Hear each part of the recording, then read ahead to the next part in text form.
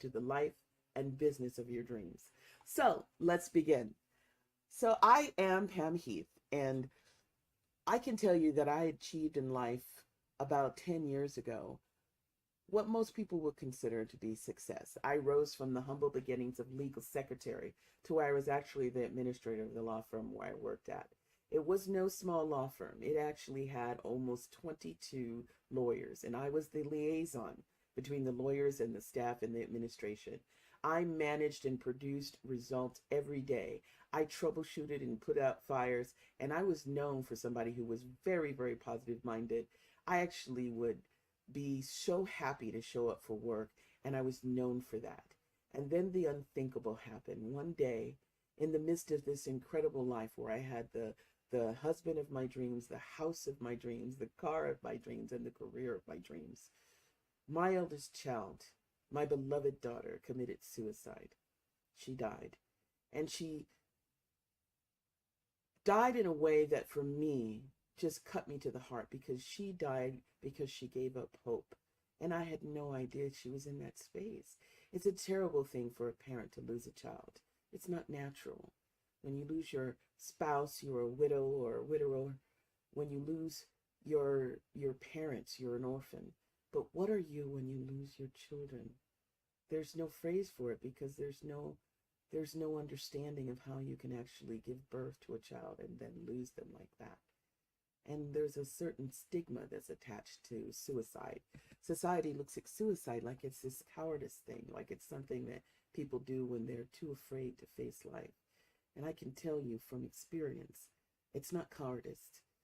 I know, because I wanted to die when my daughter died, and I couldn't bring myself to do it. And so when it happened, I became somebody who began to spiral down. I couldn't face going to work, and so they let me go. After 17 years at this ideal job, this career that was defining me, I lost it. And having lost my job, I couldn't pay my mortgage, so I lost my house to foreclosure. I couldn't pay for my car, so they repossessed that.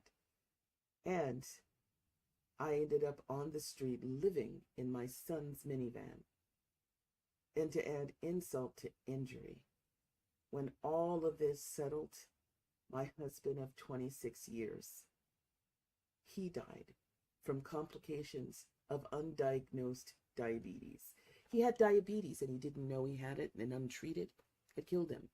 So there I was, on the street, living in my son's minivan, and I thought I had nothing to live for. As a matter of fact, I actually believed at that time that I wanted to die. And I kept asking God, just take me. I don't have the courage to take my own life, and I don't have anything to live for now. Just take me. And that's where I was, until something happened, an incident that for most people would be tragic and unsettling, and more of the same, of the sucker punches that life was dealing, that was tearing me down, disempowering me, and leaving me unfulfilled.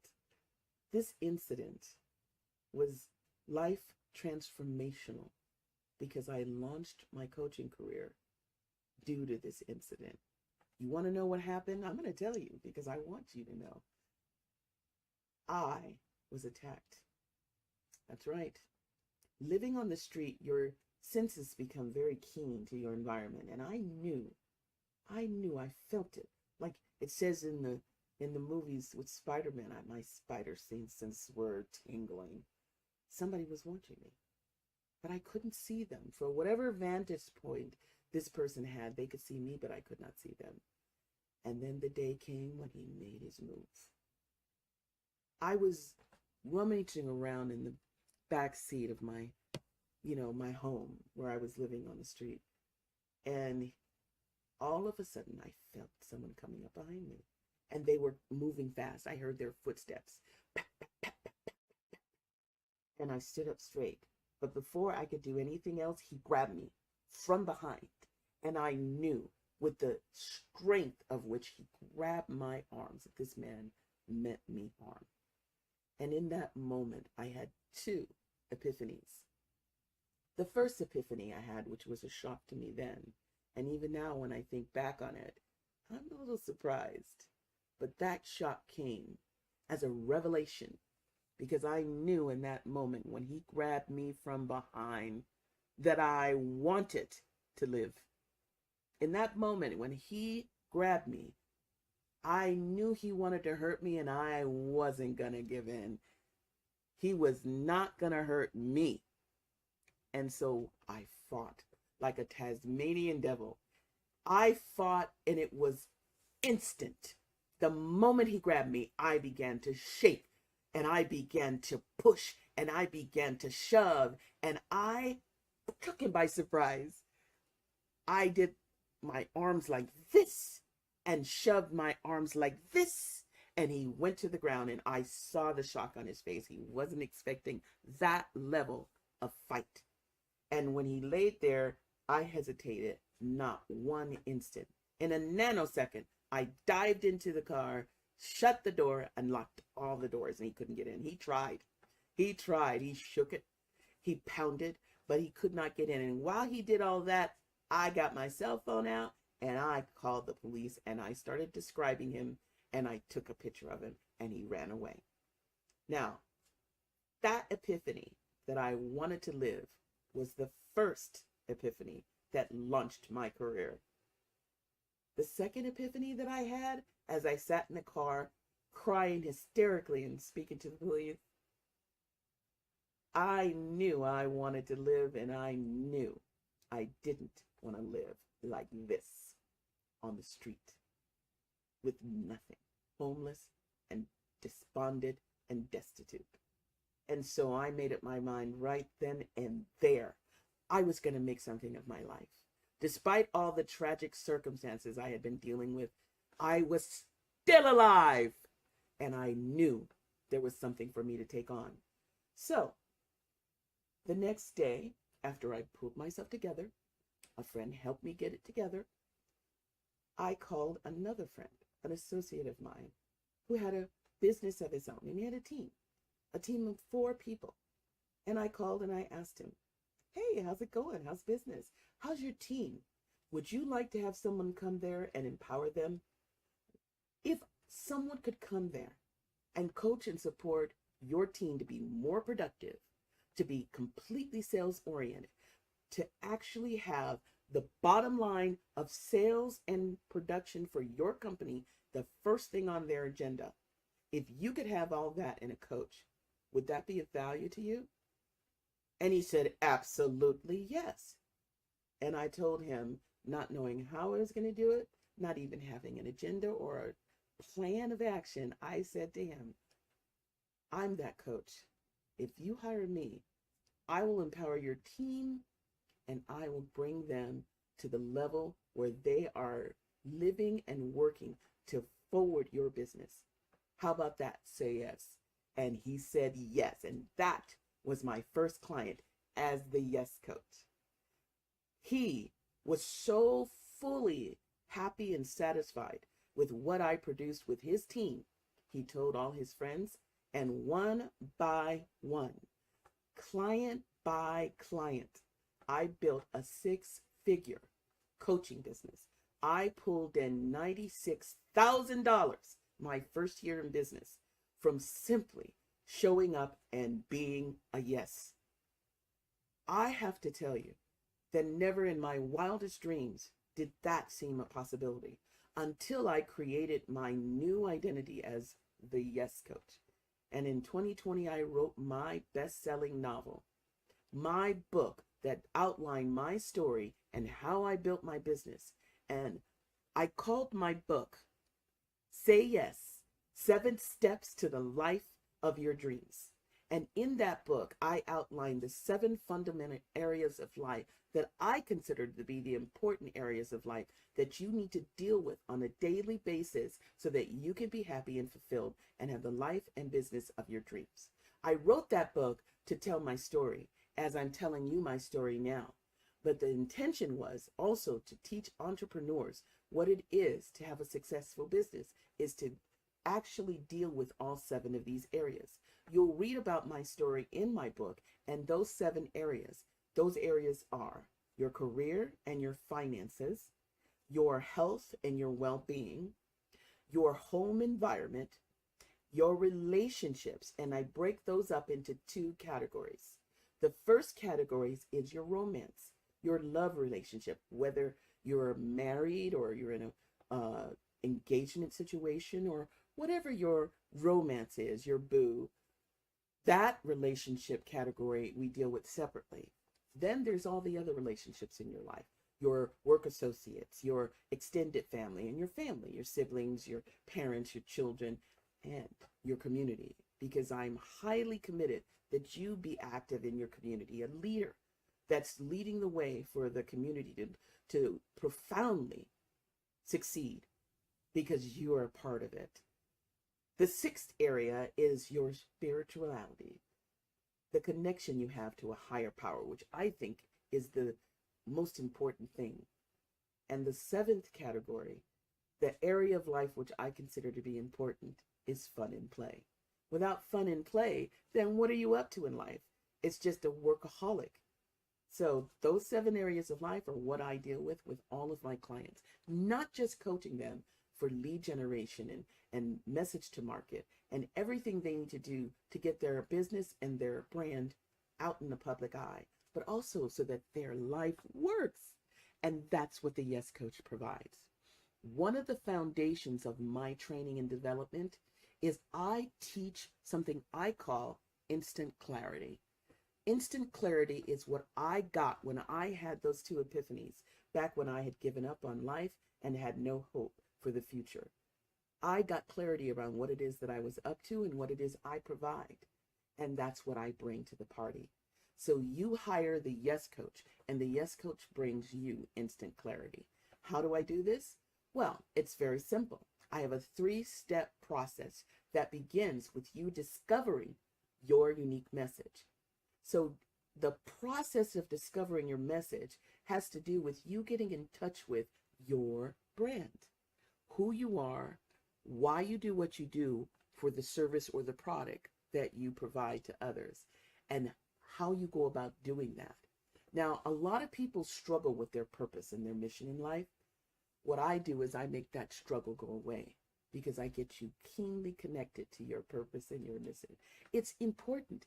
It's everything. The foundation of everything you're doing is geared from your purpose. So if you're not clear on your purpose, and you might think you are, but when you get done with the Yes Coach, you'll be clear that you are.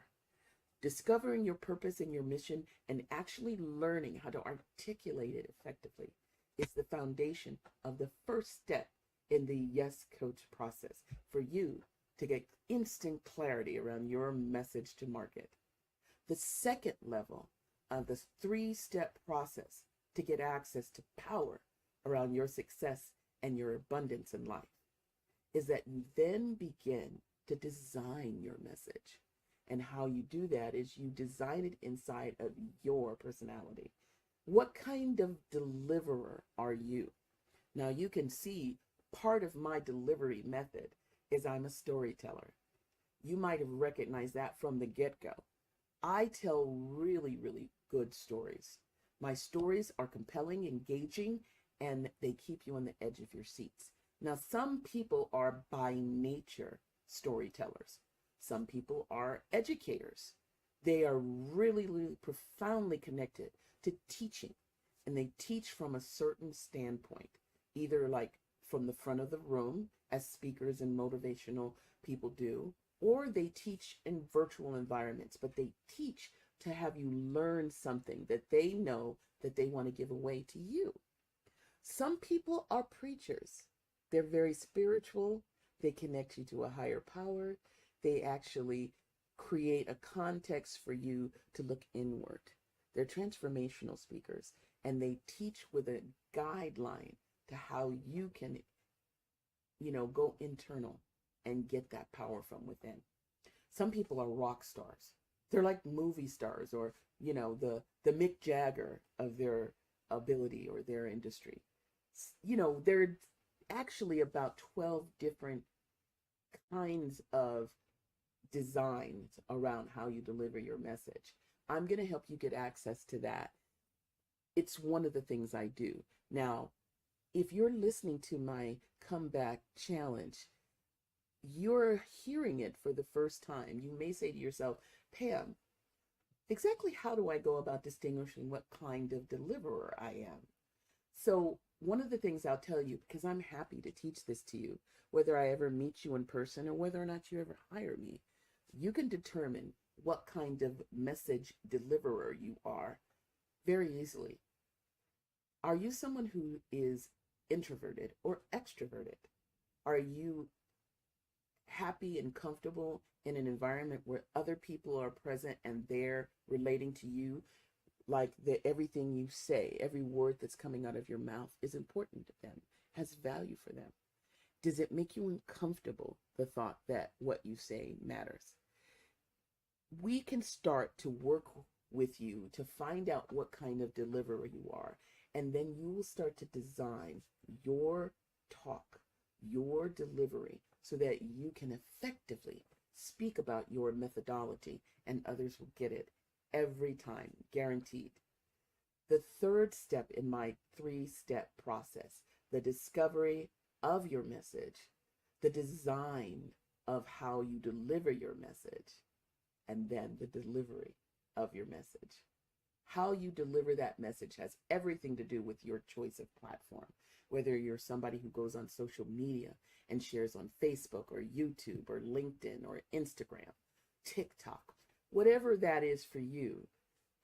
Social media is one platform. Live stages is another platform. What's your platform? What turns you on? What floats your boat? These are the kinds of things that we will distinguish as we work together to get access to your purpose and mission, to help you discover, design, and deliver your unique message to market. It's what I am up to. It's what I do. And I think it's important. I think that when you say yes to life says yes to you. So the last thing I want to talk about, you may have recognized this in my talking, but I'm somebody who is a manifester, and I manifest inside the law of attraction. You may have heard of the law of attraction. There was a film that came out a couple of decades ago now called The Secret, and it was based on the law of attraction. And much of my teaching is grounded in that law, but I teach it a little bit differently than you might have seen in the movie or read the book by Rhonda Byrne. The law of attraction is not just something you think about. It's very, very action oriented. It's the thing that's missing for a lot of people, which is why some people don't believe in the law of attraction. Let me tell you something. The law of attraction is a very, very finite law of the universe. And there are many laws of the universe, many of them. And we live our lives inside the confines of these laws.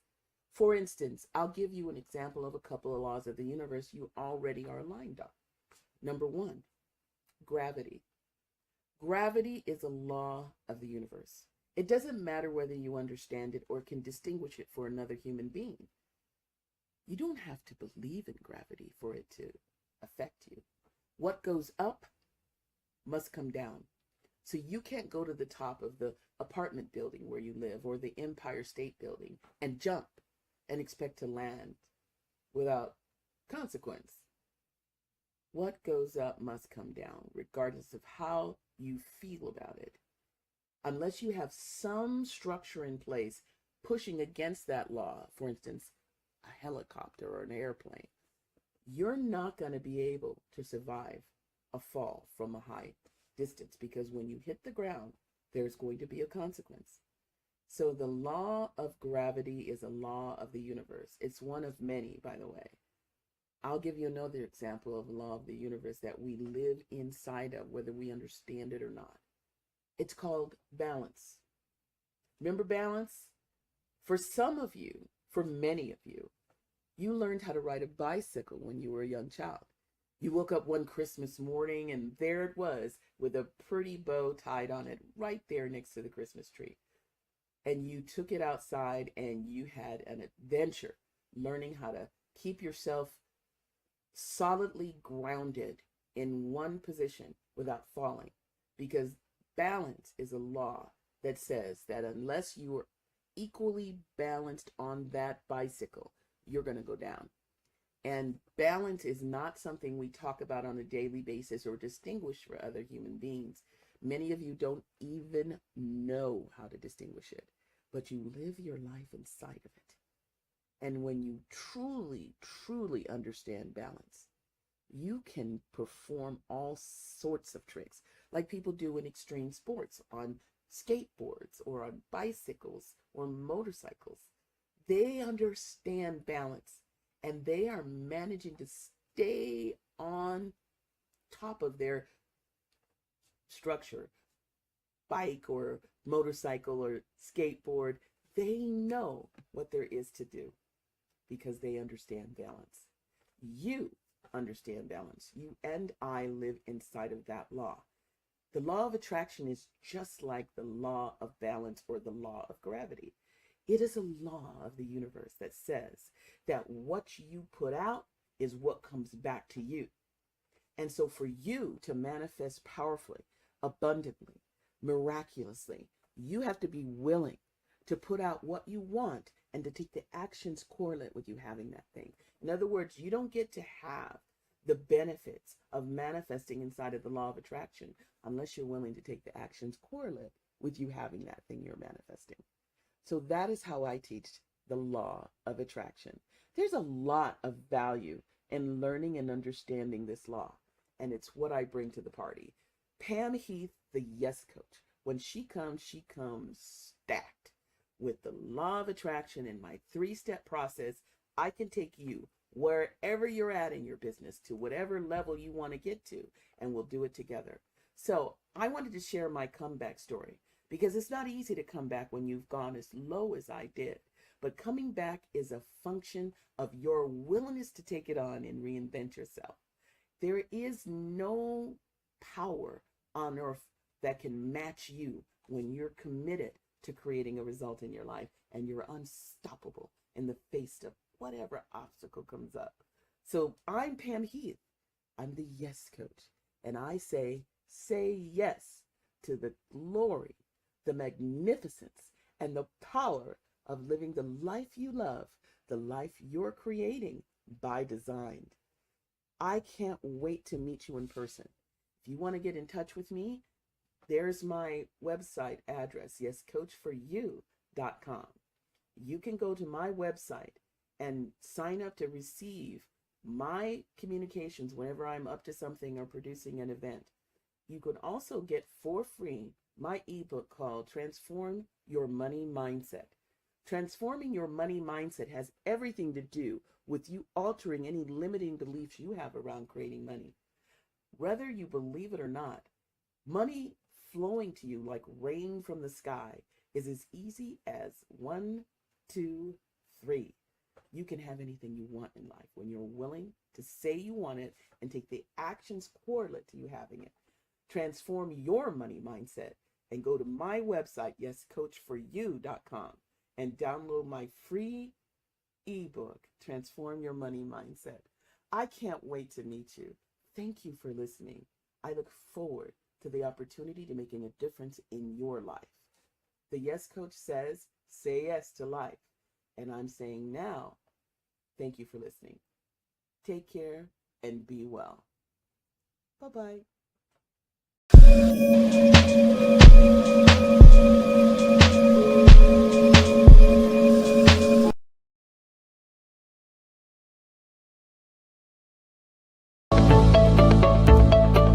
Hi, everyone. I'm so excited to be here today and to teach you how to unlock your profit potential through micro-niching. My name is Tracy Blem, and I teach holistic professionals how to skyrocket their income and dramatically increase their impact through creating their own signature programs. And after 20 years of working in the holistic health field and coaching a wide variety of businesses, the number one thing I've seen that constrains business owners is the lack of a proper niche, and even more so, a micro niche.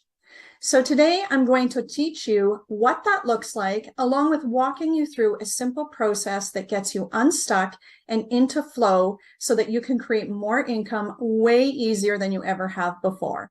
So what are the signs that you have a niching problem in your business? You're struggling to fill those client slots. Each flavor of service offering is completely different. And what you may or may not realize is that each of those flavors requires its own specific marketing strategy that's being nurtured every single week in order for it to be lucrative for you.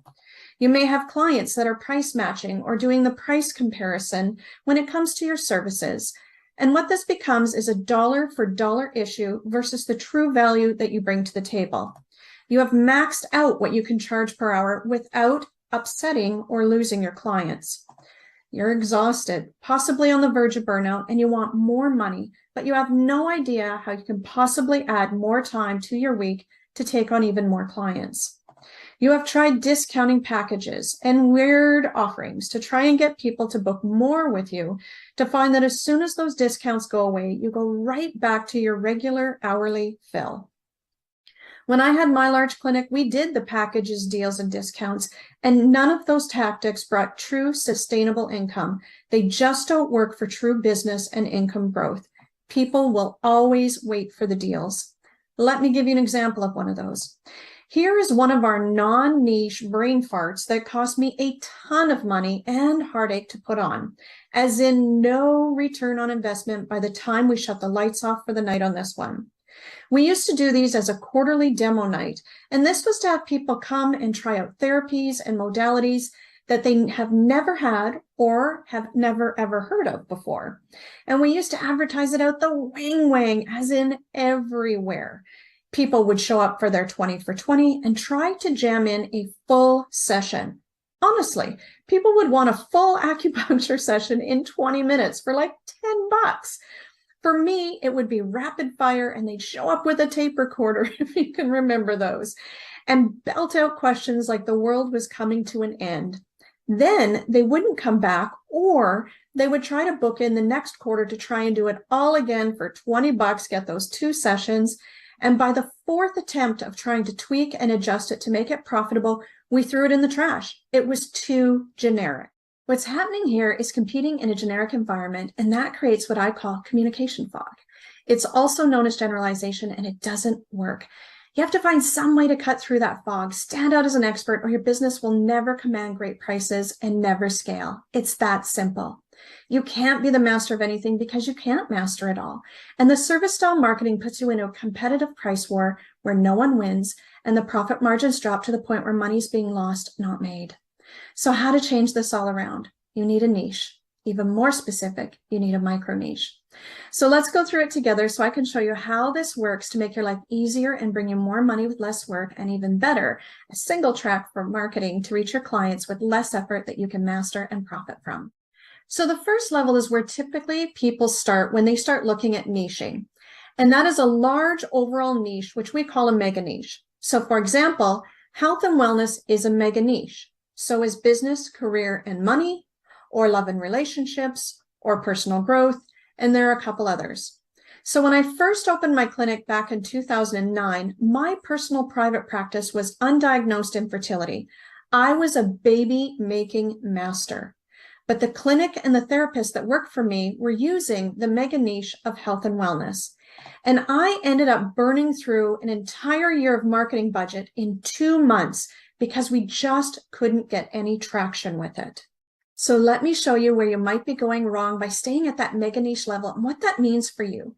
So we're going to keep going with the health and wellness as the mega niche for the illustration on this. And here's what a typical day for a therapist looks like. So as you can see, it's very difficult to market to this. It's difficult to position yourself as the expert. And you are competing with everyone else out there in a very generic way. So standing out from the noise is almost impossible. This business model, which is selling the modality or service type only, sets you up for that dollar for dollar comparison model where the cheapest offer wins that we mentioned earlier. So then we move into the next level of niching called micro niching, which in this continued example of health and wellness would be specific symptoms or specific illness. Now, the reason we're switching out of the service offered or modality offered into symptom or illness is because people pay for transformation. No one cares how you get them there. No one is searching for your service or training. They are searching for the solution to their symptoms and issues. I used to say all the time during our therapist trainings, every service can heal everything, but not everyone. In other words, you need a niche. You need to be even more profitable than you micro niche. So let's use another instance so that it's not all health and wellness. And in this case, we're going to talk about website optimization as an example. You are not selling website optimization. You are selling client attraction and conversion. Make sense? Transformation sells, not modality of service. But we're going to continue with our health and wellness example. So one level down is switching from the mega niche of health and wellness to a specific illness. And we're going to use as an example, diabetes. That requires a very specific type of focus and therapy modification to assist your clients, as well as your marketing. And you can take specialty trainings and courses to sharpen around this, or better yet, provide those kinds of things to your clients for purchase.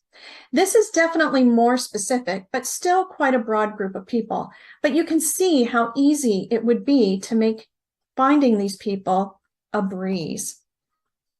This could be support groups, doctors' offices, online forums, and social media groups where they would be hanging out. So already easier to find those clients to make that offer to. But what happens if we take it down another level to type 2 diabetes? Now that narrows it down more around who you work with, and it would make those clients pay attention when your lingo and offerings are tailored to them. You want them raising their hand saying, "That's me." However, if you wanted to be the master of your niche, you could take it down one more step, down a third level, which could be type 2 diabetes in teens. You want to see parents line up cash in hand to help their kids. It's right here. Now, let me show you that you can even take it one more level if you wanted to. It's not required. I just like being hyper specialized. So that would be something like type 2 diabetes in teen girls. Now, why would I do that? Because type 2 diabetes in teen girls affects all their hormones and all the stuff that goes along with that is not the same in boys. And moms will fight you for a spot for their daughter when it comes to hormones and periods. Trust me, I've got 2. And it's even easier to find where these moms are. You can then add to your looky-loo to try and find your clients to moms groups, support groups. All of that plus the list we already mentioned when we narrowed it down to diabetes. How easy would it be to know where exactly to hang out and place your offers when this is your micro niche and no one else is doing it, which automatically sets you up as the authority and the go-to person. So let me show you where you might be going wrong by building your business, marketing, and offerings only on a service-by-service style of offering and what that means for you when you stick to that mega niche. So let's go back to a typical session day for a therapist doing health and wellness. So we've already discussed it's very difficult to market to this, to position yourself as the expert, and you're competing with everyone else out there. This again is that dollar for dollar issue. Going one level down doing diabetes is what this day would look like. Better, right? So easy for you to master your services and your craft because you're working in this arena with every single person, which means you get to find all the nuances and weird quirks that no one else has the time to, or even just the number of exposures to this issue to find the patterns. But for high profitability, still too many variants. So let's look at your micro niche, type 2 diabetes in teens. Your offer could revolve around maintaining blood sugar, weight loss, meal planning, or pre-made meals and snacks programs. You could run support groups, etc., etc. But you'll want to pick one to build a program around, and then you will know exactly where to advertise for this while being paid extremely well. So let me give you a full micro niche example. I work with teens who have type 2 diabetes to lose weight, maintain their blood sugar, and dump the fatigue so that they can do all the things that confident teens do to have fun, feel good in their skin, and make lasting memories with their friends. So, what's the transformation? Lean, energetic, confident teens. That's the outcome, whether they are seeing an acupuncturist, an energy worker, a massage therapist, a nutritionist, whatever. That's what they're buying. Lean, energetic, confident teens. That's the transformation. And who you advertise to is the teens. You talk to them and you make an offer to them. Or with teens, actually, it would be your mom. So in other words, this is what your micro niche is willing to pay you for. Here's what that looks like overall. Now that you're a specialist, AKA you have your micro niche, you can create laser focused content that speaks to your ideal client each and every time you share, with higher conversion rates. You have less competition. You're focusing in on your strengths, and it's easier to pre-qualify your customers. You get to choose working with a particular type of person that you love. And when you go to see a specialist, what happens? You, the specialist, can scale and make more money per client while doing it. And who doesn't want that? So here's why micro-niching is where the money's at. And we're going to use doctors as an easy example. So here's what a general medicine doctor makes in Alberta, Canada for the year. They work their butt off, they have crazy long hours, and just like our earlier mega niche therapist example of a client day, each appointment can be vastly different. Now, here's what a micro niche as a brain surgeon looks like and what they make in Alberta, Canada for the year. And it takes forever to get in to see them. Why? Because they only work certain days of the week. They never have to work those evenings or weekends. They don't do walk-ins. They are a specialist. So they get to tailor their days and hours because they are in high demand. And for me, I will wait for the specialist in everything that I do. I want the best. And so do you. And so do the clients who come to see you. Now, say you are that holistic professional and you're getting paid as the expert, and then you add a signature program offering to it that's online. Can you hear the clients and money rolling in? Can you see the opportunity when you stake out this micro niche as the expert, the increased demand? How about how that translates into more impact that you can make, and of course, more profit for your business? I call that time freedom, which is easily doable now that you have micro niched. So who wants to be the expert? I know I do. So let me show you how to unlock where your profit potential is within your micro niche. Now that you've nailed down your niche and to something that you like and love and are ready to get going, you just need to make sure it's going to be profitable. You want to ensure that what you offer is exactly what your micro niche wants and is willing to pay for, thus unlocking your profit potential. So here are the steps to validating your micro niche and your offer. Step number one is you want to research, as in how many people have what you're offering to solve. Do they have the issue that you have the solution for? You want at the very least 10,000 people as a minimum for it to be a viable market that you can grow and scale into. Google is your friend here. Once you know that, you can move into the next step, which is interviews. Now, this is a critical step that I take my clients through when they sign up for Signature Program Mastery. I have it templated to the point where not only are you figuring out where your profit potential is, you also gather crucial information on where and how to market at the same time. You are looking to interview 10 to 12 people that will actually purchase what you are offering, not people who offer what you offer or family and friends who aren't struggling with what you're proposing to solve. Actual potential purchasers. 10 to 12. Do not skip this step. It is so very, very important. And last but not least, you need to determine if your offer passes what we call the face test. After you've done the research, completed your interviews, and then have sharpened what you're going to offer, you want to ask 10 people if when you state your offer that someone comes to their mind, as in it passes that face test. If you don't get at least 8 yeses, then you need to go back to the drawing board. And this does 2 things for you. 1, no matter what or who you share your offer with, they can come up with someone to refer to you. And 2, if it's them, they're going to say, hey, that's me. And this allows you to attract the clients you want, and it ensures that you're attracting your people into your business. So now let's talk next steps for you, because micro-niching and developing a signature program is so crucial to your business and wealth growth. And in 20 minutes, I have very limited time to share with you. So therefore, I've created a free PDF for you called Your Comprehensive Micro-Niching Checklist to Nail Your Niche and Make Marketing a Breeze. In this checklist, I lay out in detail the overall mega niches and what's included in each. And using my template that I've created, you will be able to narrow it down to a micro niche. You're going to also look at the 7 criteria of it being profitable and how to put together your transformational offering along with deciding what type of program or product to create for your niche, and of course, to see if it passes the face test using my special face test script. This checklist has everything you need to nail your niche and make marketing a breeze. And who doesn't want that? So I thank you for your time and energy. I look forward to sharing with you again. And thank you for being here with me today. Cheers.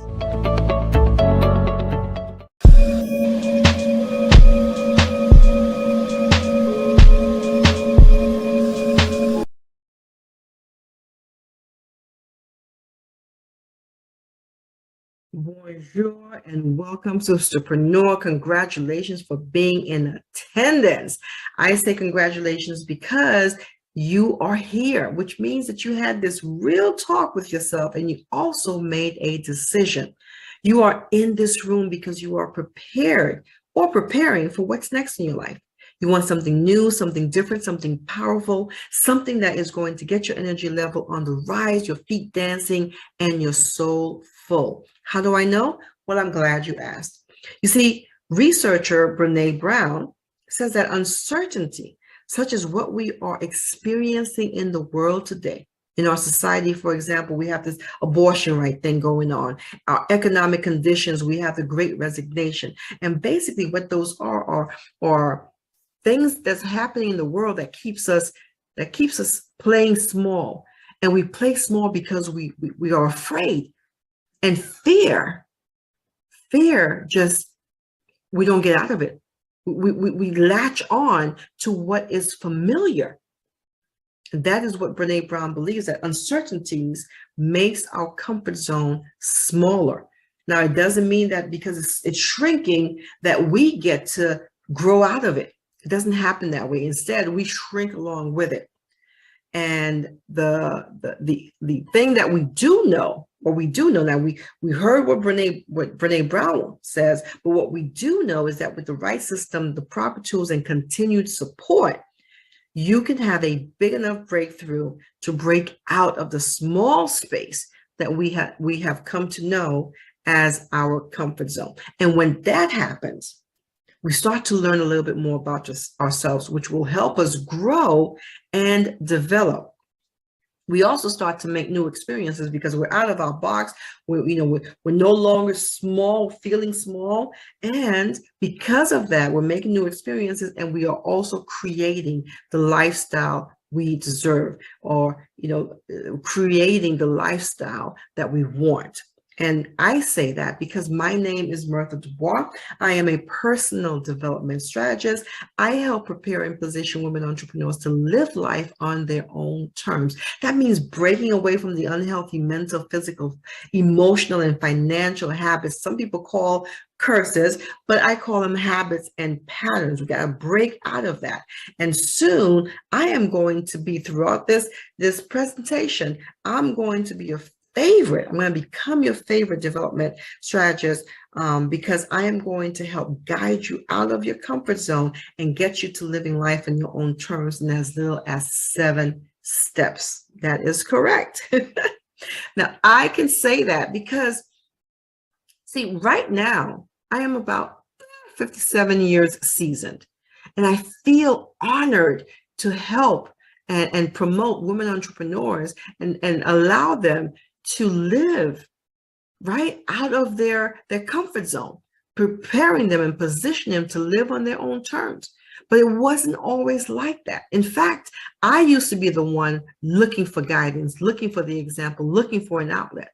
Yes, years ago, I can remember as if it was yesterday, because I talk about it often enough. I got married at a really young age. I got married at the age of 21. By the age of 29, I had 3 children. I was juggling everything: full-time job, company, projects, unrealistic deadlines, school activities, homework, housework, wife duties. Woo! Can you say woo with me? Yes, because my dreams and me had a big gap in between. Big gap. I was running, and it wasn't even my race. How many of you can relate? Like me, many of you thought you could do it all back in the day. You were handling things, and that meant, oh, I'm Superwoman. But that's not the case. See, for me, keeping it all together meant that I had to keep it all in.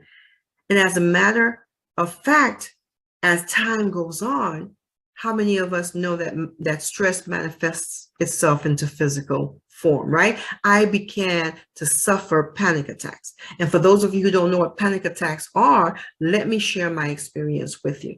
First of all, they come out of nowhere. They come without warning, right? The thing that I had to establish was that moment, that second before it actually took place. And for me, it was just feeling the hairs in the back of my neck stand up. And I knew my mood was about to shift. I remember one day coming home from work, and I wanted to stop at the grocery store so that I can get something to prepare for dinner. I felt it, that moment. It just came, and my mood shifted. I looked down the aisle, and all I can see was blur. I felt as if I was in a cartoon movie, and I was a character. All I can see is that the aisle kept going and going and going. And once I seen that, my heart started pounding and pounding and pounding, real hard, real fast. Now, normal heartbeats go da-dum. It has a certain rhythm, right? Da-dum, da-dum, da-dum. But my heartbeat lost the rhythm because it was just going da-da-da-da-da-da-da. And as if that wasn't bad enough, I was sucking up air like I couldn't get enough. The faster I sucked up, the more my head was spinning, and my eyesight were blurry. I couldn't see, I couldn't think clearly. And the more that my head started to spin, the more I panicked. The more I panicked, the stronger my heartbeat kept going. It was a vicious cycle. I saw people's mouths moving, talking to me, but I couldn't hear or understand what they were saying. And I felt myself sliding to the floor. In an instant, I so wanted to be in my comfort zone. I wanted to be home, away from these strangers. I couldn't move. My senses stopped working. I lost feelings in my legs, so I couldn't crawl, walk, stand, or run. All I could do was fear. Fear of not knowing what's going to happen to me. Fear of what these strangers are going to say about me. Fear of how I'm going to get away from this. And I was shrinking. I was getting smaller and smaller and smaller. Now, of course, the transportation came and took me to the hospital. And I was there and I was thinking, and the doctors was talking to me, but I didn't want to hear them. I just wanted to go home and do something else. But when I got home, however, I had to have this conversation with myself, the same as you had to get into this room. I had to say, you know what, Murtha, this is not the first time. What are you going to do about it? And guess what I had to do? I had to make a decision. Do I want to feel small all the time? You know, and because I was feeling small, guess what happens? I also have to play small. So going back to Brene Brown, my comfort zone was shrinking because of the social conditions I have allowed others to put on me. The house, the job, the children. For years, I made myself conditionally unconditioned because I was serving people instead of serving myself. I was loving on people and not loving myself. How many of you can relate? I was tired, frustrated, overwhelmed with anxiety. And that's when I remember the words, start where you are, use what you can and use what you have and do what you can. So I closed my eyes and I heard a whisper, Murtha, you are undeniable. And I had to accept that. Yes, I am undeniable. Yes, it is possible for me to live on my own terms. I don't have to stop serving people. I don't have to stop loving others. I just have to include myself in the serving and the loving. Listen, we are not here by happenstance. Despite the challenges, the naysayers, you too can get to your next level. That's what being undeniable is about. Getting the desired results you prayed for, worked for, and want for. In my personal Undeniable You 7 Steps to Soar blueprint, I documented what I learned going through the process, going through my personal process. The interesting concept is that I aligned the steps I took to get uncomfortable in my comfort zone to the steps a baby takes from birth. The reason is because it's a process. And we have to unlearn to relearn. Contrary to popular belief, when we know better, we do not do better. And the reason we do not do better is because, just think about it. We are in this room. Do we not know better? But we're not doing better because we don't have the proper tools, the right systems, and we don't have a continuous support system. And we can't get to the finish line without them. So I'm going to go ahead and share the 7 steps. So go ahead, grab a pen and paper, get a recorder, your smart device, because trust me, you're going to want to write the action steps down so you can start to make a move. The number 1 is about intentional breathing. See, intentional breathing happens oftentimes when we need to become aware. We need the clarity. I had a mentor once that always talks about what's now and what's next. I look at intentional breathing just like that. Breathing brings me to the here and now. It answers the question for me, where am I? Because you need to know where you're starting from before you know where you're going. So just for a moment, I'd like for you to inhale through your nose slowly and deeply, taking in all the power you have not yet unleashed, all the possibilities that come with it.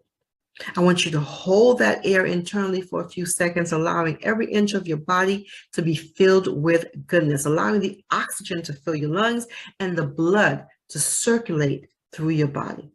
Now go ahead and exhale through your mouth, boldly and completely releasing all those toxins, all the things that are no good for you, all the things that have been weighing you down, all the lack, the doubt, the fear. Release it. Very good.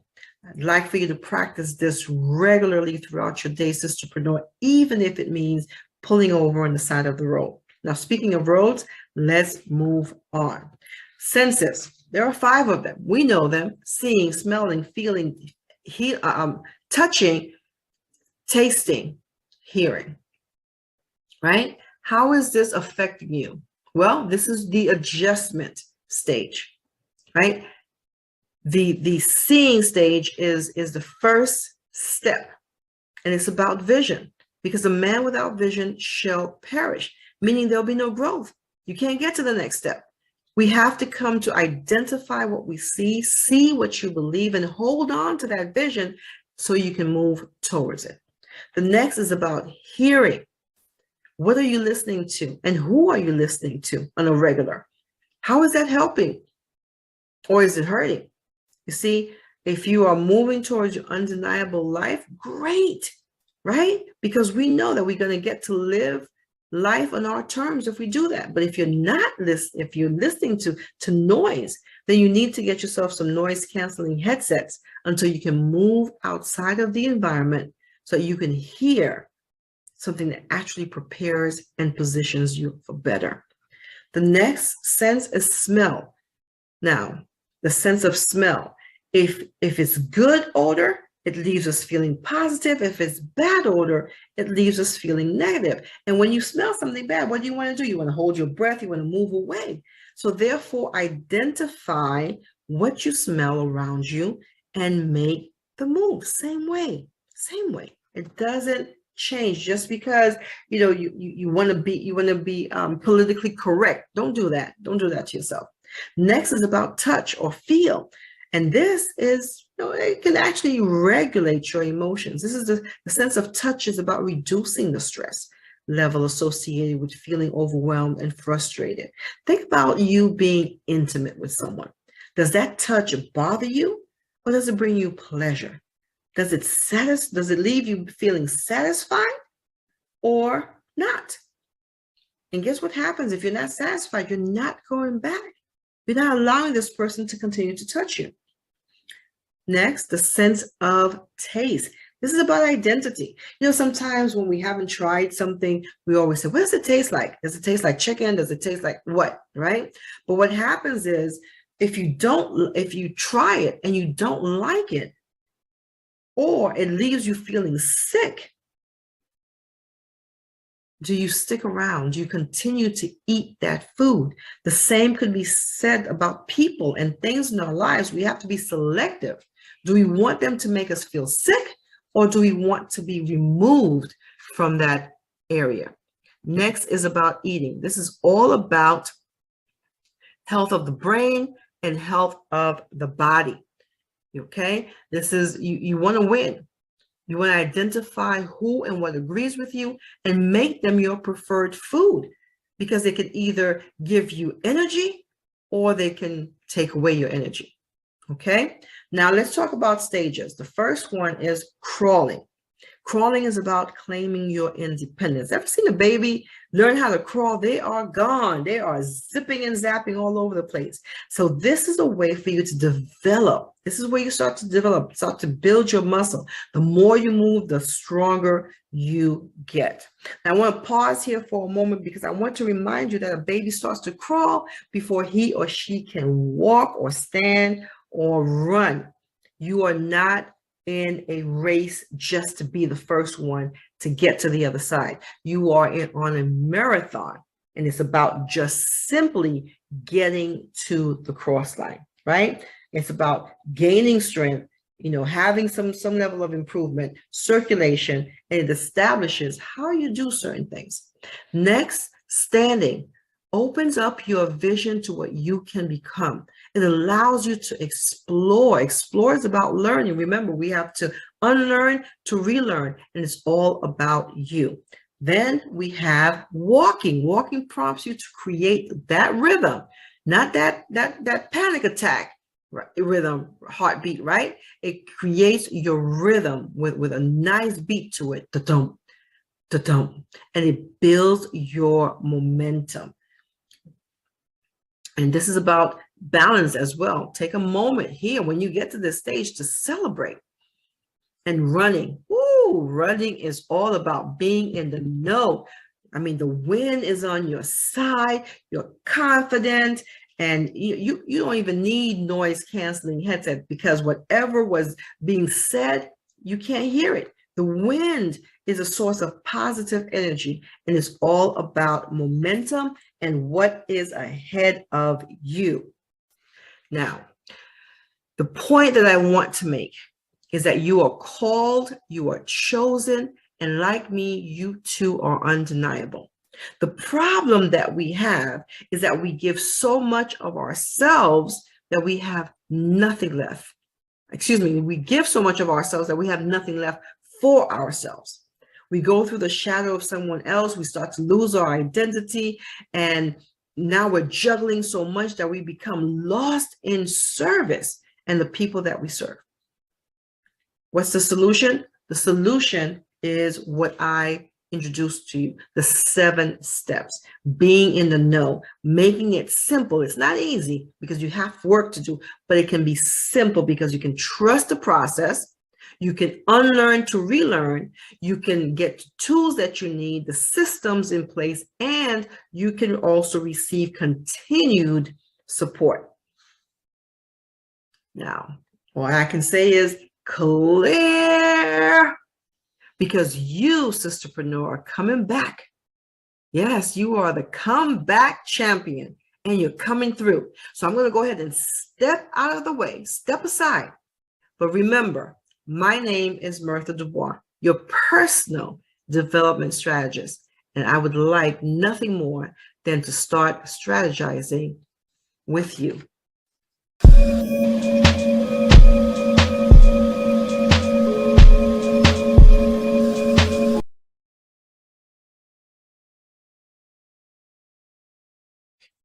Champions always come back. Hello, everyone. My name is Bernice Cooper from Vacate Victimville, and I'm going to talk to you today about how I connected my setback to my comeback.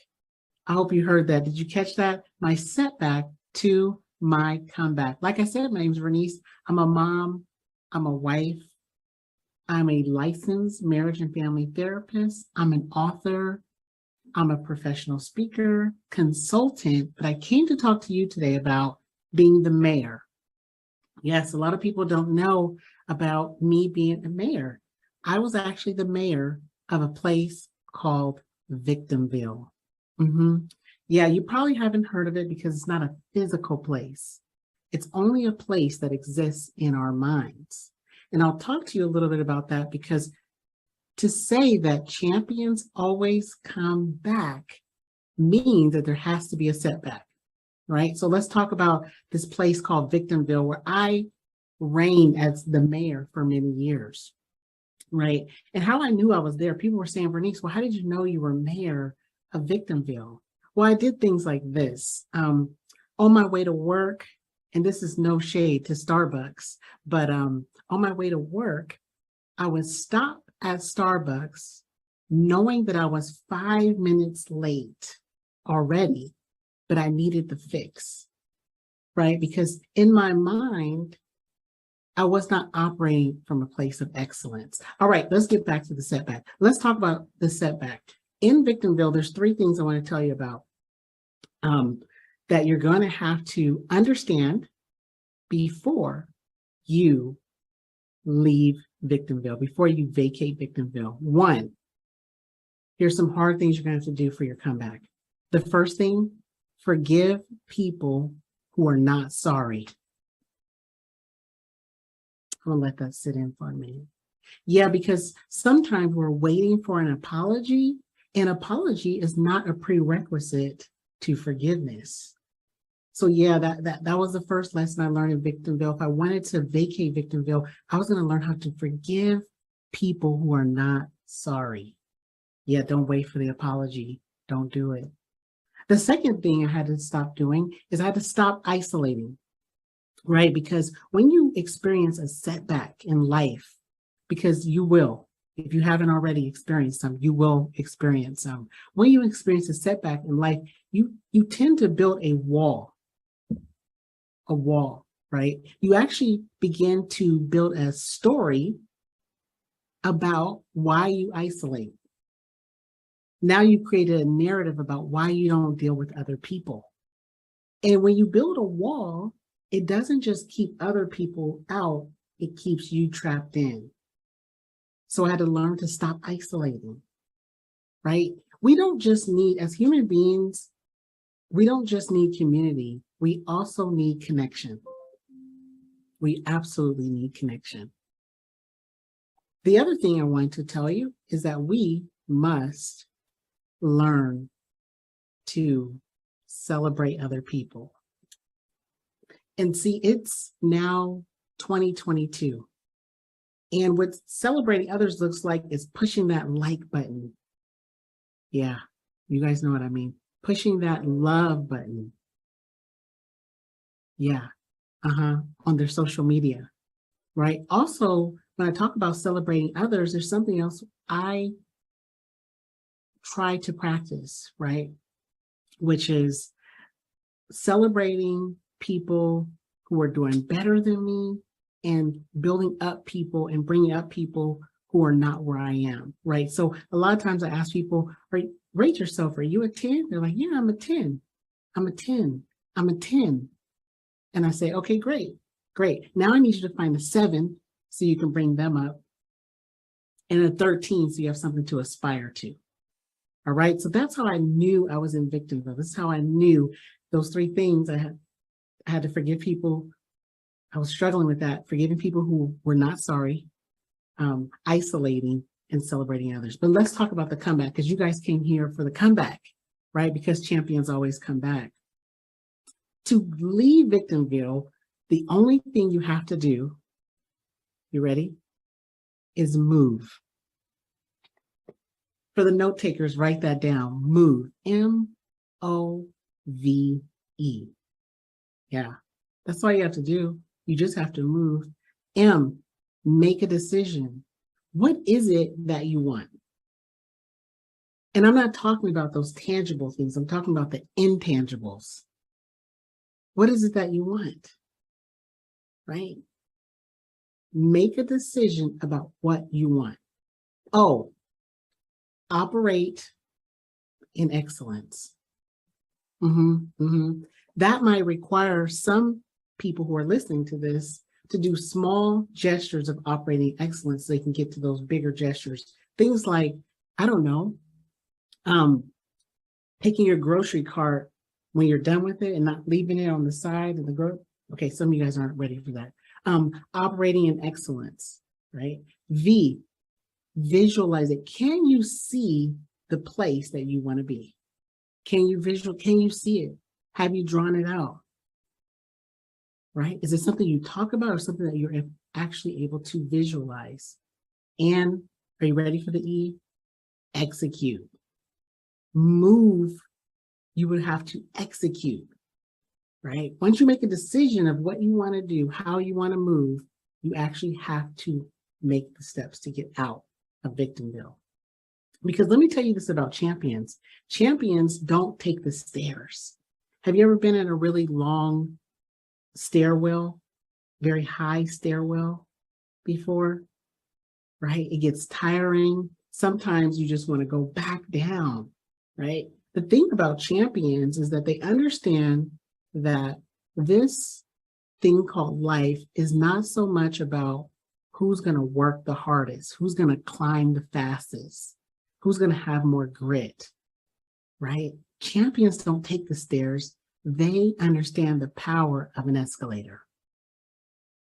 Yeah, because they understand that once you're operating who you're supposed to be, you are now aligned, right? You're no longer depending on your own strength because you understand the power source of the escalator. For some of you, you don't even know your power source, right? What do you believe is powering who you are? Are you aligned? Are you being who you need to be to come back? Or are you still the same person from the setback? Right? So let every setback be the springboard to your comeback. Let every setback be the springboard to your comeback, because champions always come back and you have to move. Movement is the transportation to your transformation. My name is Bernice Cooper. You can follow me at Vacate Victimville on Instagram and Facebook, or also at my website, www.vacatevictimville.net. Thank you.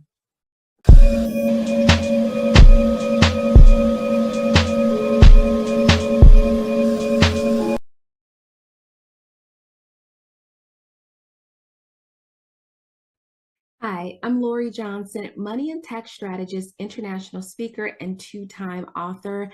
And I have a question for you. Why did you go into business? What got you excited about it? What made you say, I have to do this? I am leaving my career and stepping up on my own and launching this business. Did you have an experience that was so impactful that serving in this area became a passion for you? Was it to have more freedom, like no more bosses? Or did you want to be able to help family or maybe other people in need? So go ahead and put your answer in chat or write it in your notes why you started your business. What was it that made you turn your idea into action? As for my business, I was 14 years into a regular 9-to-5 with a pension when my husband's job started moving us around from state to state every year. I could not find a job. I was feeling pretty useless and I had no control. So my business was born out of my need for consistency and security and independence. But the IRS says that there is only one reason to own a business, and that is to make a profit. Here's the problem. Most small business owners aren't aware that there's a set of rules that the IRS has in order to consider you a business. There are things that you could be doing in your business right now that can not only be increasing your tax bill, but also slowing down your business growth and leaking your profits. So let me show you the progression of what the IRS has going on over the last few years. So a couple of years ago, Bloomberg reported that the IRS had announced a 50% ramp up in small business audits. Those audits have already started. Then this year, the IRS added 2,500 new auditor. And then the heel, a warning that expanding the IRS is the latest front in Washington war on small business. And recently, just very recently, the Wall Street Journal, the IRS is about to go beast mode, carving out $45.6 billion just for audits. The article says that a particular target is pass-throughs. That's small businesses, sole proprietors, LLCs, partnerships, and S corps.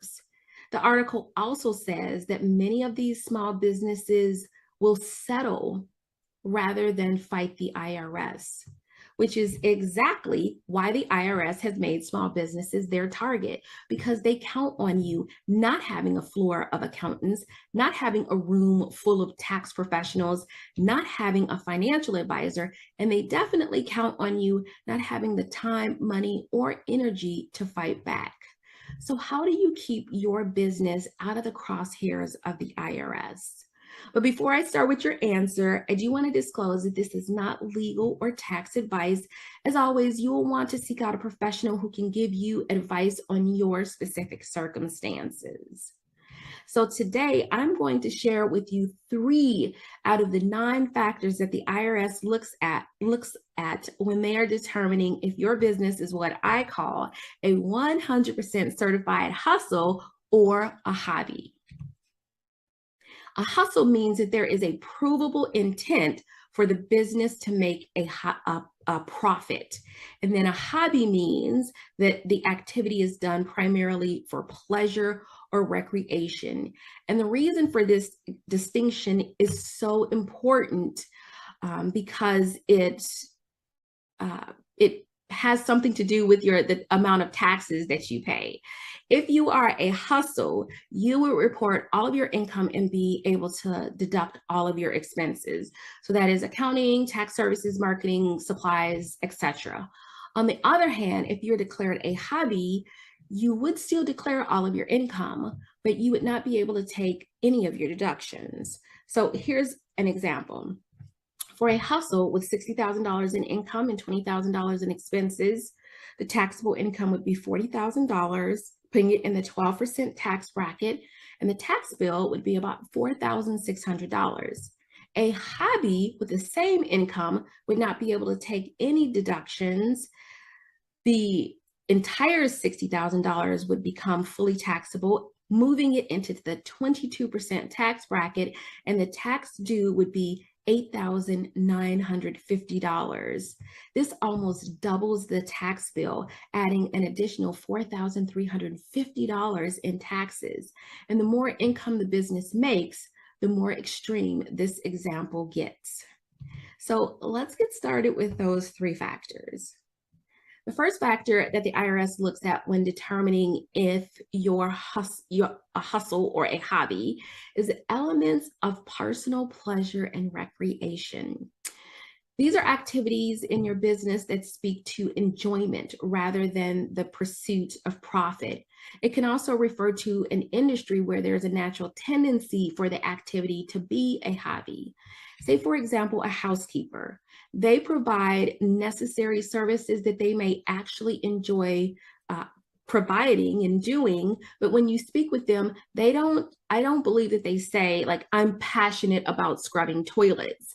And if you look at their list of activities, it does not scream personal pleasure or recreation. On the other hand, I work with a client who was a fashion stylist for a popular clothing brand, and she started that business because she loved their clothing and she wanted to have a discount.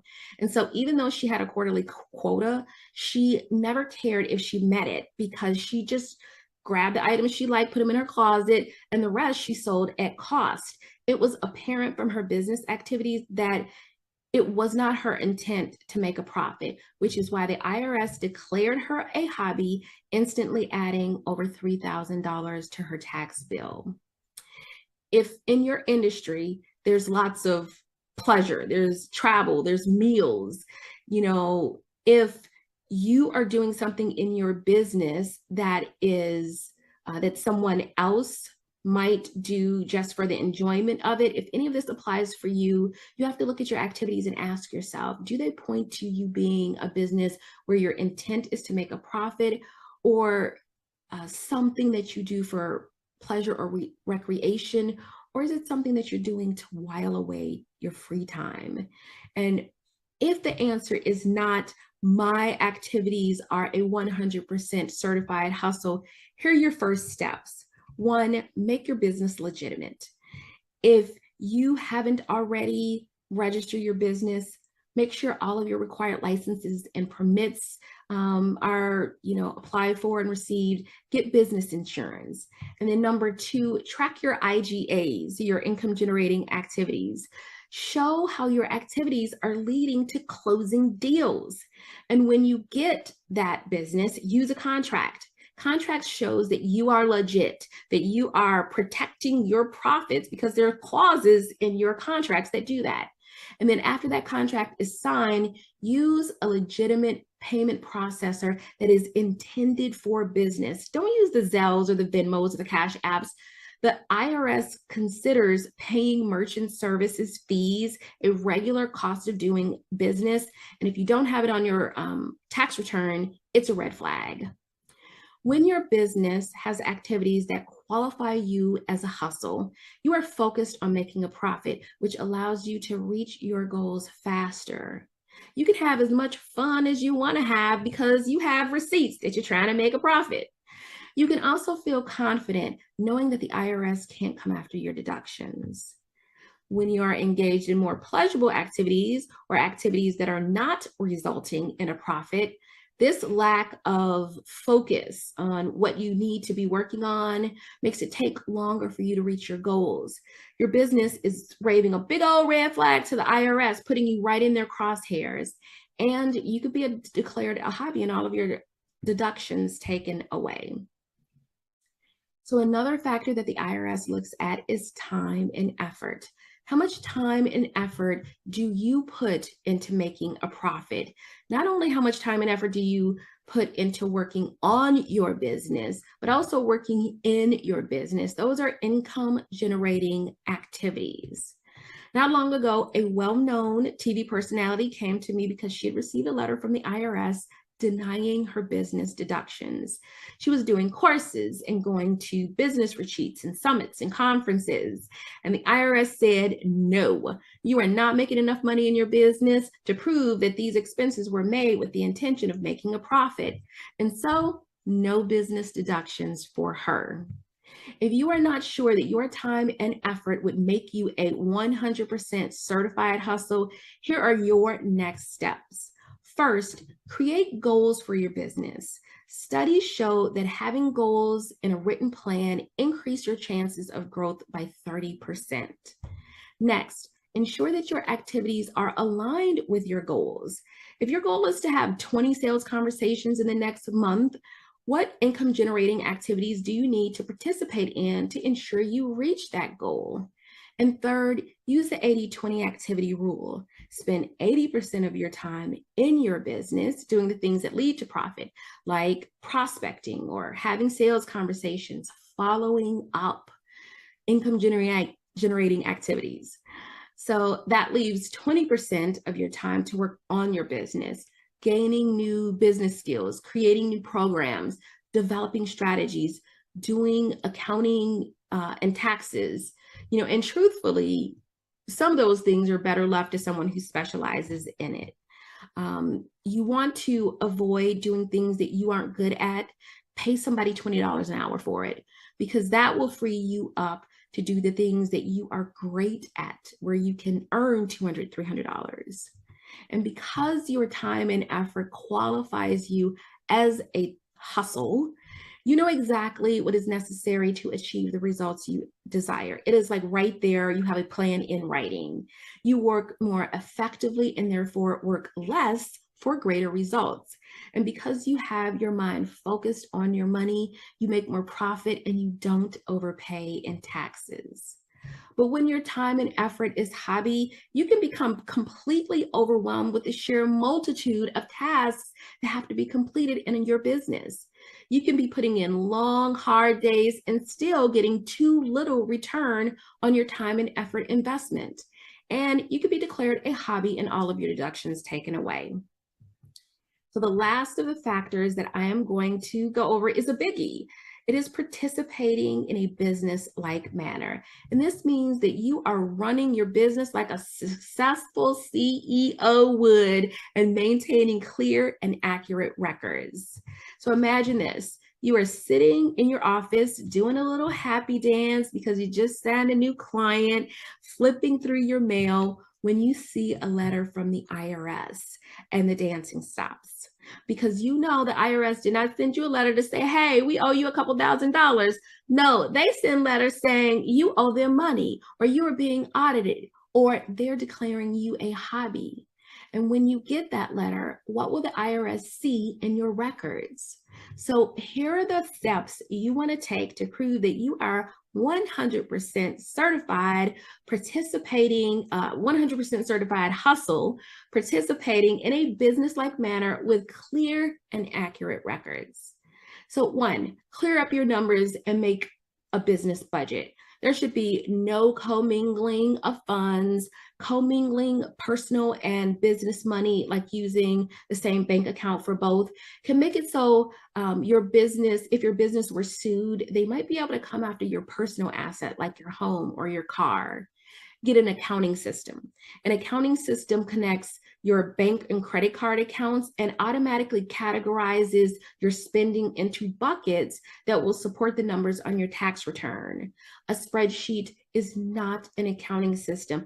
Again, you want to participate like the big bosses, and Walmart does not use a spreadsheet for accounting. Step 2, use your numbers to make better business decisions and then document those decisions.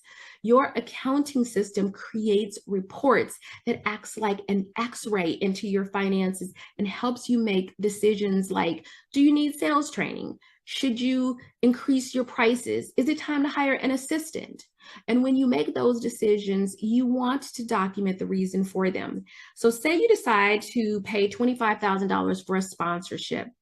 Instead of just handing the IRS the receipt for what you spent, you should also be able to show that there were like 3,000 attendees and 80% of them were your target market. And you made that decision because a 1% conversion rate would double your investment, or whatever the numbers are. So that is proving that you are participating in a business-like manner. And step 3 is to make sure that you are in compliance with all federal, state, and local rules and regulations, including keeping up with your accounting and filing your taxes on time.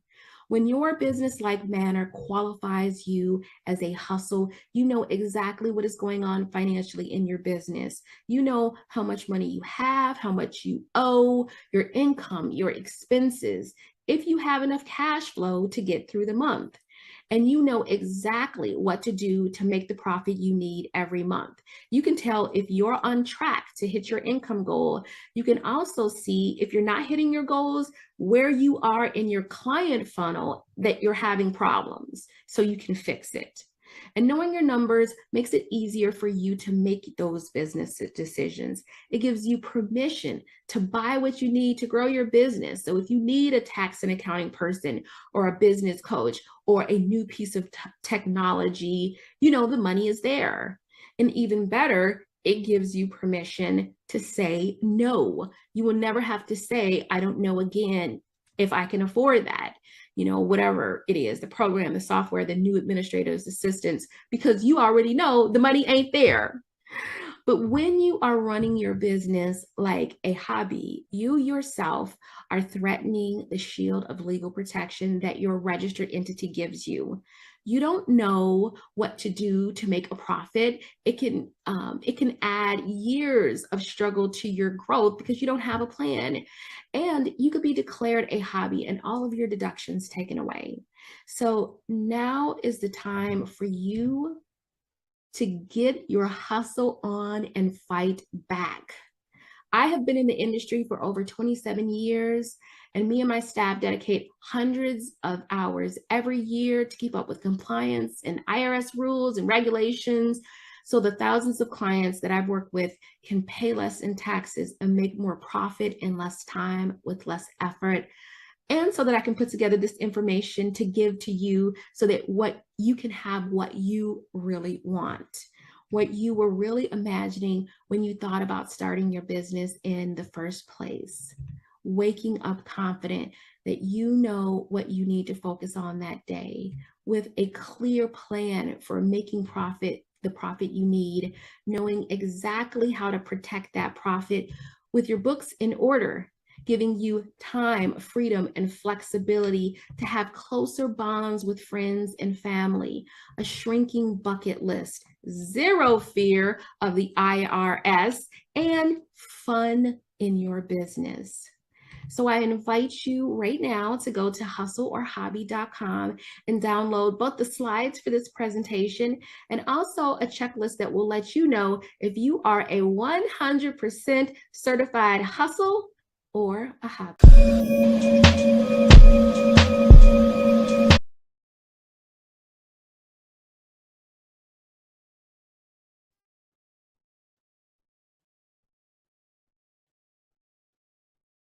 Close your eyes. Take a deep breath.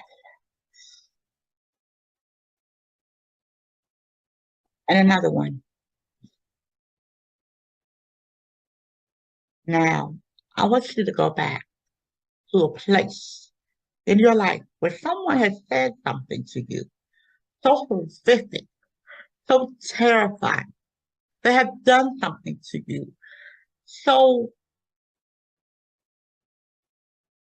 just out of pocket that has changed your whole mindset of who you thought you were. Changed your whole mindset of who you thought you were, who you thought you were. It changed everything that you ever knew about yourself. It all changed with this one split second. It all changed in this one split second. Everything that you thought you knew about yourself just changed. Now, some may have had that moment, some may not. I've had that moment. Ninth grade English class.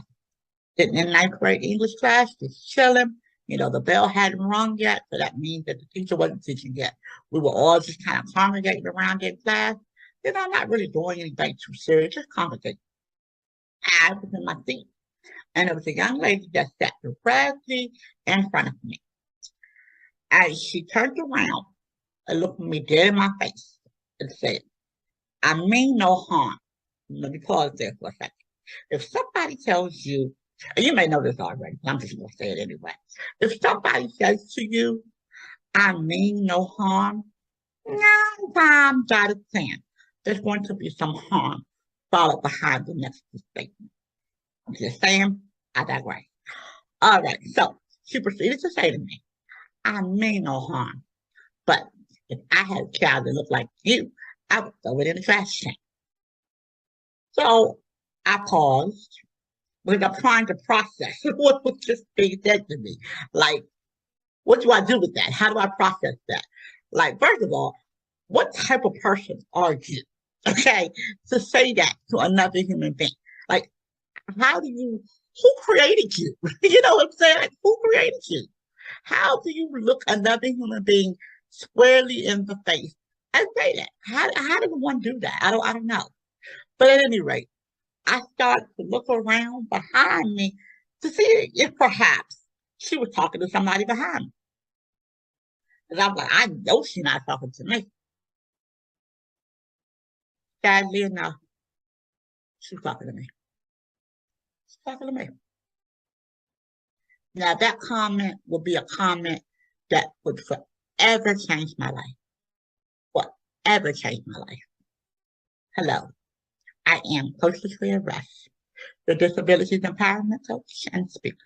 And today we're going to talk about using your pain to push you to purpose. That's right, using your pain to push you to purpose.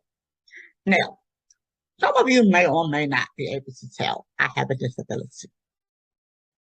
I have a rare genetic syndrome called Pfeiffer syndrome. Now, don't get so caught up in the lingo. It just simply means that I was born with my bones didn't connect the way that they should have connected. Your bones are supposed to fuse a certain way in your body, and my bones didn't do that in my skull. So when I was born, my skull was sitting on top of my brain, practically crushing my brain because there was no stem or anything to protect my brain from my skull. It also caused hearing loss and vision loss. And I don't quite look like everybody else. With that being said, you can imagine that I have had my fair share of pain or my fair share of experience in pain. You know, somebody once said, two of the greatest days of your life is the day you were born and the day you understand why. Now, as we all know, being born is nothing that we have any type of control over. We don't have no control over being born. We have no control over when we're born, who we're born to, how we're born. All of that is left up to God. That's in God's control, not ours. We have no responsibility for that. But the second part of that, the why. The why, that thing that keeps you up at night. The why. That thing that keeps you running around this thing called life in a merry-go-round. That thing that causes you to throw things up against the wall to see what sticks. That why. What is that why? That why that causes you to bounce from job to job. That why that causes you to bounce from relationship to relationship. That why, that purpose. That's what we're going to try to get to. That purpose. That purpose. So many of us don't understand or realize or recognize what our purpose is. We don't even know how to get to our purpose. As I said before, I have encountered a lot of pain. As I said previously, I was born with a disability, and that came with its own set of pain. I've had 30, 40, 45 operations. I've been in surgery so long that I was in surgery from one day to the next. Now, I know you can't imagine being in surgery for a whole 24 hours, but I've been in surgery for a whole 24 hours. I've lost blood, pints and pints of blood. I've had to have blood transfusions. I can remember being 5, 6, 7 years old, being wheeled into the operating room, begging God, please, let this be the last time. God, please, let this be the last time. I don't know how much more my body can take. My body can't take anymore, God. I can't do this anymore. Please let this be the last time. And God said to me, hold on. I got you. So, on top of having a disability, God felt like I needed some special parents. My mother was addicted to crack, and my dad was an alcoholic. No, wait, my dad was not an alcoholic. My dad was a drunk. Let's just be all the way real life. My dad was a drunk. He did not attend any Alcoholic Anonymous meeting. The only meeting my dad attended was the meeting at the liquor store. That was it. So, growing up in a tumultuous household, sometimes coming home to fussing, fighting, arguing, the police at my house, coming home to no food in the refrigerator, coming home to just chaos, pain, more pain.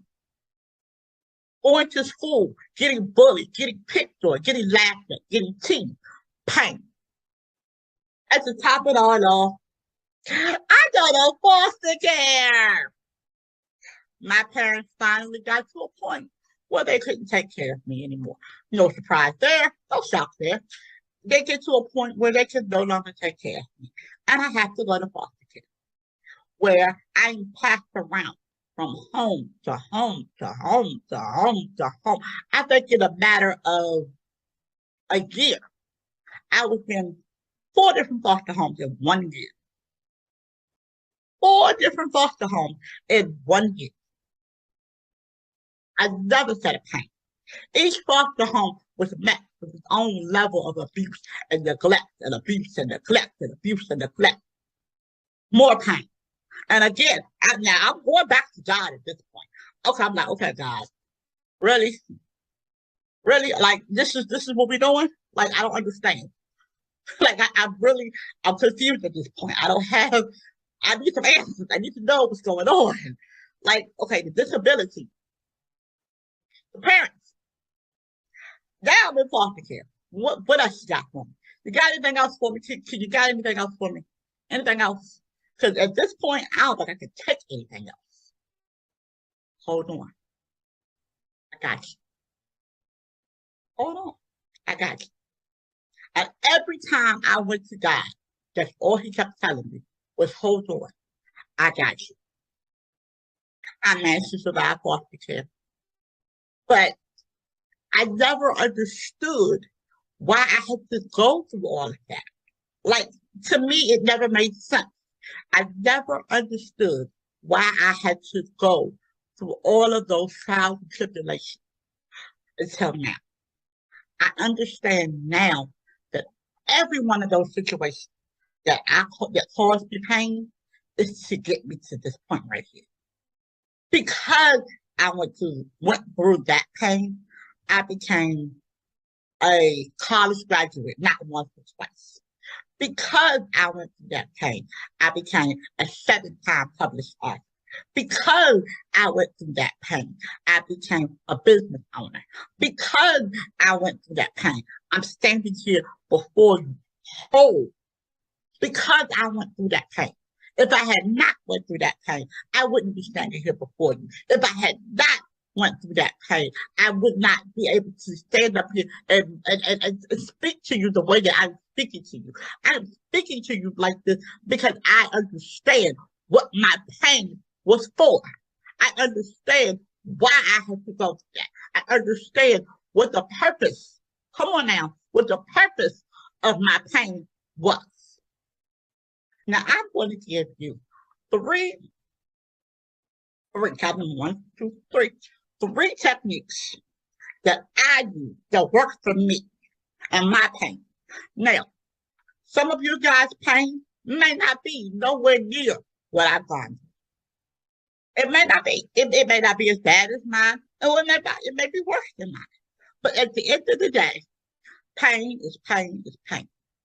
And I guarantee you, these 3 simple techniques that I'm going to share with you right now is going to help you get to know and understand how to use that pain and to push you to where you should be.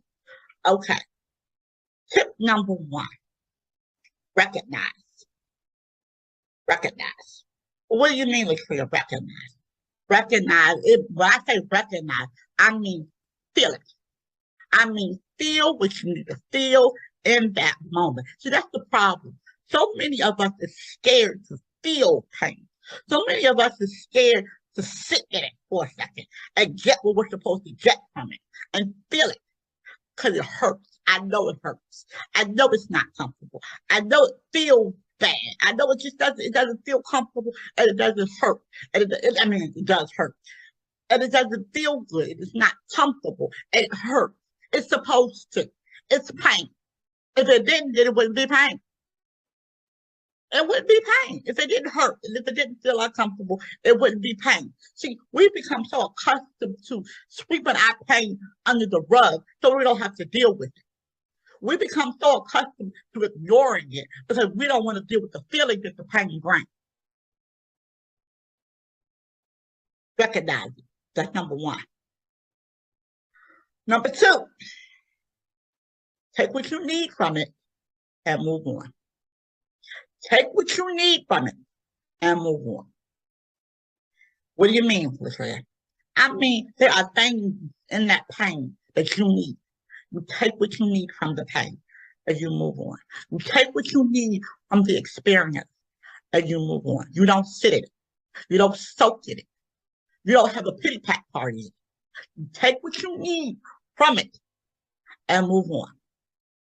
People often ask me about all the things that I've gone through. When I tell them my testimony and I tell them all the things that I've gone through and all the things that I've had to endure, being in foster care, being put out, being homeless as a kid, all the stuff that I've ever had to endure, I tell people about it. And they often say to me, wow, you're not crying, you're not upset, you're not angry. And I tell them, if I sat in a corner and I cried about everything that ever happened to me, I'd be crying forever. Life is too short for that. So I refuse to allow my pain to hold me hostage. I refuse to allow my pain to keep me stuck and stagnant. So therefore, I took what I needed from my pain. I took what I needed from that experience that I had with that young lady in ninth grade. I took what I needed from it and I moved on. I no longer allow it to control my life. I no longer allow it to determine who I am. I no longer allow it to determine where I'm going to be and where I'm going to go and what I'm going to do. I no longer allow it to. I don't. I took what I needed from it and I moved on. Lastly, number 3, I use it. I use it. I use what she said to me in ninth grade. I use it every day to push me. I use it every day. Every time I get up and I'm getting ready to do something, I use it. I use what she said. If she had a child that looked like me, she would throw it in the trash can. I use it. I use it as my fuel. I use it as my ammunition. I use it as my gas. I put it in my car and I allow it to push me to the next level because I understand that experience happened for a reason. That experience happened because God knew that I would need something to push me. God knew that I would need something to make me go harder. And I go hard every day because of what she told me in ninth grade. I go hard every day because of what she said to me. So that's what you got to do. You got to take that pain and use it to your advantage. Don't let it use you. You use it. Don't let it take over your life. You take over it. You take that pain and you put that pain inside of you and you store it at a place where you can use it. You store it in your gas tank. Allow it to be your fuel in the late night hour when you don't feel like doing it. You get up and you do it anyway because you got that pain to push you. It's pushing you to better. It's pushing you to more. It's pushing you to greater. You allow that pain to push you to where you're supposed to be. You allow that pain to elevate you to where you're supposed to be. You allow that pain to formulate you and push you to where you're supposed to be. That's what the pain is there for. That's the purpose behind your pain. The purpose behind your pain is to push you to higher, to greater, to better, to more.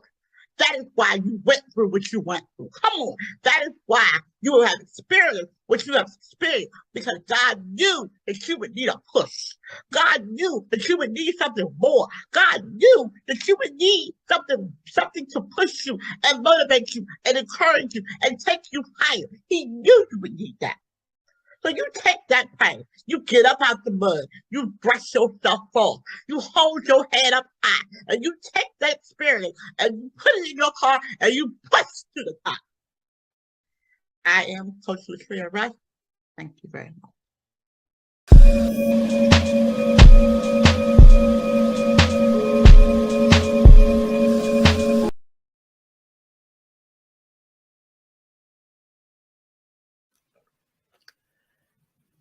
Her name is Beauty by Bella.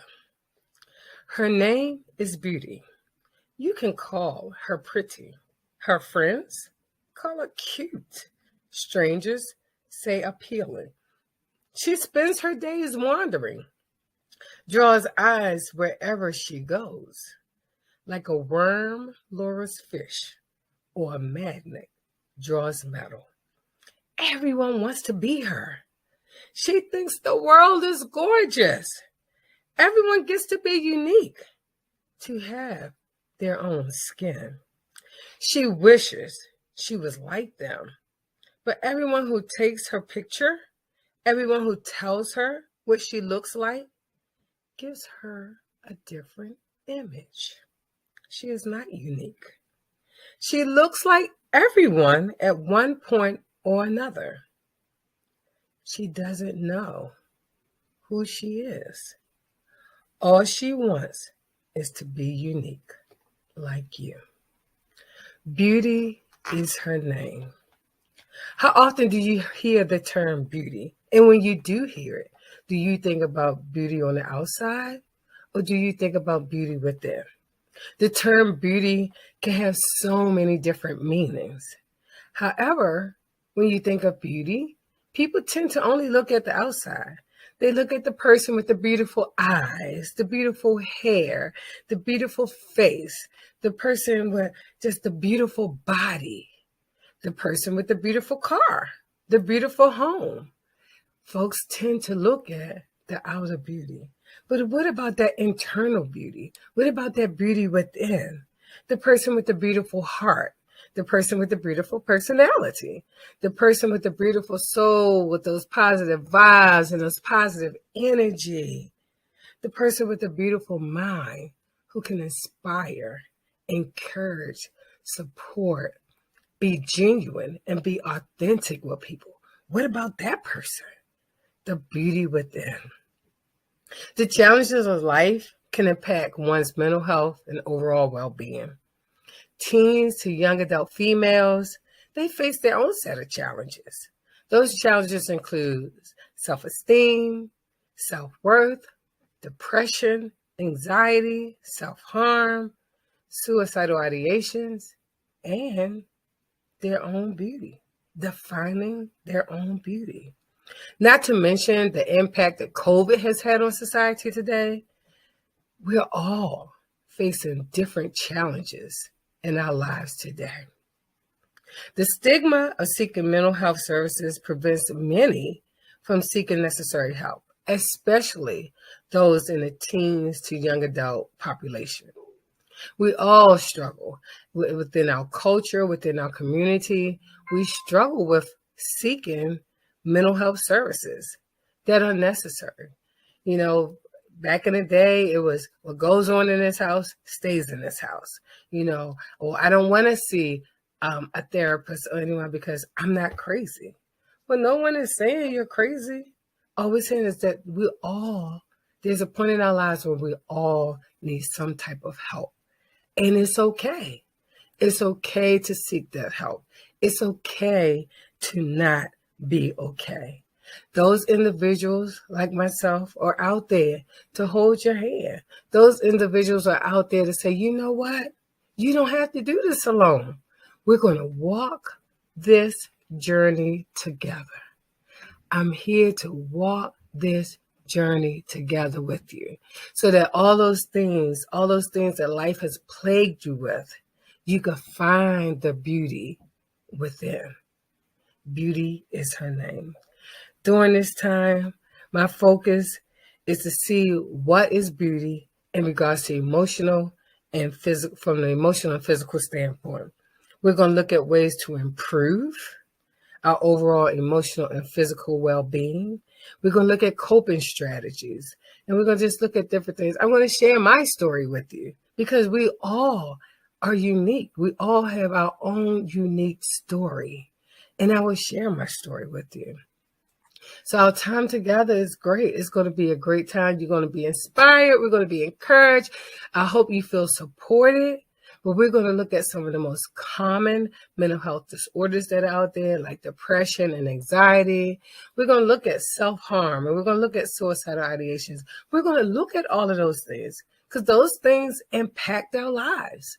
Those things are who we are, and we're going to look at those things, and we're going to walk the journey together. We're going to walk the journey together. So who am I? Who is this chick right here talking about what we're going to do and this and that? My name is Trish Noel, and I am honored to be a part of the Comeback Champions Summit. Yes, I am like stoked, super excited. Stoked. Do people still say stoked? But I'm so excited about being here. I am back. I have my story. I am the founder and the CEO of Noel Integrated Services Incorporated. It was established in 2020, right during the height of COVID. Because why? There were people who were going through stuff that looked like me, who wanted somebody to talk to that looked like them. So here I am.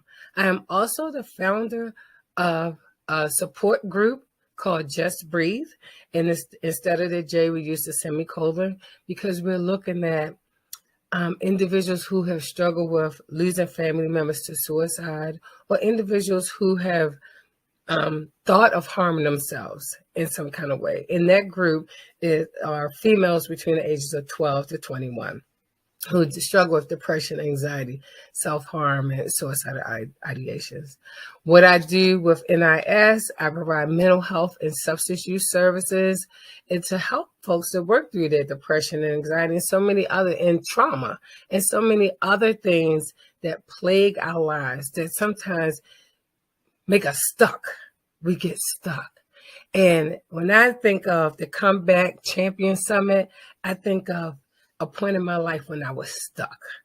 As a mom, as a married woman, I was a married woman for 28 years, 3 children, and then you get hit with a divorce. And you're like, what do I do now? What do I do now? So not only was I hit with the divorce, but I'm dealing with health issues. So I'm dealing with managing chronic pain. Okay, so what do I do? So there was a point in my life where I wouldn't even say I hit pause. I would just say I stopped. It's like, at what point do you start living and not just existing? And I felt like I was just existing in life. Like, okay, now who is Trish? Trish is no longer this person's wife. Trish is still these children's mother, but Trish could not figure out who Trish was. Trish lost her identity. So the Comeback Champion Summit, let me tell you, Trish has been on a journey of finding herself. And I always tell folks, it's faith over fear. Totally God. And I had to be in that valley for a minute. I had to be in there. I had to seek therapy. And I'm like, I'm a therapist. I should be able to help myself. No, not at all. I had to seek help. I had to get somebody to hold my hand on the journey as I was coming up out of that valley. And it's still like, I always say, I'm not like 100, I'm not way, way up here, but I am not in the valley anymore. The comeback kid is coming back. She has came back and she continues to work on I continue to work on who I am, improving myself, surrounding myself with powerful people who will not only encourage and support me, but those people who will give me that kick when I need that kick. We're like, you know what, Trish, you can do this. You could do this. So as a result, Noel Integrated Services was birthed. And yes, I struggle with imposter syndrome. Like, can I do this? Will people come to me? What am I supposed to do? I have a family that's totally dependent upon me now. What am I supposed to do? I've got to do something. So to do something, I got to work 1 job. I got to work 2 jobs. I got to work 3 jobs. And not to mention, I'm a parent caregiver. So I'm like 3 kids, a mom just aging.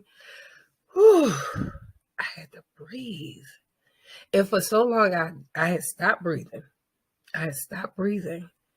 And I had to figure out Trish. And in the midst of me figuring out Trish, my middle child was going through her challenges. And I'm a therapist, and I'm thinking, why can't I not help my own child? My own child who was experiencing bullying, was experiencing low self-esteem and self-worth in school as we transitioned from Maryland to North Carolina. It was things that she was experiencing, and I thought I was helping her.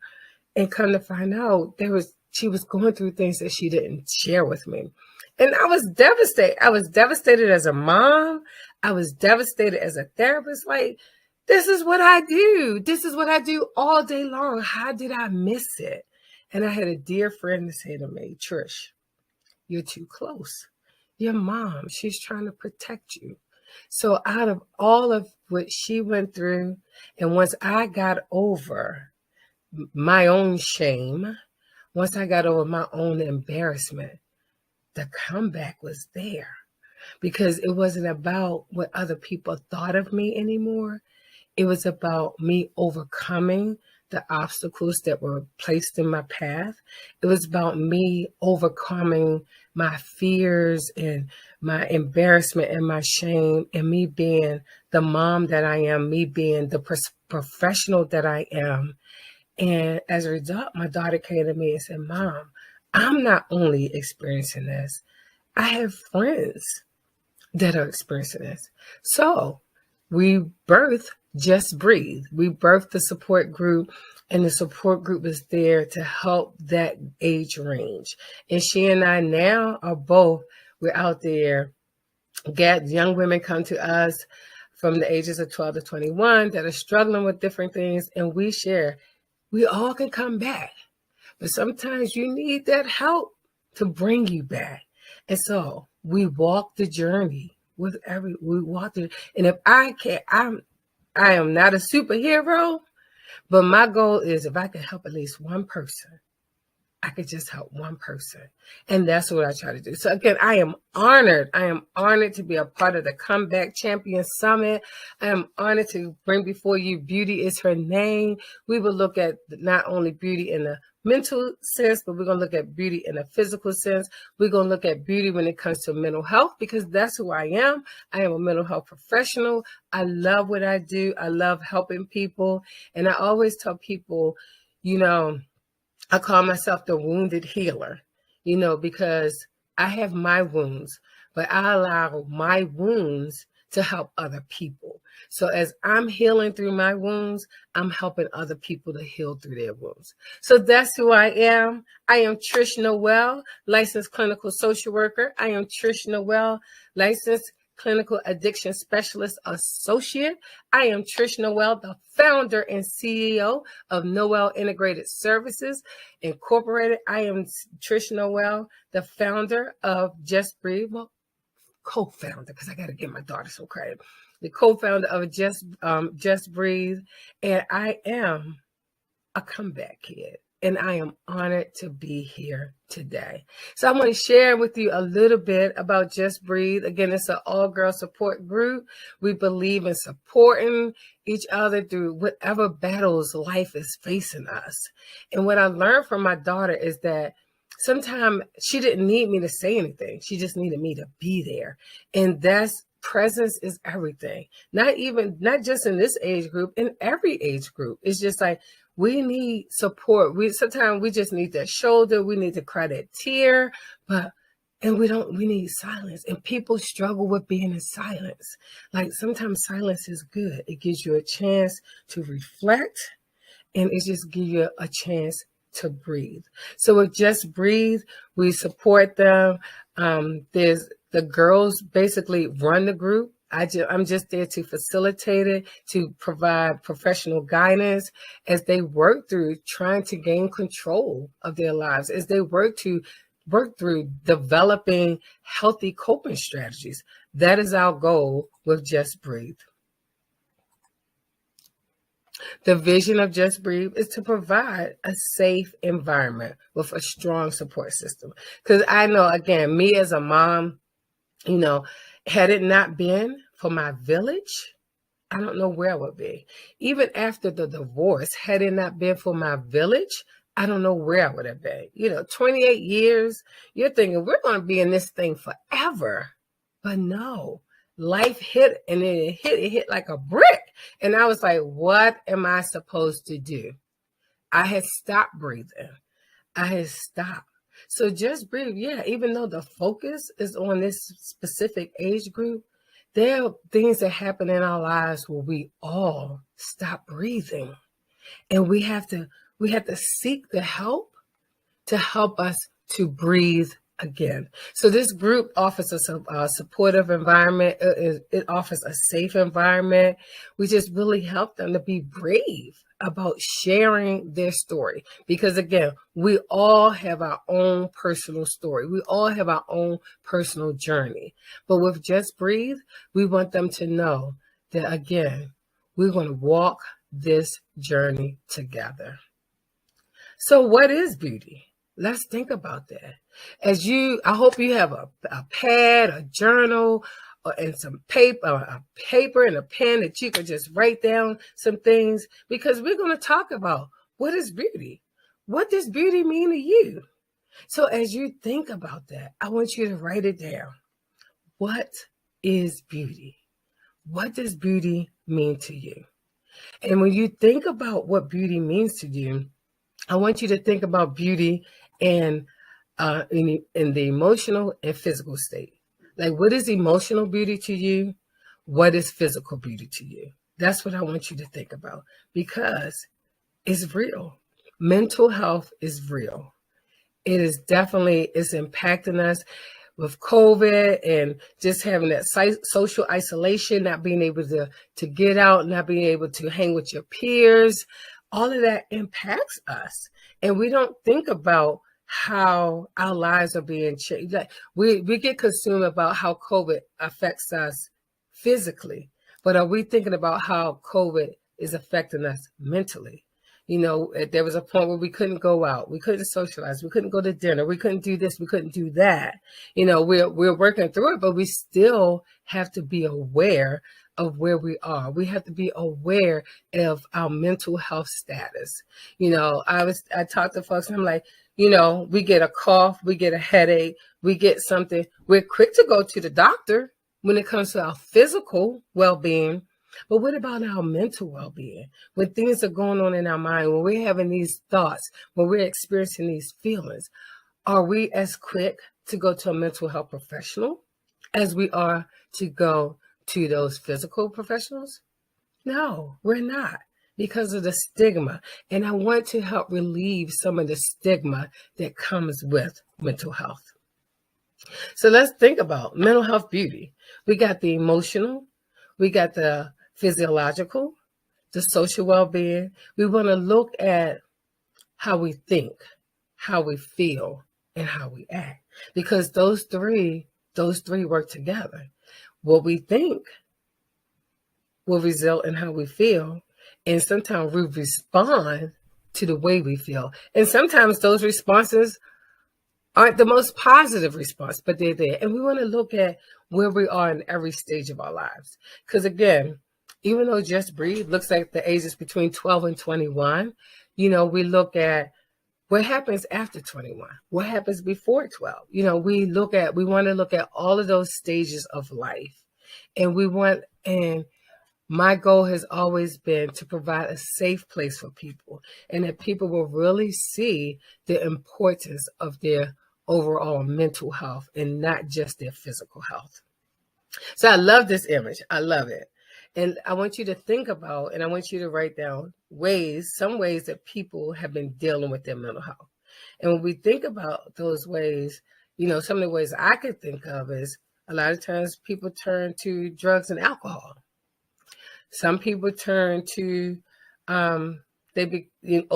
They become obsessive shoppers, or they indulge in defiant behaviors or inappropriate behaviors. Some people get so focused on just really sexual partners, just trying to get that need, just trying to get that desire met, but they go through so many different other things.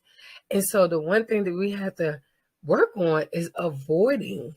You know, avoidance is one of the things that we do, especially in the Black and Brown community. We don't want to admit that we have a problem. We don't want to admit that we're struggling. We don't want to do that. So we avoid it, praying that it'll go away. Does it go away? No, it doesn't. It does not go away at all. So we can't deny it. We can't avoid it. We can't ignore it. And it's hard. It's hard. But that's an area in our lives that we really have to fight to get through.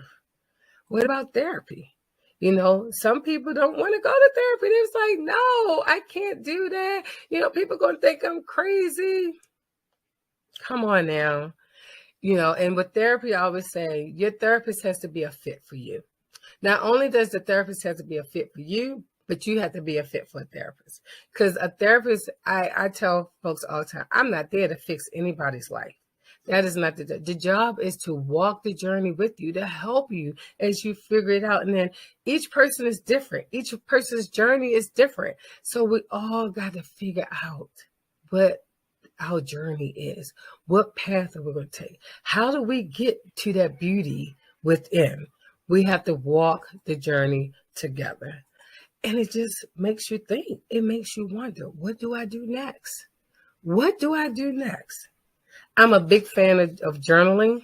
So I really believe that we should, I love writing my thoughts and everything down, just writing it down, just being able to process it, really to think it through. Like, it is so important to like put it down and just like, okay, what am I thinking today? Or even with journaling, when it comes, a lot of people journal when they're like working on their goals and what I want to do 2 weeks from now, 2 months from now, 2 years from now, 20 years from now. But when it comes to your mental health, sometimes we get so consumed by our thoughts. And I encourage folks to use journaling during that time. Empty those thoughts out. Write it on paper. Like, hey, I'm thinking this good, bad, or indifferent. Write it down. Get it out of here and put it on there. So think about that. So I hope you're writing this stuff down, because that's some good stuff. This is good. So let's look at some of the most common mental health disorders. And we've all heard of them. You know, we do. We've heard of them. Some of us experience them. Some of us know people who experience them. I'll be vulnerable, like going through my divorce, you know, that depression kicked in because I was like, you know, I'm used to having this 2-parent household. We're used to having these 2 incomes. Now what do I do? So I went, and then on top of that, dealing with my own physical health, dealing with chronic pain, not being able to interact with my kids as much as I could, man, I sunk into this major depression. And I was like, I got to come back from this. I got to find my beauty within.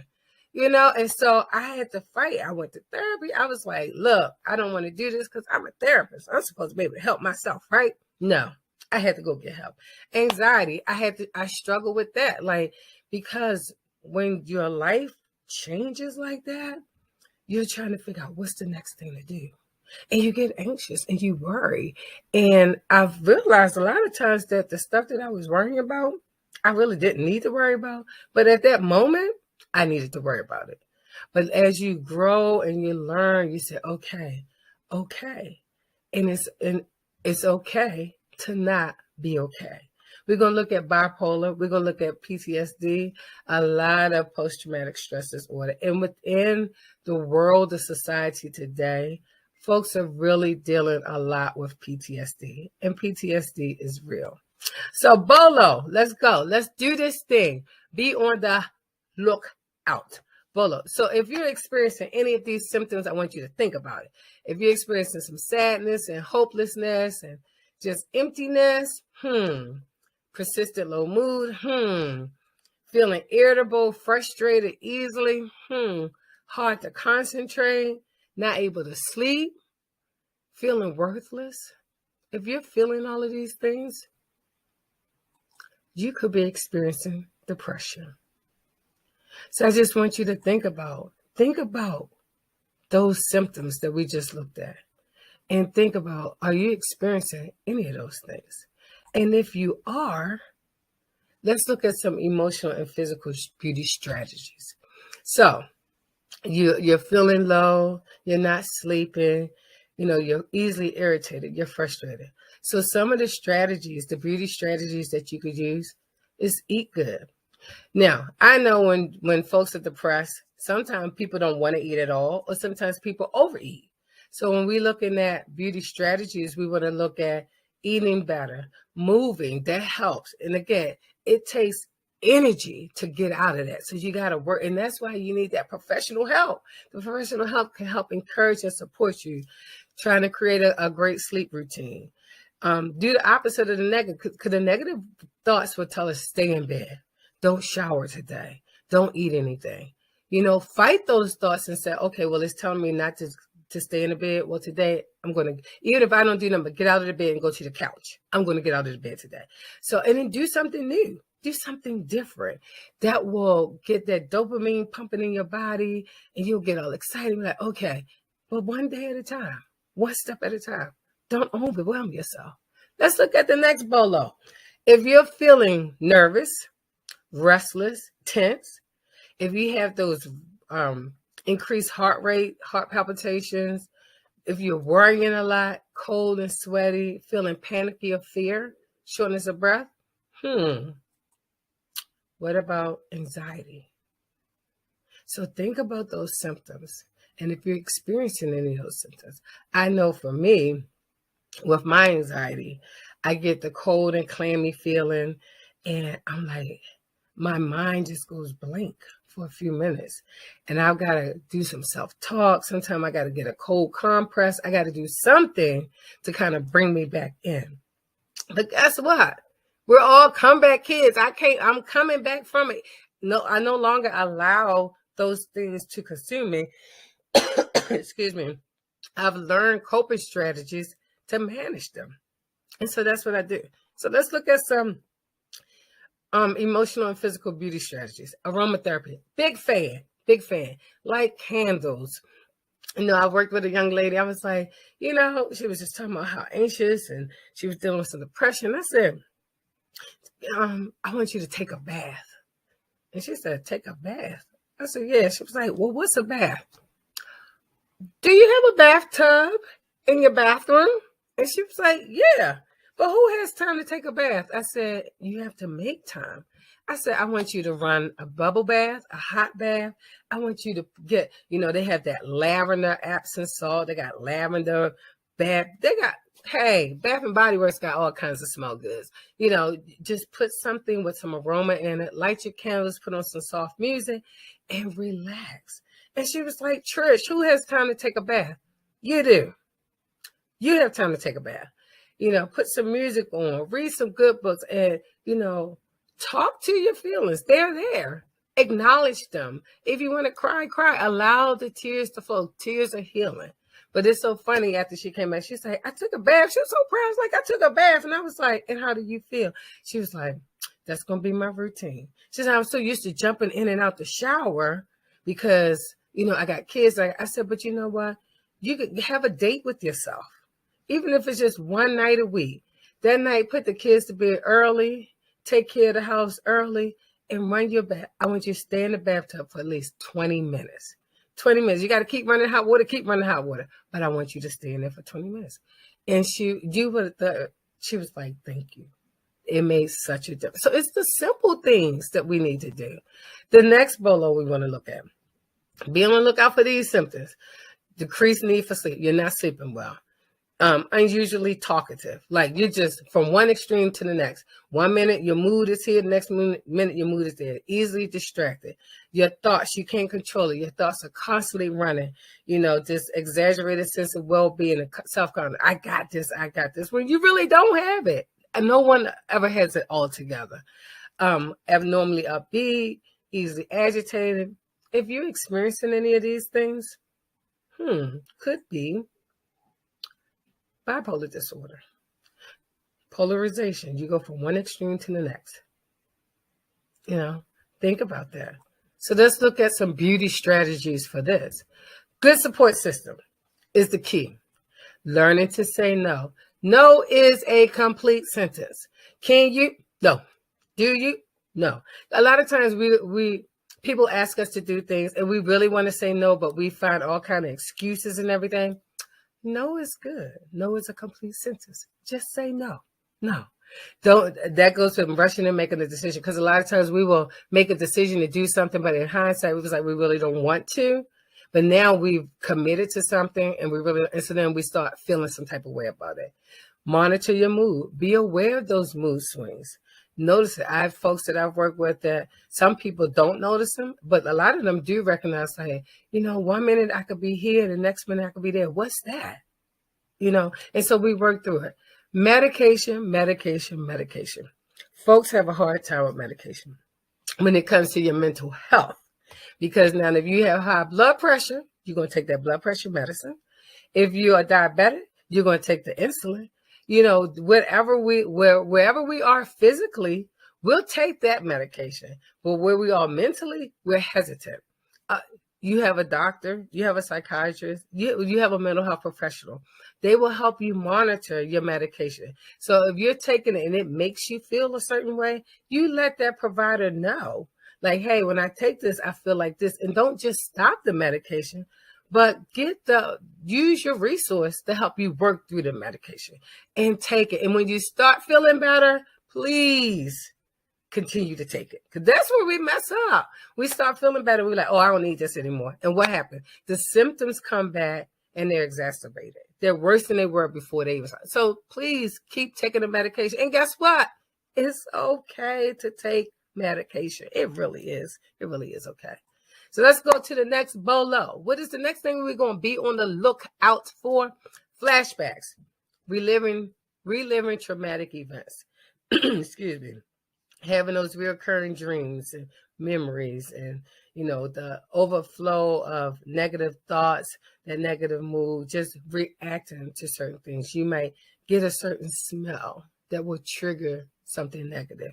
You might hear a certain song, or you might come into contact with a certain person that when you see that person, they trigger that in you. What are we talking about? Post-traumatic stress disorder. It is real.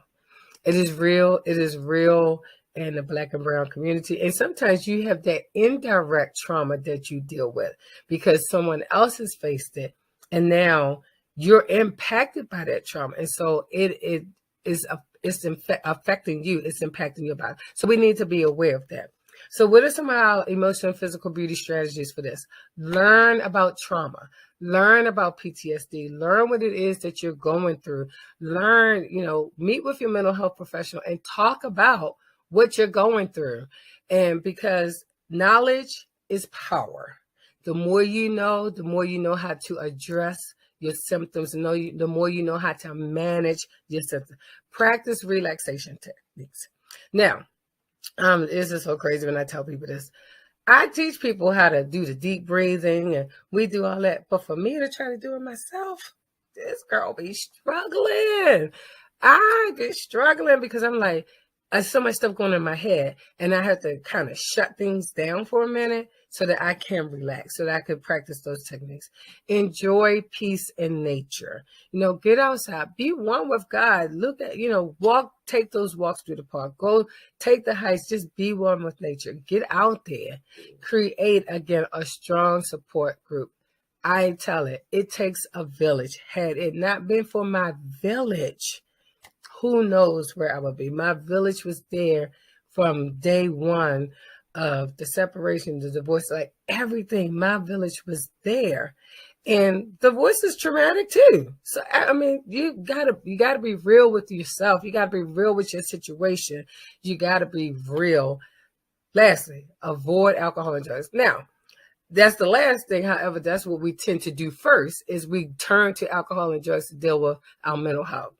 But all that does is it increases the symptoms. So we need to be aware of that. So I'm just telling you, mental health is real. Beauty is real. We have to deal with some of the stuff that's going on in our mental so that we can be secure in who we are, so that we can find that beauty within, and that we will have the confidence that we need. It's work. It takes work. I tell people every day, the person here, I used to call myself the background singer. Like, I'm good standing in the background. I don't need to be up in the front. But I have been challenged by my friends, by my colleagues. Like, girl, you got something to say. Say it. You're coming back from some stuff. You've been through some stuff. And, I always thought, like, hey, we all go through stuff. But they was like, look, you are the comeback kid. You are coming back through stuff. Not only were you married for 28 years and you're coming back from that, excuse me, but you have kids that you worked with that have had their own traumatic experiences that they had to work through.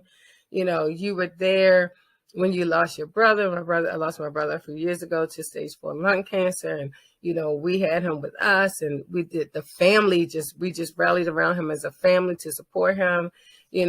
God has definitely been amazing in my life.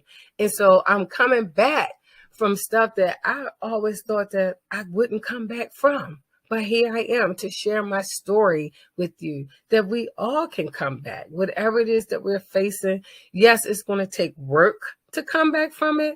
But if you're willing to put in the work, the time, the energy, if you get that professional help that you need to help you to figure things out, get that professional help you need to walk the journey with you, you can overcome. You could be that comeback kid. You could dream big again, but you got to work hard.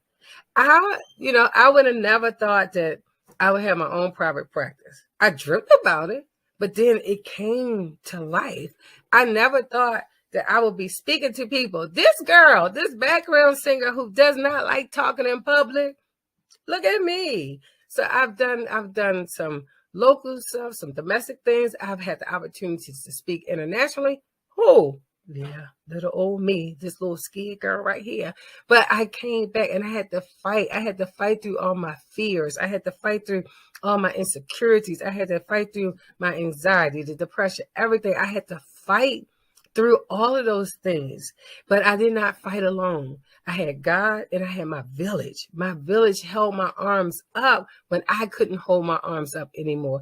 My village was supported. I remember nights just praying and crying. And I'm like, just get my mind right. Get my mind right. So we looked at depression. We looked at anxiety. We looked at bipolar. We looked at PTSD. If you're experiencing any of those things, I've given you some coping strategies.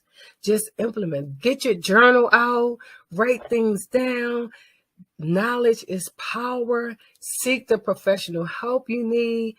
And I just want you to know through all of that, I just want you to breathe. Just breathe. Just breathe through it all. This just breathe means more than just this. The support group that we have is phenomenal.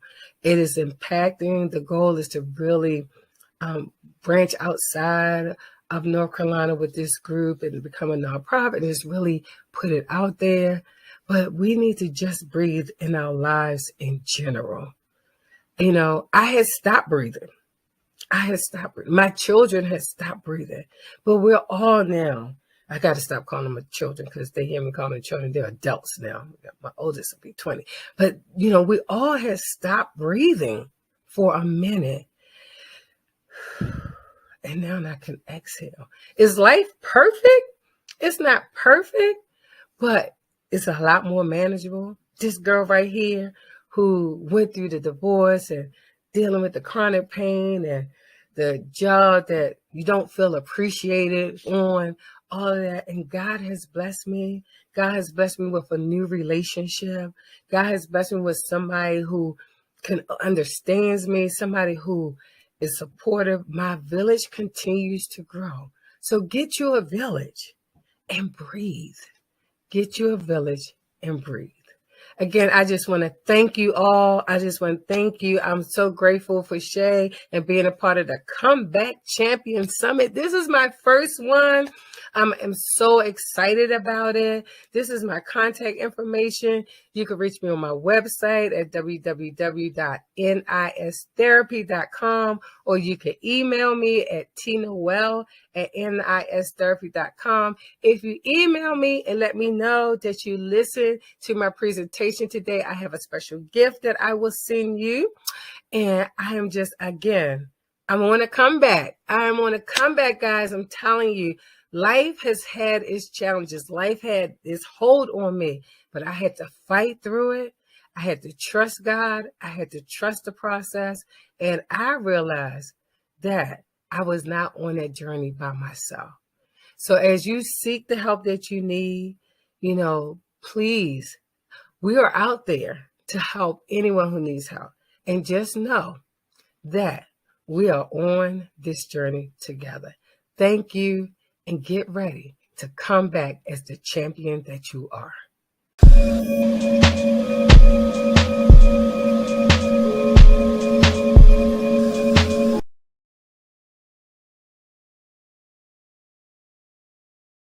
Well, hello, hello, hello, everyone. Welcome, welcome, welcome.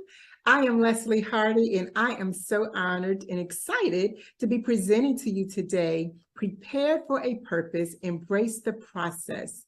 The 3 E's of the process to live and love better.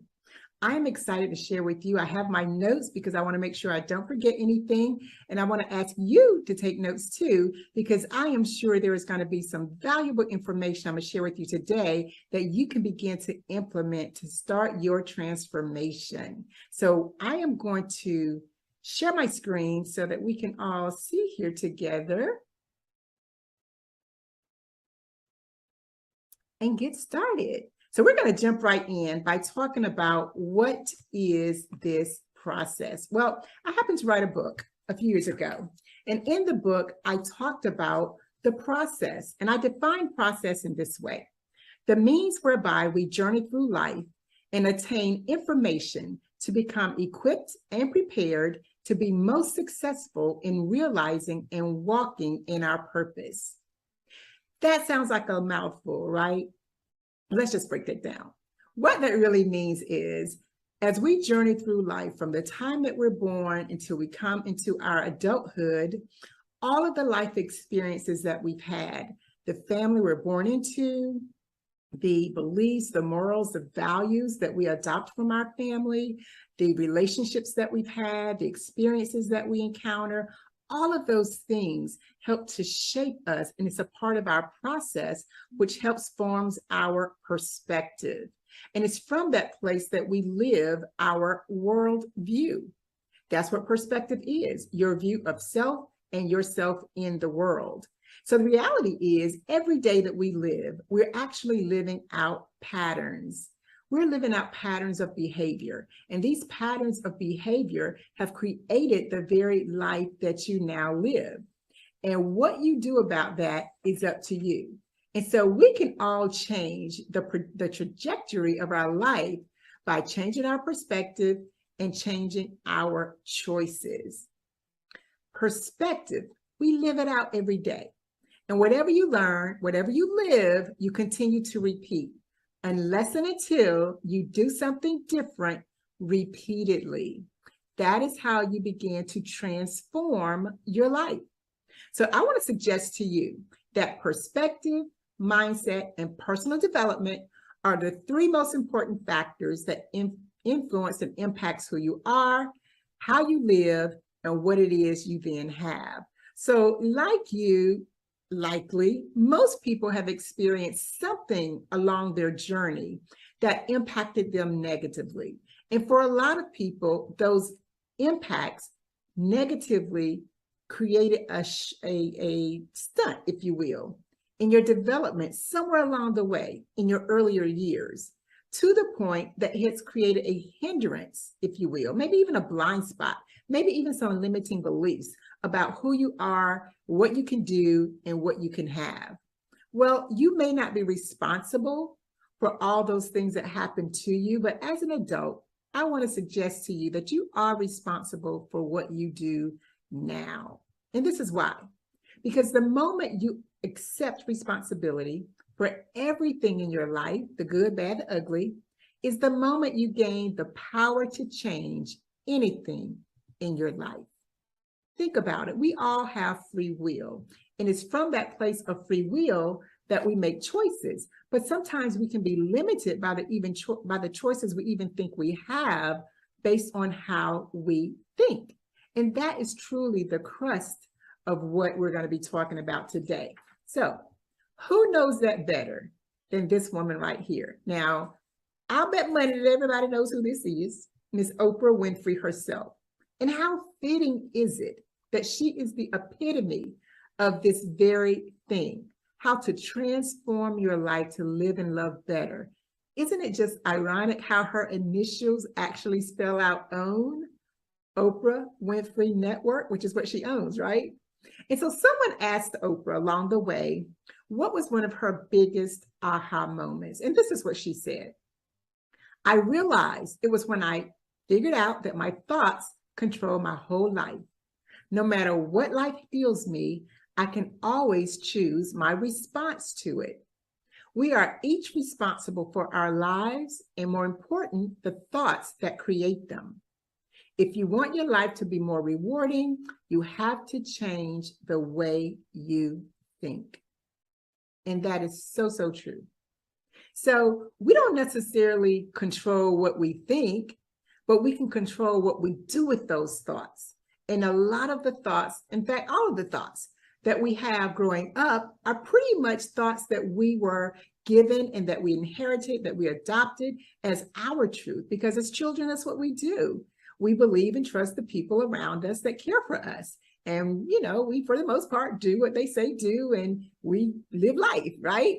And so what happens with that, though, sometimes is that the things that we inherit, the things that we adopt aren't necessarily good for us, aren't necessarily affirming for us, and it can cause a disruption in our development. But everything starts with a thought. Oprah said it, I'm saying it, but who am I? Why should you believe me, right? Well, in addition to my own life experiences, my formal training, education, and professional experiences for 28 years, these are just some of the accolades that I've accumulated along the way to help inform me in this work that I do. I'm a licensed clinical social worker, licensed psychotherapist, inner healing and deliverance coach. I'm a speaker, a trainer, an author. I'm CEO of my own company, and I have the privilege, I get to work with some powerful men and women, primarily women, who've decided that they want to take ownership of their own lives, that they want something different, that they're willing to do the work to have something different. So they're willing to gain the insight, the awareness, the skills, the tools that they need, that they realize they may lack. Now, sometimes we come into that realization because we keep doing the same thing, expecting different results. And we know what we call that, right? But we're not going to do that anymore. And I'm here to help those people who want to have a change. So research has shown that professionally, we're killing the game. I work with so many powerful women who are exceeding and excelling in their careers, in their education. But when it comes to the personal side, they're consistently challenged to have the same level of achievement and success in their relationships. And they want to change that. And I want to help them change that. So these are some of the 5 factors that impact relationships and the quality of life that most people experience. And what we're going to focus on today is the individual personal development, because that is truly where the root of everything is. How you think about yourself impacts how you relate to everybody else. So we're going to talk about individual personal development. This is my why. This is my guy. This is my son. I'm a single mom of this 31-year-old young man. The picture on the right is him at his wedding. He got married earlier this year, and I'm so, so proud of him. He has truly been the guiding force, the pulling, if you will, for why I do what I do with the passion that I have. Now, Philip was just about to start kindergarten when I actually started out in my first career job. And we've journeyed this journey together, and he truly has been a source of inspiration for me. But just like any parent, single or not, parenting, I believe, is the most important job that we have. And it is a full-time job always. How you do it may, show up differently depending on your child and what they're going through developmentally. But it is by far, in my opinion, the most rewarding as well as challenging job that there is. So he started out with me when he was about 4 or 5. I'm on my journey. I started out as a mental health therapist right out of graduate school, which was uncommon at the time. And then I matriculated over to be a foster care social worker. I really wanted a more holistic experience of what it means for people to experience life in different ways. And so I did that for about 5 to 7 years.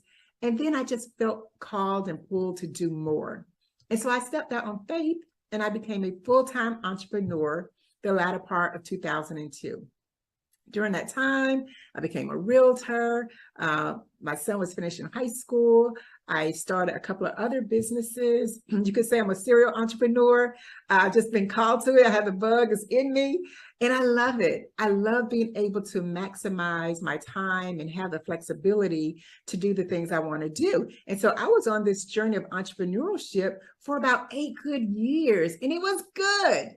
Now, how many of you know that 8 is also the number of new beginnings? Well, I had no idea that I was about to embark on the new beginning of a downturn.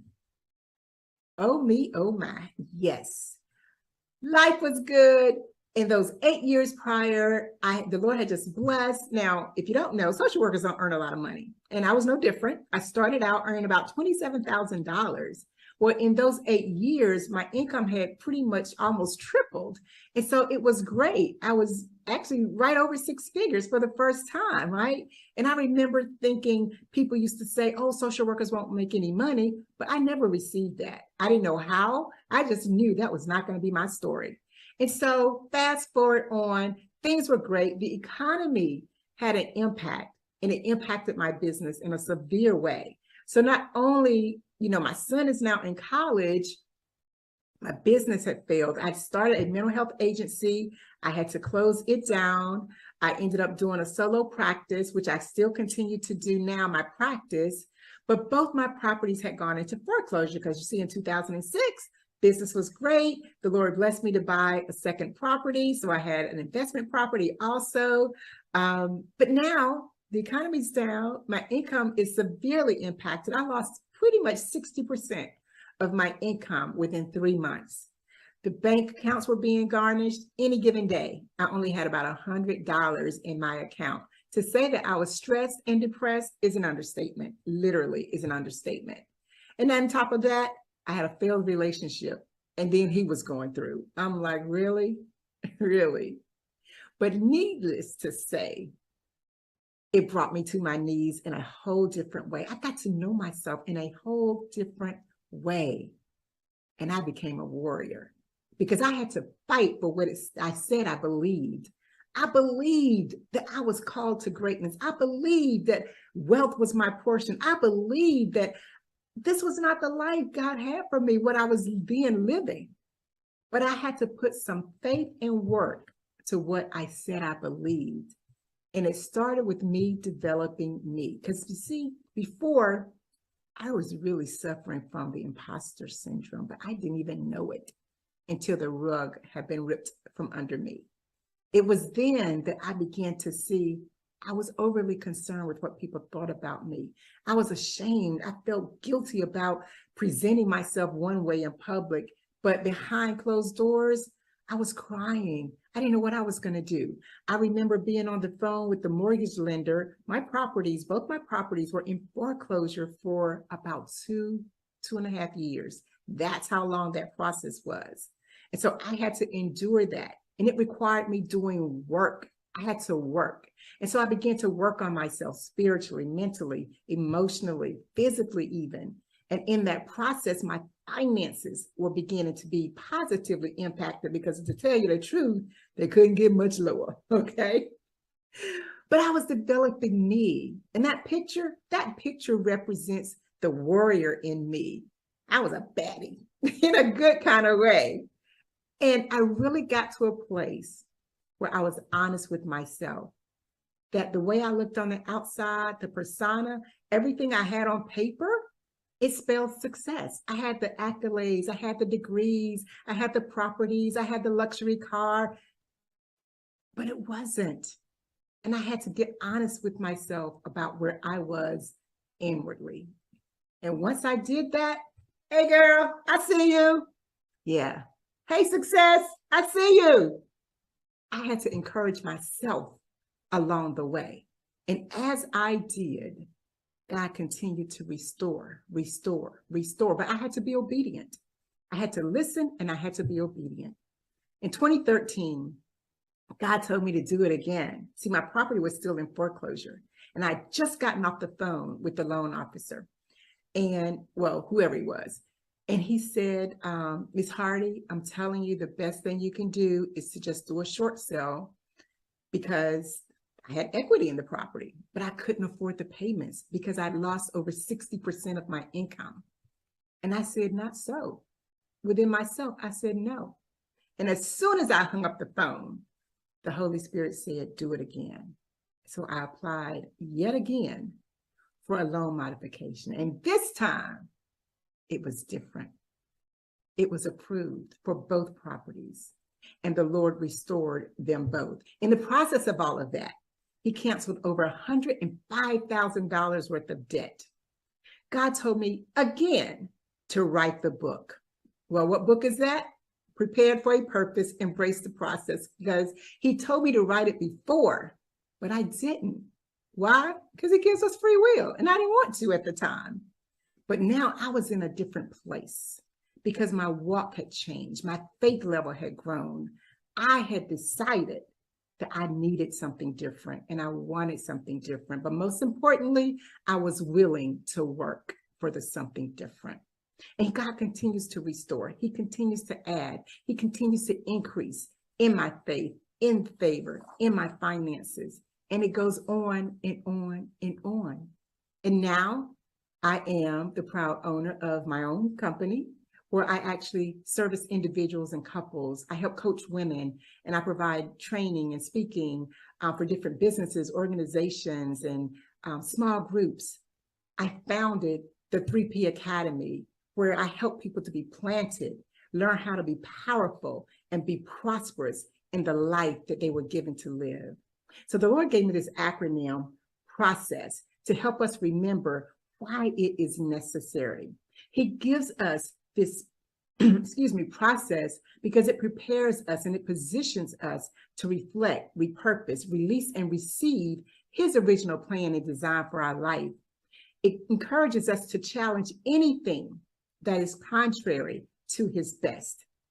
It encourages us to execute action steps to realize the promises of God, because faith without works is dead.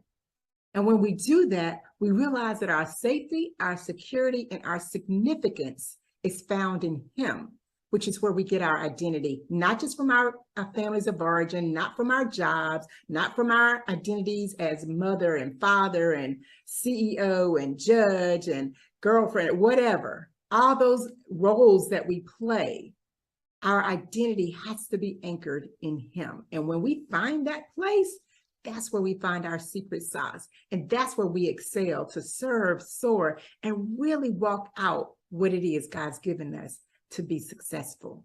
So we're going to talk about what are these 3 E's of the process. The first E is examine.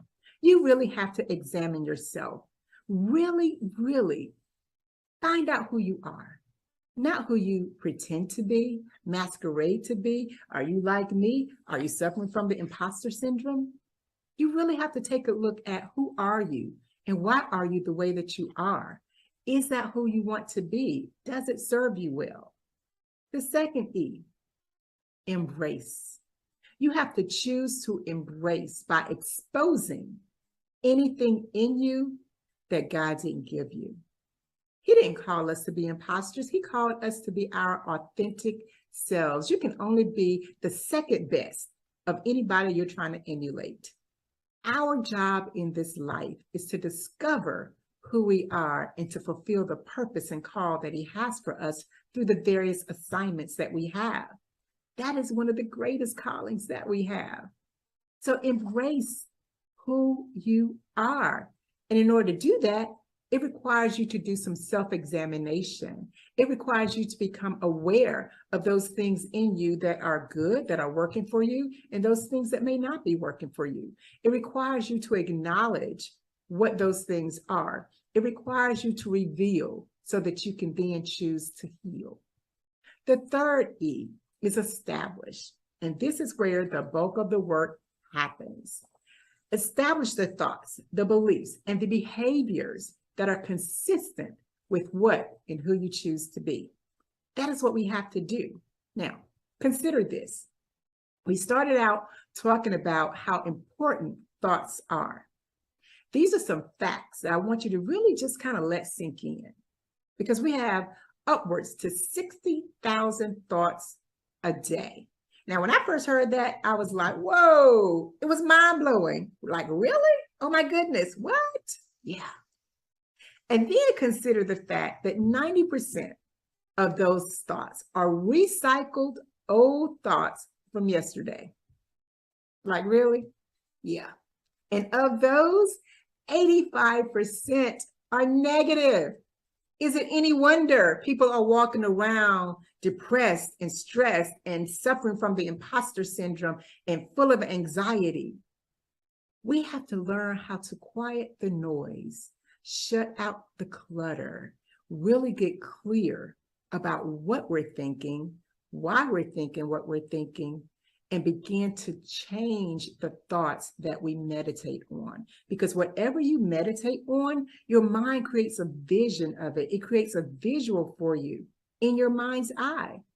And it's that vision that pulls you to keep doing the things that you do, which may not be serving you well. In fact, I have this quote for you. Stephen Richards says that reality is a projection of your thoughts or the things you habitually think about, a product of your thought life. So what that means is just because you think a thing, it doesn't mean it's true. It just means it's true for you. Another way of saying that is, for as he thinks in his heart, so is he. Where have we seen that, right? Yeah, what are you thinking about in your heart? What are you pondering? What is it that moves you?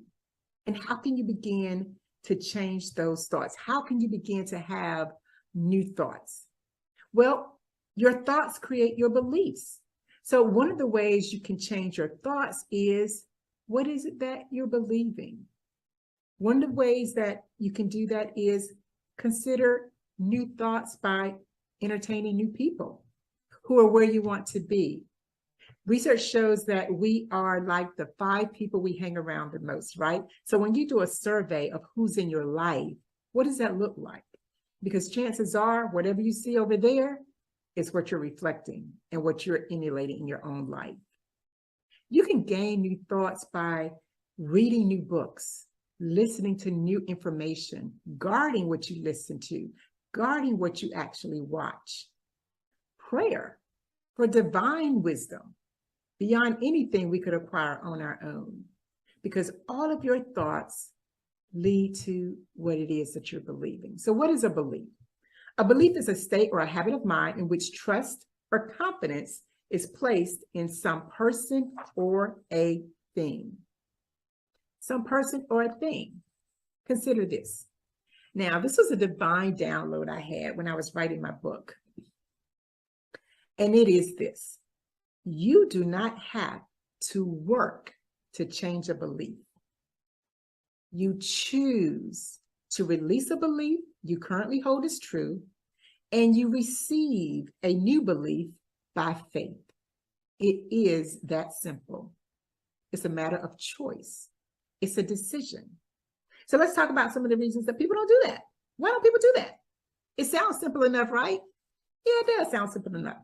But people don't do that because they want to hold on to old beliefs because they don't have enough faith that what they're releasing and what they'll get when they release it will be better for them. So their perceived value and benefit of the unknown, they don't have faith in that. People know what they know because it's familiar. They stay in their comfort zone. But in order to grow, you have to step outside of your comfort zone. You have to do something you haven't done before. You have to experience things you haven't experienced before. And most people are afraid to do that. And so they hold on to this belief, doing the same things, thinking something's going to be different just because they think it. It starts with a thought, and then you have to follow it with action. So we're going to talk about some of the reasons that people make excuses. That's what we do. We make excuses for why we won't change, right? It's not the right time. I'll wait till my kids are out of school. I just can't afford to invest in myself to make the change and learn the skills that I need to learn, to do the things I need to do. Whatever your excuse is, it's that. Because girlfriend, and all my guys out here, nobody's coming to rescue you. This is a process that you have to engage yourself. Remember our friend James? You got to do the work. Let the work be attached to your faith. And when it is, you'll create new behaviors. So it's only after you've chosen what it is that you believe that you then need to engage the work related to it. So first you think a thing, and you attach an emotion to it. That emotion anchors it in you, and you develop a belief around it. And that belief, you look for the evidence to support or not, whatever it is you believe, because there's always evidence there for both. You get to choose what you believe. And based on that, you're going to take action. And I tell you, the people that I work with, I can tell what they believe by what it is they do, not what they tell me, what it is they're doing. And the same holds for me. I talk to myself about this too. So what are you doing? What are you doing? And when are you going to make you a priority? James Allen authored a book, As a Man Thinketh. And he said, the power of thought and how in our own thought world, each of us holds the key to every condition, good or bad, that enters into our life. And that by working patiently and intelligently upon our thoughts, we may remake our life and transform our circumstances. So you got Oprah saying it, you got Leslie saying it, you got Jay saying it, you got the Word saying it. It's true. It's true. So how do we do that?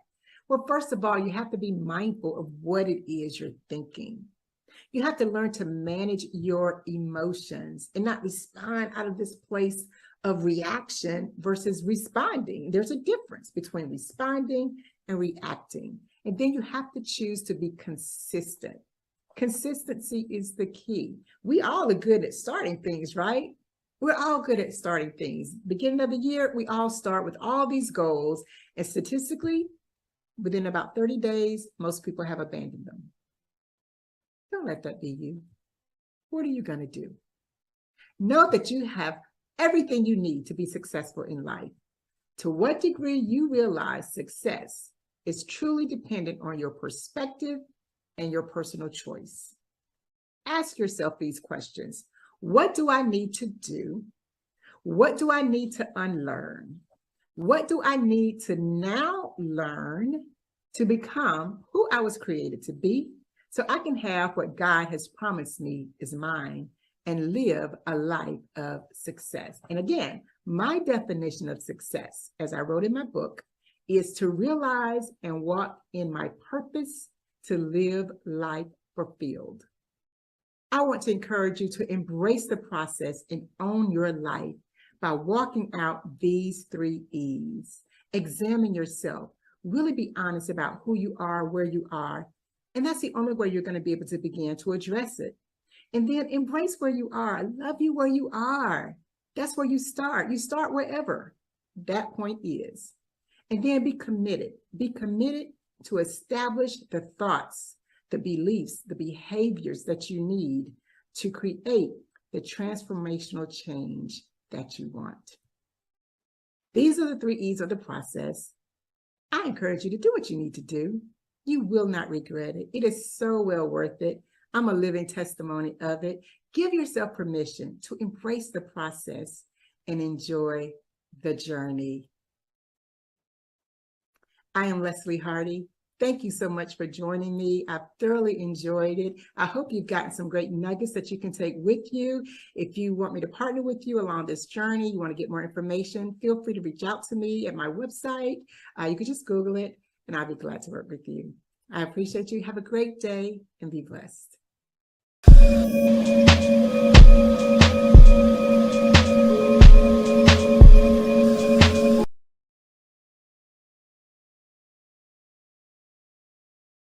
My name is Taisha Randall, and I am a speaker, contributing author, and best-selling,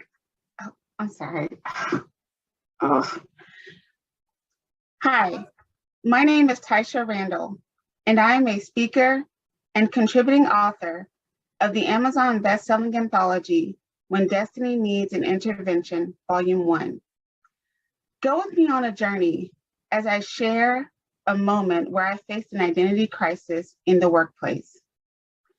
I did not recognize the patterns, the need for comparisons, lacking self-confidence, taking feedback personally, delaying, or better yet, denying self-care time to answer one more urgent email, process one more transaction, facilitate one more meeting, speak to one more manager, speak to one more employee, train one more new team member, complete one more priority task, and also respond to one more escalated issue.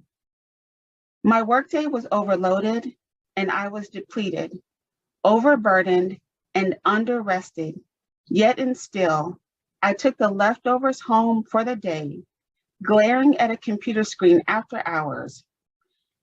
Anyone ever achieved work-life balance? Me either. I bargained with myself that it'll be worth it because they will see me and I will be rewarded. The reward for those long hours, that sacrificed, was a planned conversation with a rehearsed note of empathy. I'm sorry, but we're going to have to let you go. How could this be? I silently questioned to myself. I gave so much to this job. Its value became greater than myself by the way that I nurtured it. How I gave it a front row seat to who I am. Who holds the measuring stick to your identity? Do you find yourself in need of a release from rejection, which is to not accept, believe, or consider something? Expectations of others, which are values based on others' thoughts, opinions, trials, and disappointments? Lack of belief, which is the state of not believing in something? External validation, which is the adopting feelings of worthiness based on others' criteria instead of yourself? Anxieties, which are constant states of feelings of uneasiness regarding a present event or danger or a level of uncertainty? Shame, which is a painful feeling of inner turmoil or distress caused with oneself by the consciousness of wrongdoing? Or excessive pressure, which is the using of intense persuasion or coercion to make someone do something? What do you need today to release, to shift from existing to living? Existing is drifting without a purpose, and living is moving with intention. Existing is a misaligned assignment that was never for you. Living is valuing progress instead of the need to appear perfect. Existing is replaying a broken soundtrack that dictates your very being. Living is affirming who you are and being anchored in that belief. My measuring stick was my job. It was where I placed high value in my self-worth, but it did not value me back. Your self-worth are the feelings that you have about yourself and not relying on external influences to give you any level of worthiness or identity. It is at the core of who you say that you are. When you have the deep-rooted belief of knowing who you are on the inside, it permeates and projects on the outside. Building your self-worth is to own your voice and not to dim the internal GPS moving you towards your purpose. Your self-worth is not dependent on an others mentality. It is nourished by the daily renewal of knowing what is your job and what is not your job. The who I am is not what I do. We're all too familiar with the infamous networking question. So tell me a little about yourself. How often is it that we are conditioned to quickly state what we do professionally instead of who we are? Is your profession a part of your true identity? The next time you're asked this question, I challenge you to give your response a makeover. Who are you are outside of the external measuring stick. The real you is more than enough. The key to unlocking your self-worth and living is to release everything and everyone that is distracting you to stay in a holding pattern of stuck. It's time to give people their stuff back. As you are unlocking your self-worth, you then have to shatter the soundtrack of limiting beliefs that has been on replay, rewind, and repeat. But in this season, it will be removed. Limiting beliefs extinguish the fire, the zeal to move with intention. You know the self-critic who takes up space rent-free, whose sole mission is to keep you paralyzed because it knows its job and does it well. However, the self-critic does have limits because it is no match for the force of positive thinking. It is powerless against any affirmation because when you hear yourself speak an affirmation, you are declaring who you are, not who you half-heartedly want to be or wish to be. Start with I am and fill in the blank with a bold declaration on a consistent basis and watch how your disposition changes. With time, the limiting beliefs will shrink and you will emerge more confident and have a higher self-awareness about yourself to release the toxicity that has hindered you from living. Your soundtrack may also need to switch up the playlist that has access to you.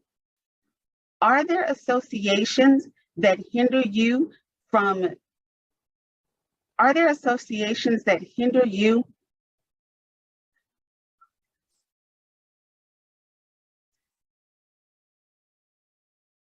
Are there associations that need to be removed from your soundtrack?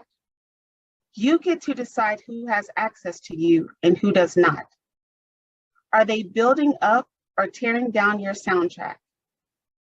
Affirming who you are is critical to your identity because if not deeply rooted, the other's mentality will creep in subtly until you're running, jumping, spinning, looking left, looking right, looking over, looking under, chasing someone else's assignment.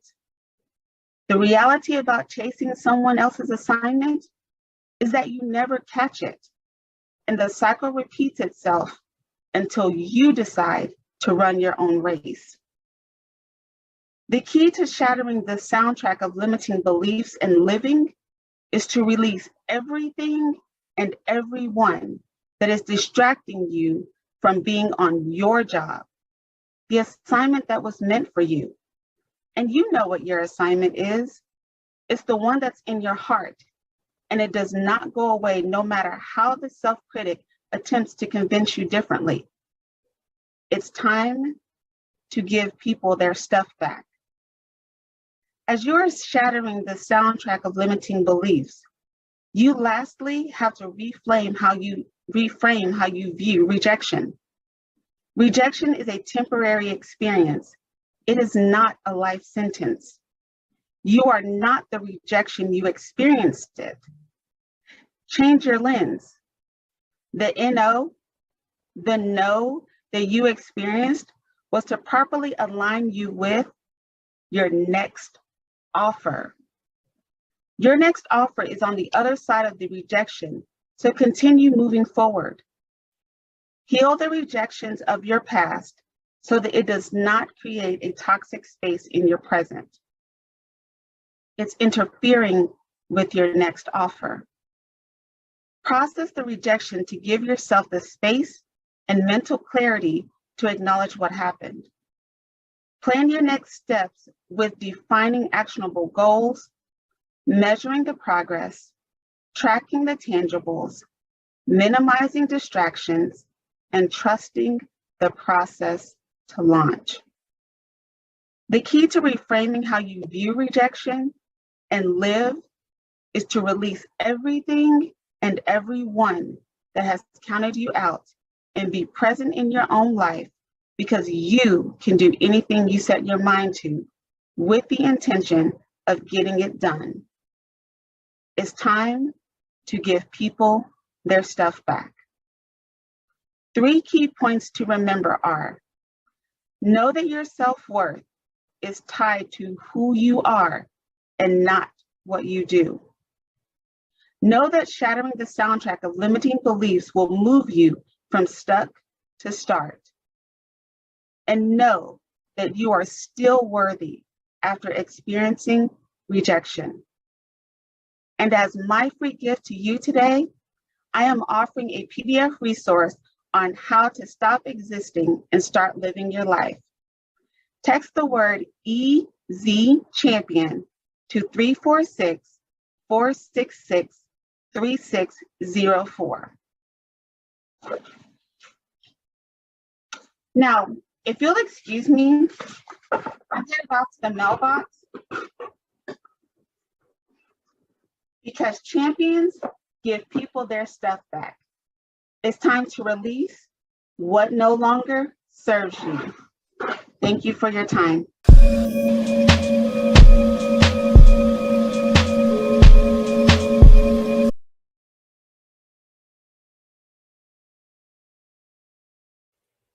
How often have you been faced with challenges in your life? Well, I can tell you, I had a very interesting challenge. My daughter rented something called a slingshot. For me, it's a high-powered tricycle. And yes, I got on it. And before I knew it, we were going 120 miles an hour, not wearing a helmet, nothing protecting us, but I was having a blast. How many times have you been going 120 miles an hour with no protection, no roof over your head, no helmet? Now, it's not legally required to wear a helmet when you're on these particular tricycles, but how many of you have been in a situation like that? Going 120 miles an hour, no protection. And it was fun, right? But if you have a helmet or a roof over your head, you have so much more confidence and you have that sense of protection and you're able to move forward. How many of you can relate to that? You see, that was the way I felt that particular day. I was on the slingshot and 120 miles an hour, no protection. But when it comes to our business, it comes to our life, we need protection. We need a roof over our head. We need to be wearing a helmet. Even though it's not legally required on you when you're on a slingshot, but when you're in business for yourself, when you're working for someone, you need protection. You want to make sure that everything is going as smoothly as possible. There's no bumps in the road that's going to throw you off, right? So what I want to talk to you today about is 5 simple steps that can help you overcome challenges that you may have. You see, we all have challenges in our life. And when we have these challenges, we make excuses for why we don't get things done. The average person makes 6 excuses per day. And that equates to over 2,000 excuses per year, 2,000. But I see that as 2,000 missed opportunities in your life, in your business, your personal life, but most importantly, in your bank account. It hits you right there in the wallet. 2,000 missed opportunities that we didn't take advantage of. Now, we all make excuses. I do myself. I had 2,000 reasons why I didn't want to get up this morning, but I did. Just like you need to get up and do something when you have that mindset of that excuse is popping in your head. You see, we all make excuses, and it's because we have fear. Now, there's 3 simple, well, I won't say simple, but 3 fears that cause us to make these excuses. The first is that fear of failure. Then there's that fear of rejection. And then the third is, I'm not good enough. So if you're listening right now, please write these fears down. And for each fear that you write down, I want you to, right beside it, write down what caused that fear to come into your mind. See, that fear of failure is that no one wants to fail. Everybody wants to be successful. And so when we have that fear of failure that pops into our heads, we decide that, hey, we're not going to do it because so-and-so is going to look at you and say, oh, well, we knew that wasn't going to happen. So you don't want to let anybody down. So right beside the fear of failure, write down what popped in your head when that fear of failure, that thought came into your mind. Write that down on your paper. The second is the fear of rejection. So beside fear of rejection, write down what popped in your head when you wanted to get something accomplished and fear of rejection just popped in your head. You thought that people would not accept you or not accept your idea. And then the third fear pops in, that I'm not good enough. So when you have that fear popping in your head, I'm not good enough, write down beside that on your piece of paper. What popped in your mind that made you think you weren't good enough? So we have 3 fears, but you also have 3 other areas that you're going to write down of what came into your mind when you were feeling that way. The fear of failure, fear of rejection, and I'm not good enough. You see, that all happens to us very often sometimes. And that's because we don't know what our why is. So step number 1 is to discover, what is your purpose in life? What is preventing you from determining what your purpose in life is? Because that fear is probably popping in your head right now, but you know that you have a purpose in life. So write that down. What is your purpose in life? Because your purpose in life is going to get rid of all these fears that you may have. What is it that gets you up in the morning? What gets you going? See, for me, my purpose in life, and it has always been since I became a mother, and that was to provide for my daughter, to provide for my family, to be the best mom that I could be, to set a great example for her, to have it so that her life would be easier than mine. Not necessarily that she wouldn't go through any challenges, but I wanted to make sure that she had a true understanding of what life was all about. But I wanted to make some portions of it a little bit easier for her, such as going to college. So discover, what is your purpose? That is step number 1. Now I want you to take a few moments and write that down. What is your purpose in life? What is it that gets you up in the morning? And then underneath that, like I said earlier, you're going to have these 3 fears that keeps popping in your head. Write down what's causing those 3 fears to pop in your head. You see, I'll tell you a simple story, and I shouldn't say simple, but a story about a fear that I had. And that was the day when I was in the office working in corporate America and discovered that I had breast cancer. Now, no one wants to get that phone call that you have breast cancer. So I had all these fears in my head. I knew what my purpose in life was, but I had all these fears. And so, as I tell people, breast cancer was a blessing to me because it allowed me to really look at what my purpose in life was. It just validated my purpose in life. But it also allowed me to remove any fears or barriers that were preventing me from starting my own business, allowing me to illuminate my potential and live my best life. So yes, breast cancer came into my world. And initially I thought it was completely over because you hear the big C and that's what you originally think. But as I tell people, I was blessed with breast cancer. I was blessed to have the opportunity to walk away from corporate, start my own business, eliminate high blood pressure, reduce my cholesterol, and to boot, lost 20 pounds. See, sometimes we take a tragedy and we turn that tragedy into more from a negative perspective. But I took breast cancer and turned it into a positive because I wanted more out of my life and I wanted to live my best life. Corporate America was great to me, but it wasn't my purpose in life. It allowed me to get to what my purpose in life is right now, and that is to help others live their best life. So step number 1 is to discover what your purpose is. Step number 2 is to let go of limiting beliefs and letting go of those 3 fears that we talked about earlier. We all have limiting beliefs. We all have fears. And so we need to, figure out, how do you eliminate those fears? So if you think about it for a few moments, we all know who Simone Biles is. And she is one of the greatest gymnasts that I have ever seen. But we all know when it came to the Olympics, she was faced with a challenge in her life, and she opted to not compete.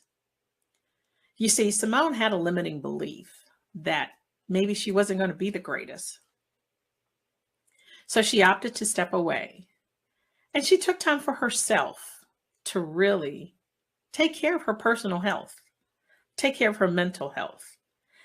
And sometimes we as individuals, we struggle with that.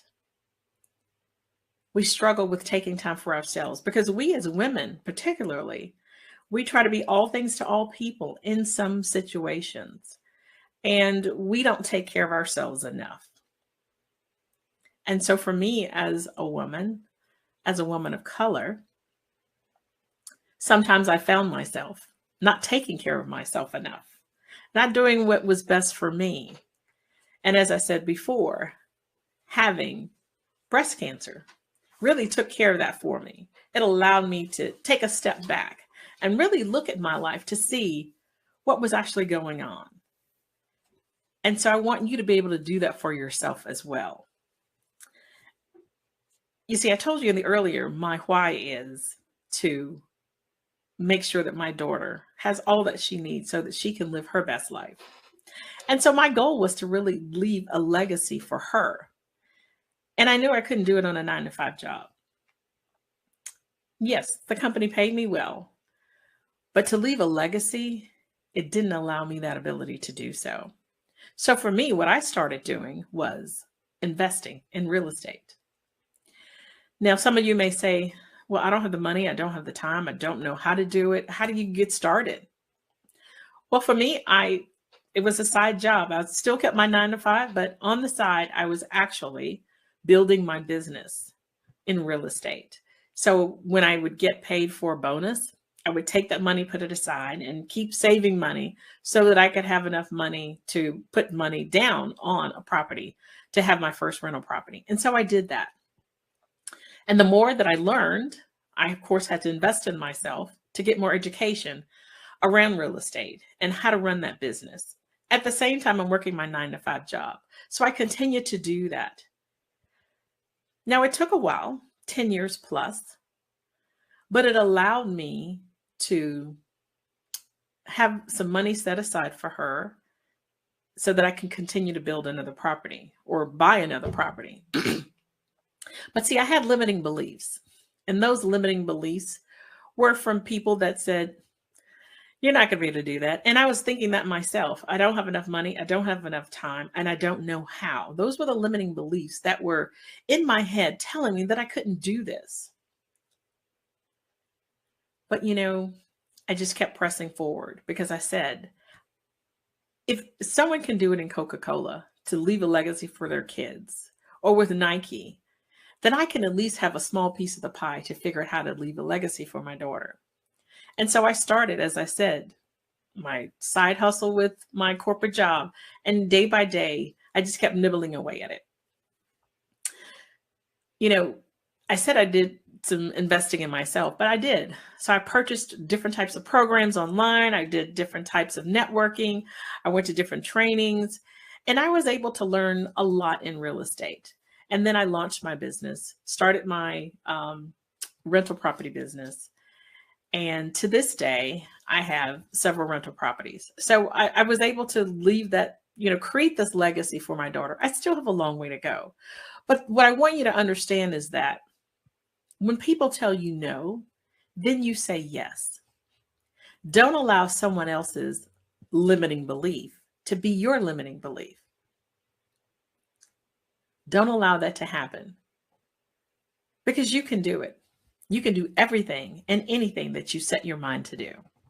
So that's step number 2, is to remove any limiting beliefs. So what I want you to do is to, if you have a piece of paper, to write out, other than yourself, who will benefit if your dream is realized? Who will benefit? So for me, it's my daughter who's going to benefit. But I want you to take a few moments and write down who will benefit if your dream is realized.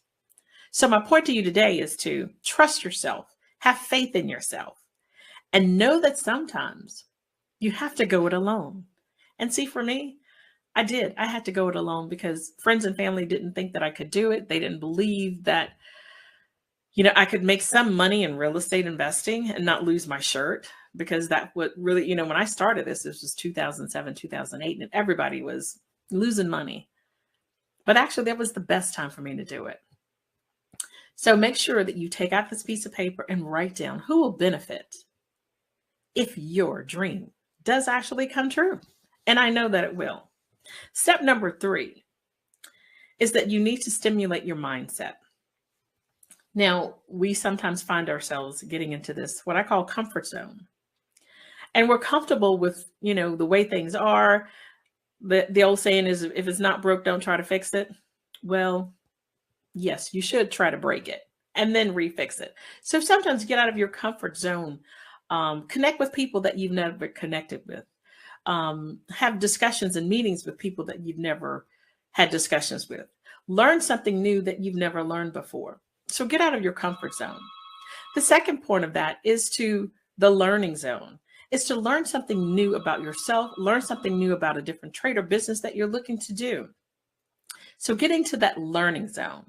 And then the third zone is the growth zone. So once you've connected with new people that think differently and are doing some different things, you've learned something new, you're ready to be in that growth zone so that you can propel to that next level of where is it that you really want to go so that you can live your best life. So one of the areas that I did when I was in my growth zone was I branched out into a new arena, and that was in coaching. So I've got my real estate business, but then I wanted to help more people. And so I invested into the John Maxwell organization and became a certified coach, trainer, speaker with his organization. So I expounded my network, and people will tell you your net worth is what your net work is. And so my network grew from connecting with real estate and now connecting with John Maxwell. So sometimes we have to do some things differently in order to expand our knowledge and expand our bank account. So a story I'll tell you is that, when I graduated from high school, my first thing was to be an accountant. And I thought that's all I really wanted to do. But as I matured in life, went to college, met new people, worked in corporate, I realized that, my skill set was really helping people. And so you may find yourself that, hey, you've got this degree, you're working at your 9-to-5 job and things are great, but you have this burning urge to do something different, or you're ready to transition from your 9-to-5 because you've worked your 30 plus years, you're ready to retire, do something different. Whatever that is for you, take a few moments and just write that down. Starting something new can be a little fearful. As I said, going into real estate was very fearful for me because I had to go it alone. So my point to you is that it is okay to be fearful. Having fear sometimes allows us to have the opportunity for growth. So once you start growing, then you start learning, and then you start connecting with others. So take out a piece of paper, each of you that are listening, and I want you to write down, what are you fearful of? Write down 3 fears that are preventing you from moving forward. See, earlier I told you there's 3 fears that we all have: the fear of failure, the fear of rejection, and the fear that you're not good enough. So now that you know that, what are 3 fears that are preventing you from living your best life? T.D. Jakes says, change your mind, change your life. And that's what I want you to do today. Step 4 is decide how you want your life to be. Invest in yourself. You may have to travel to do something differently, or may take a job that is in a different city or different location. Maybe you want to be a business owner, or maybe you're ready for that next level job at your company that you're working for. Whatever that is. But you need to decide how you want your life to be. So that's step number 4. Now, the 5th and final step is that, before I do that, what I want you to do is to take out a piece of paper and then write down these 4 things. You need to have clarity in your life. You need to have purpose in your life. You need to trust yourself. But most importantly, you need to believe in yourself so that you can make things happen. Because if you don't believe in yourself, then what are the chances of someone else believing in you? The fifth and final step is to be honest with what you're willing to give up. Yes, we all have to give up something in order to get to where we want to be. Unfortunately, we do. So number one is, are you willing to give up friends that are not willing to help you get to where you want to be? Are you willing to give up a new way of thinking, a new way of doing things? Are you ready to eliminate any bad habits that are getting in your way? And are you willing to put in the time and the work to get this done, to reach your goals so that you can illuminate your potential and live your best life? We all know Elon Musk.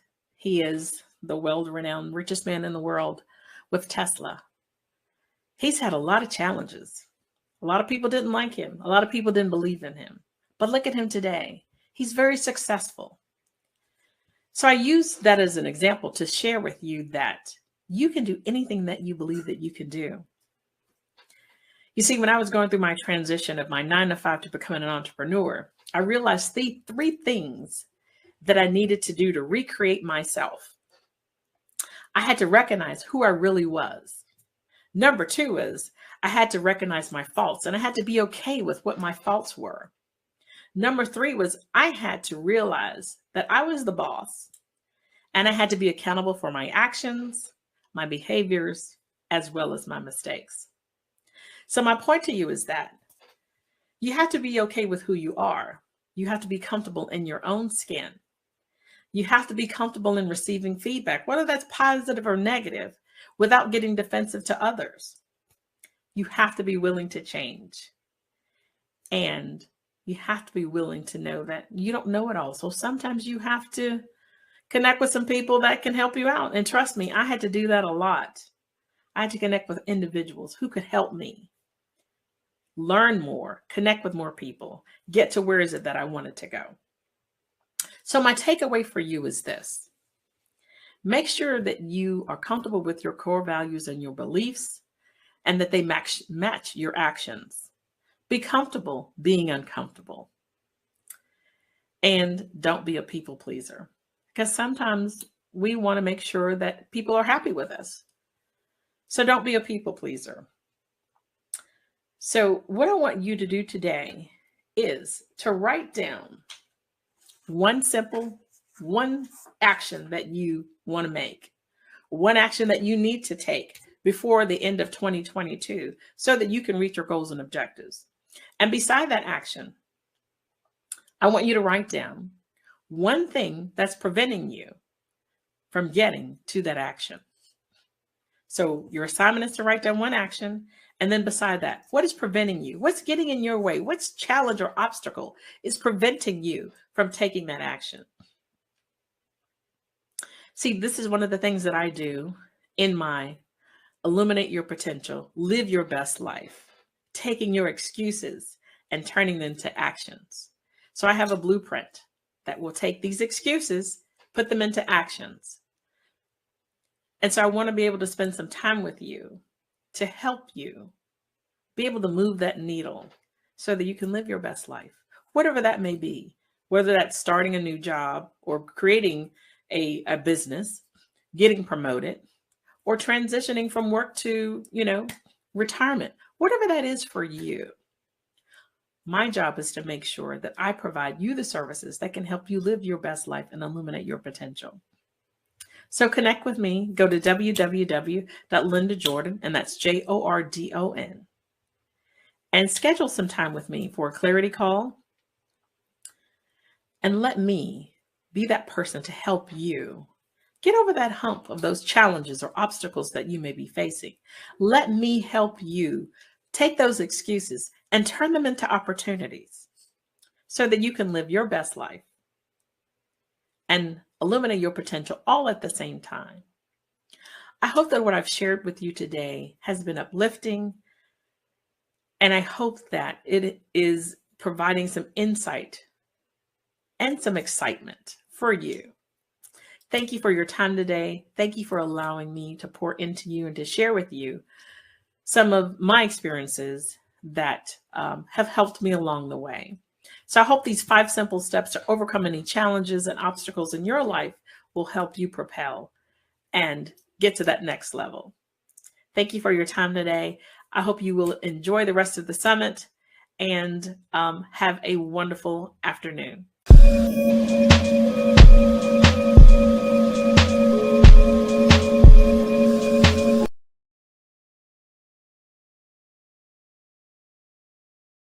Hello, everyone. I am Dr. Pam Love. I am the founder of the Finishers Network, and I am so delighted to be part of the Comeback Champion Summit. I want to thank Shay Brown for inviting me to be part of this, along with so many wonderful, dynamic, and powerful speakers. If you have not shared this summit, I hope you will do so, because what I'm about to share with you can literally transform your life and the life of people who will come after you. I'm going to be sharing how to endure and finish what you start. I've found that there are a lot of people who start a lot of things, but they don't finish. They get sidetracked. They get frustrated. They feel defeated. There are all kinds of things that come up. And so after working with senior executives and working with returning citizens, people all over the country in various walks of life, I've also studied this information, but I've also walked through it in my own life. I've had my own challenges, had my own situations and circumstances that could have stopped me, but I am a finisher. And so coming through those things, I want to give you some keys that can help you move forward. Many of you know part of my story of molestation and drinking and all kinds of things in my younger years, and then bankruptcy and 4, I believe it's been now 5 car accidents and an elevator accident. I've been through situations that could have killed me, caused me to be in a mental institution, or to cause me to be incarcerated. And yet I'm none of those things. And it was in the midst of some of the most difficult seasons in my life that I was able to persevere by the grace of God. I can't take all of the credit. It was by the grace of God that I was able to move forward. There were some things that helped me that I want to share with you, that keys to being able to endure in the midst of things that just cause you to sit down, that can knock the wind out of you. You know, most recently in 2021, I had an eye stroke, totally unexpected. No signs of anything. It was shortly after I had taken the vaccine, and I'm not anti-vax, but this was shortly after the vaccine, and all of a sudden, I can hardly see out of my left eye. I'm seeing all these floaters and things are happening. And so I go to the doctors and they tell me, no, ma'am, you don't have floaters. You've got blood in your eye. And as it turned out, again, I'd had this eye stroke. Most of my work was virtual. So what do you do when you no longer can work? So not only is this affecting me physically, but now it's going to affect me financially. And I sat down, just for transparency, I sat down, I cried. It was one of the hardest things that I was dealing with, because here I am thinking, I'm losing my vision, my sight. What is this all about? But when I came to myself, and it took some conversations with other people, it took prayer, it took some things that really uplifted me and reminded me, you know what, this is not just about your natural vision. This is about your spiritual vision as well. And so I had to get centered. I had to remind myself of what I had come through, and that to recognize that this was not the end. This was just a pause for a second. But something on the other side of this was going to be so much better. I want you to hear me, because some of you stop. You stop when there's adversity that comes. You act like this is the end. And I understand, because it can be hard. It can be hard when setbacks come in your life. That's what this summit is all about, being a comeback champion. But I want you to get in your spirit that you are a finisher. You are a comeback champion. My mantra is I am a finisher.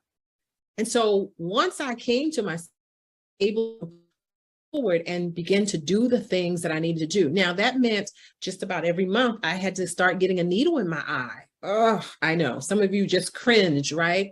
But that was part of my process. I couldn't let part of my process stop me from doing the things that I needed to do. I had to embrace the process. And so today I want to identify some barriers to finishing what you start. I want to identify 3 keys. Now I'm going to give you 3, but I'm going to focus on the third one more than the other 2. And then I want to talk about some next steps for being a finisher. You know, at times we're taught to hurry up and move forward, and we just run, you know, in the natural, we can keep moving. But where are you going? Where is this taking you? Is it leading anywhere? Is it leading you anywhere? You know, during this pandemic, we learned to mask. But even prior to the pandemic, many of you were masking. You're masking your pain, you're masking shame, you're masking embarrassment, you're masking the things that have been preventing you from doing what you're supposed to do. And I'm talking about things that are in your heart to do.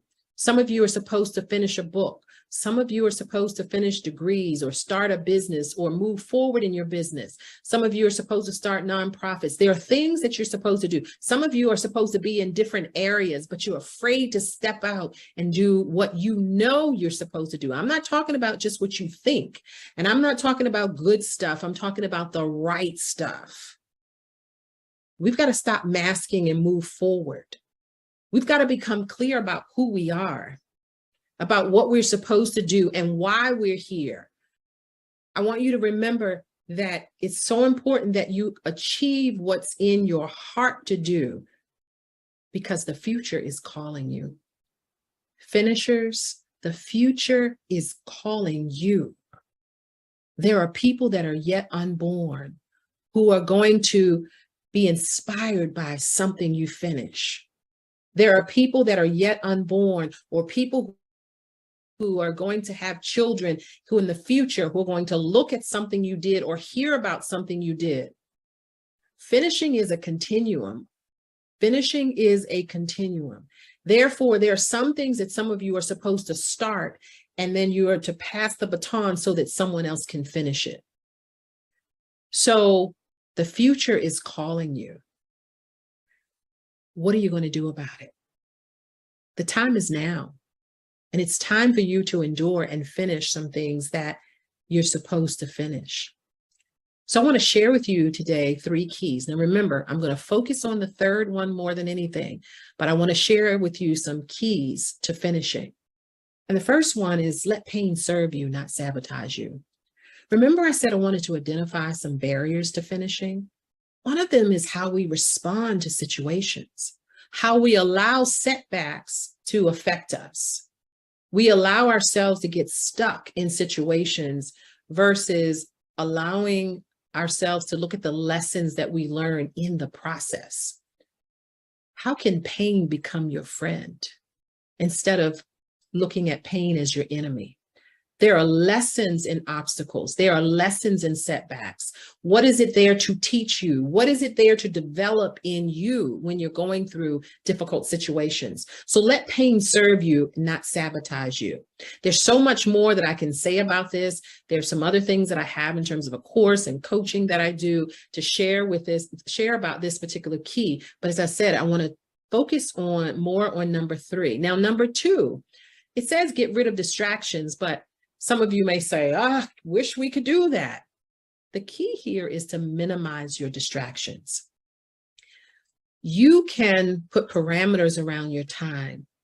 You can do time analysis. There are a number of things that you can do to minimize the distractions. Some of you will say, I'm a procrastinator. I just procrastinate. But can I tell you that procrastination is never simply about procrastinating? So one of the things that I teach and help people to do is to get to the root of, why are you procrastinating? Is it fear? Is it the idea of more responsibility, which sometimes is rooted in fear? What is it? What is the real reason for your procrastination? So minimizing your distractions is something that you can do to eliminate the barrier of distractions, which keep you stuck and give you excuses. We say finishers make progress, not excuses. Here's the third key that I really want to focus on, and that is grit. It is so important that you develop grit. See, this gentleman looks like he's in pain. He's struggling to keep himself up with one arm, but guess what? He's still staying up. And so I want to look at some key components of grit to help you to be able to endure and finish what you start. Let's start by defining grit. It's not the same as self-control, but what it is passion and perseverance and stamina to move forward to the desired future so that your desired future can be a reality. To what extent can you manage those situations that come up when adversity comes up? Do you have the ability to sustain that interest in and focus on those things that you know you're supposed to do? Or are you going to give up? Develop grit. One of the things that you want to take note of is that there's a difference between perseverance and stamina, but you need to develop both. Remember, I showed the picture of someone running. In order for someone to run a distance, or even in some cases, run a short distance, it doesn't have to be a long distance, but you've got to have a certain level of energy and strength to be able to do that. Or with the gentleman that was holding himself up with one arm, you've got to have the ability to move, to hang in there, to have that energy and strength to do that. And that takes practice. Perseverance is about continuing even in the face of difficulty, where there is opposition. You've got to have that persistence. There is a certain mindset that's necessary in order for you to persevere. So part of develop grit is about developing the mindset to be able to look in the face of adversity and say, I am a finisher. I can do this. I'm going to move forward and do the things that I'm supposed to do. And sometimes that takes having other people to support you in that process. But part of this is about your mindset. You've got to determine or develop the mindset to be able to move forward. Now, there are 5 characteristics of grit. As you see here: courage, conscientiousness, perseverance, resilience, and excellence. And I want to share a few things with you about resilience. Resilience, as many of you know, is about bouncing back. How well do you bounce back in the face of adversity? How well do you respond when there is trauma, tragedy, threats, situations that are designed to knock you down, knock the wind out of you? How well do you do with that? Resilience is being able to bounce back. And there are 7 key areas of resilience. And I want to focus on 2 of those, and that's emotion regulation and causal analysis. I'm going to start with the causal analysis, which is really your ability to determine the source of your problems. What's really causing some of the challenges that you've experienced? You know, it's interesting that sometimes we have relationship challenges, we have different experiences, but sometimes we are attracting those things. And yet we blame other people. Now, I'm not suggesting that it's never about other people. It's never external circumstances that are beyond your. But to what extent have you put yourself in a position for those things to happen? Your relationship choices, if you hadn't chosen that relationship, if you hadn't said yes when you should have said no to a relationship, right? You might not have had those experiences. So sometimes we blame external circumstances without really looking at the source of our situation and dealing with the source of our circumstances, okay? So causal analysis is really about determining what the source of your problem is. Emotion regulation is another key of resilience. One of the things in traveling the country and working with senior executives and returning citizens. I mean, people from all walks of life, each have challenges with emotion regulation. So to what extent do you have the ability to exert control over your emotional state? Notice that it is one of the most important resilience factors. Emotion regulation is one of the most important resilience factors. And so your ability to manage those emotions is something that's really, really important if you're going to be able to adapt, bounce back, be able to come back from what you're dealing with, okay?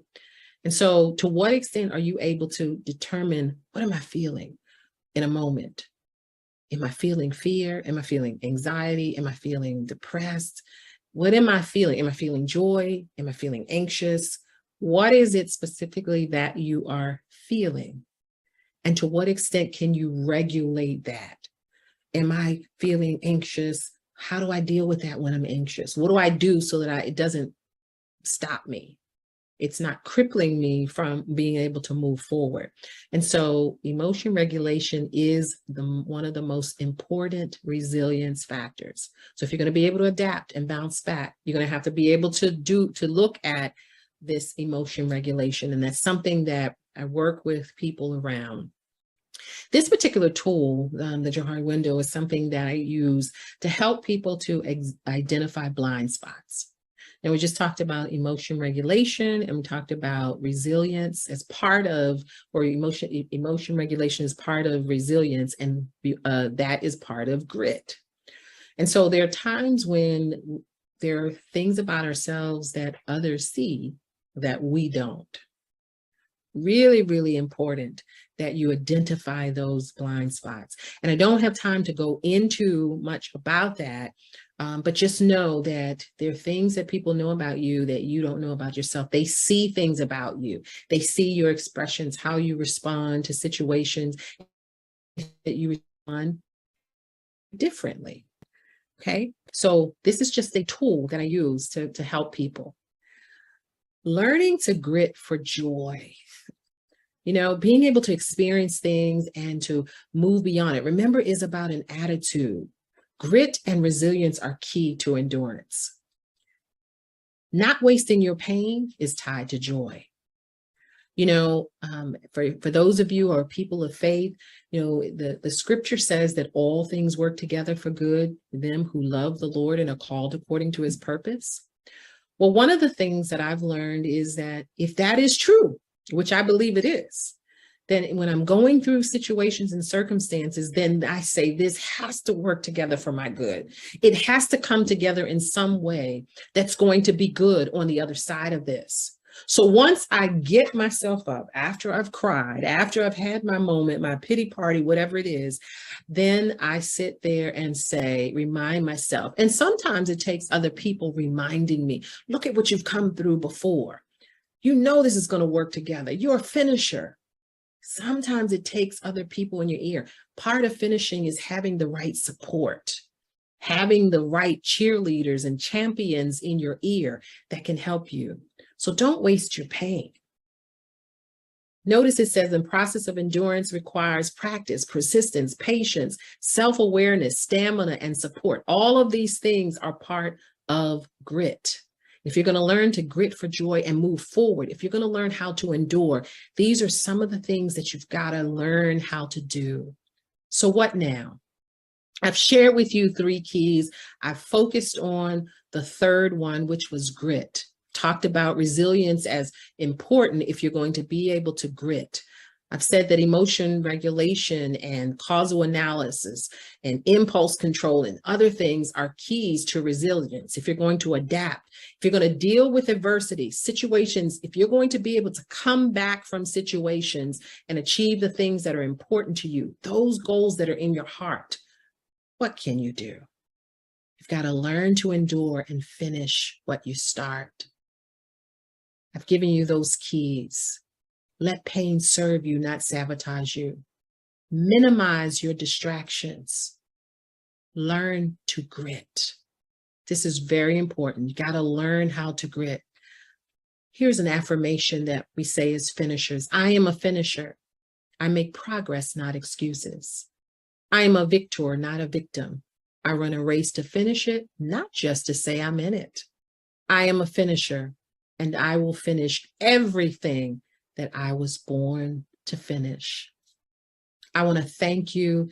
If you're interested in a free 30-minute coaching consult, text the word finish to 410-615-6477, and you'll get this free 30-minute coaching consult where we can talk with you about how you can move forward and learn how you too can be a finisher.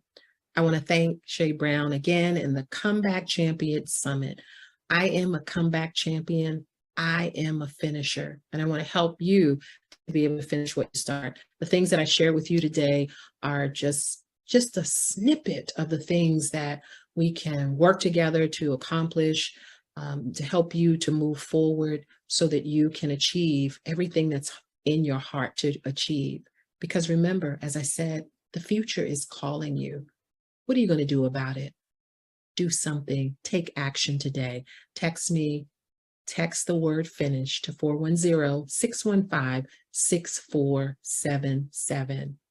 It's been a pleasure. I look forward to hearing from you.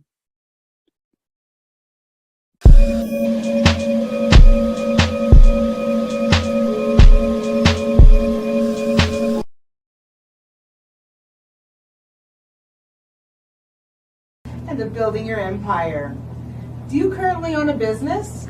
Maybe you're ready to start a business or own a business and you are to the point where you are ready to expand.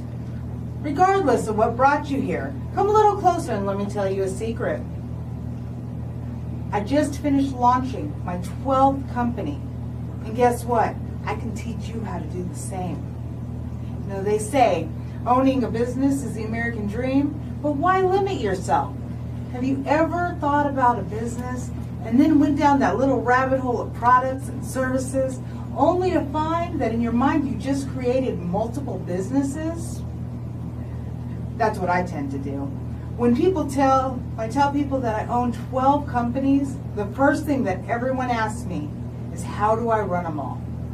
For me, the how is easy, the why is easy. It's not the how and the why that's a question, it's the why not. Why not own 12? Why not build my own empire? Why not build a dynasty? Why not wake up every morning doing exactly what I love to do? See, you must understand, I strive to be that square peg that will never fit in a round hole. This means I always want to think outside the box. I always want to strive for more education, more knowledge, just more. It means I want to live a life of service. I want to help as many people as possible along the way. And most of all, I never want to settle for less than my dreams and goals. One of my favorite quotes is, if you can dream it, then you can achieve it. You will get all you want in life if you help enough people get what they want, by Zig Ziglar. When we look at the different empires, and you look at what it takes to create them, the imagination, the creation, the formation, and the running are not difficult. Especially when you make companies that make sense and work together.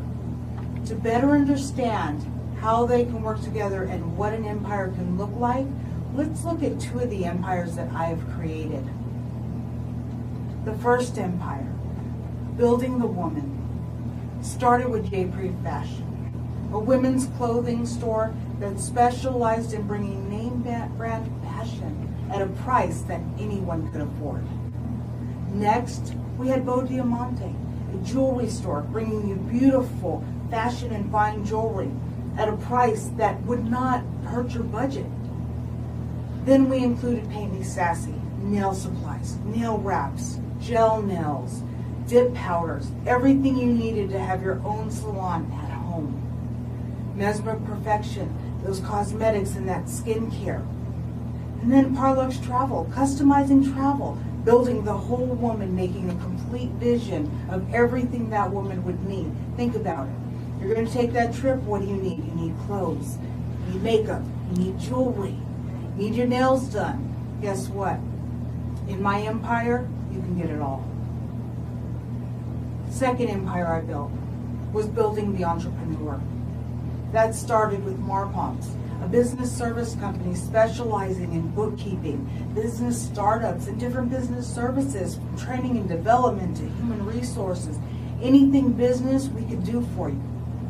Next, we added One Wing Still, creating beautiful business cards that were metal, giving you that prestige that you wanted.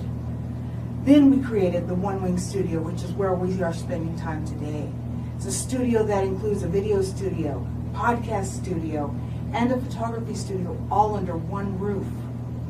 Then we went to One Wing Speaking, where we house our public speakers, our motivational speakers, those that will come out to you and they'll motivate your entire team and get you hyped about not only your empire, but every business that's within your empire. Next, we had the One Wing presentations, where you can hear the podcasts and the videocasts daily, re-energizing you from day to day. So where did that bring us? That brought us with two different empires.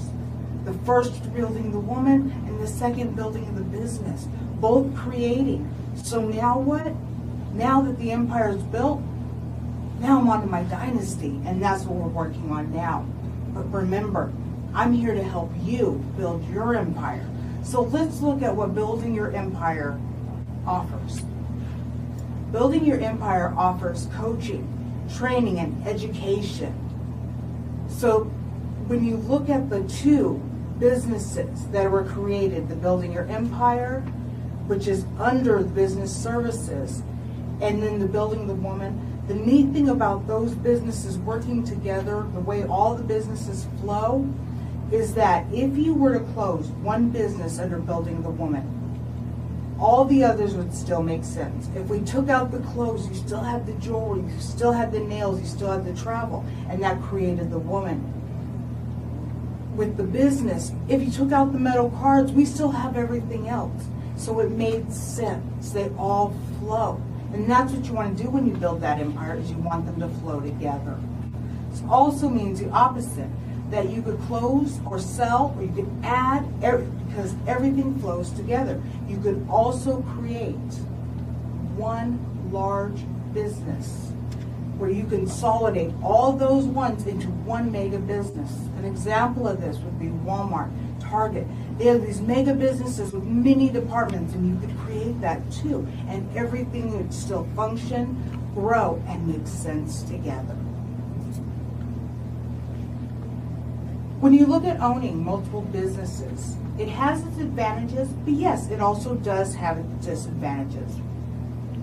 Some of the advantages include the feeling of owning multiple businesses, multiple income streams, and the ability to design your own future. The two biggest disadvantages are the amount of capital it can take to open multiple businesses and the amount of time that is needed to run an empire.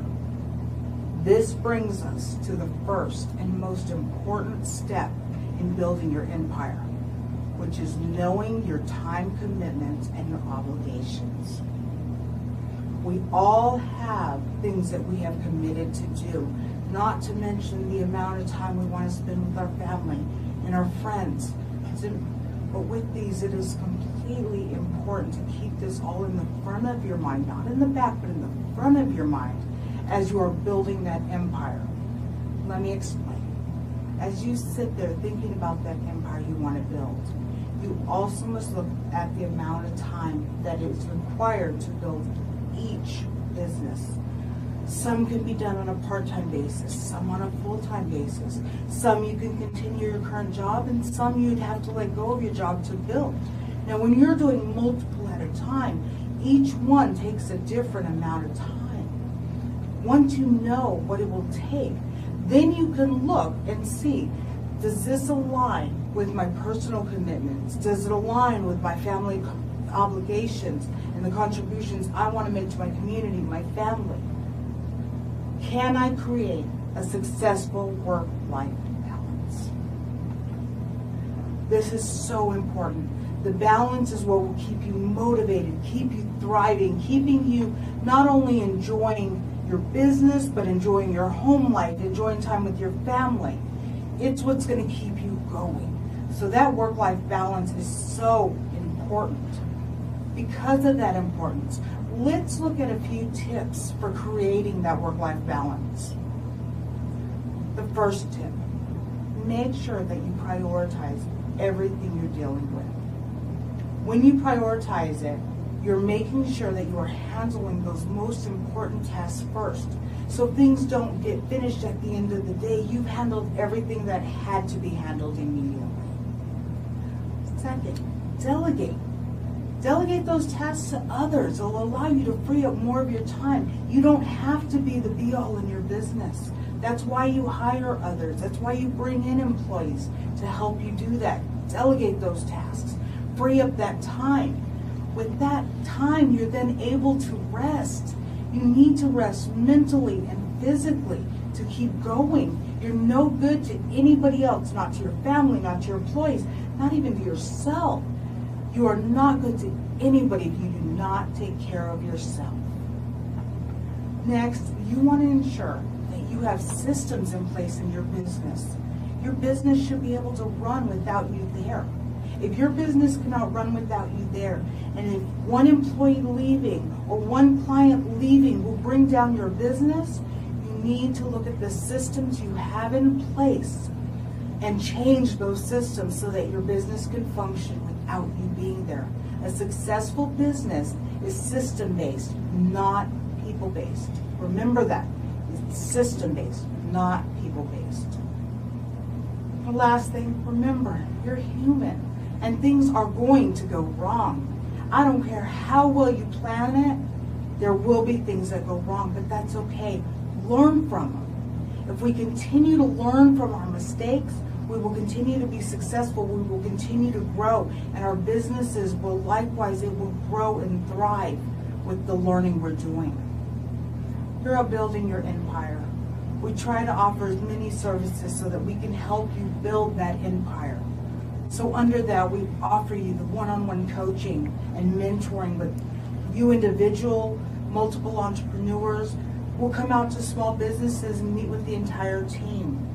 We have detailed educational programs that will walk you through running multiple businesses, all the way from conception to where you have your empire. We'll do speaking engagements where we'll come out and talk to your business, to students, to different groups. We do group trainings and group mentoring. We do all this because why? We want you to build your empire. We don't want just our empire. We want everybody to have that successful empire. So here's where it starts, let me tell you. For everyone that attends the Comeback Champions Summit, I will offer a free 30-minute one-on-one. And that's not all. I'll offer you an additional 10% off any additional services or bookings that you do. That way you can take part in all of these services and grow that empire. Because remember, that's what we want. We want to see your empire thrive. You can reach me at jmarcus@marpalms.com or www.marpalms.com or phone number 469-750-6027. Again, that's jmarcus@marpalms.com, www.marpalms.com, 469-750-6027. And the first thing I want to tell you is I'm going to leave you with one last quote. Life is a song, sing it. Life is a game, play it. Life is a challenge, meet it. Life is a dream, realize it. Life is a sacrifice, offer it. Life is love, enjoy it. Sai Baba. I want to thank you for attending this, and together, let's build your empire because it matters.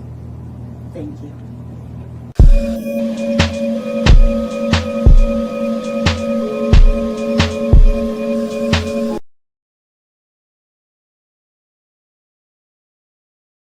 Hi, my name is Brenda Sawyer, the encouraging confidence author of Encouraging Words for the Mind, Spirit, and Soul, along with other best-selling anthologies and collaborations.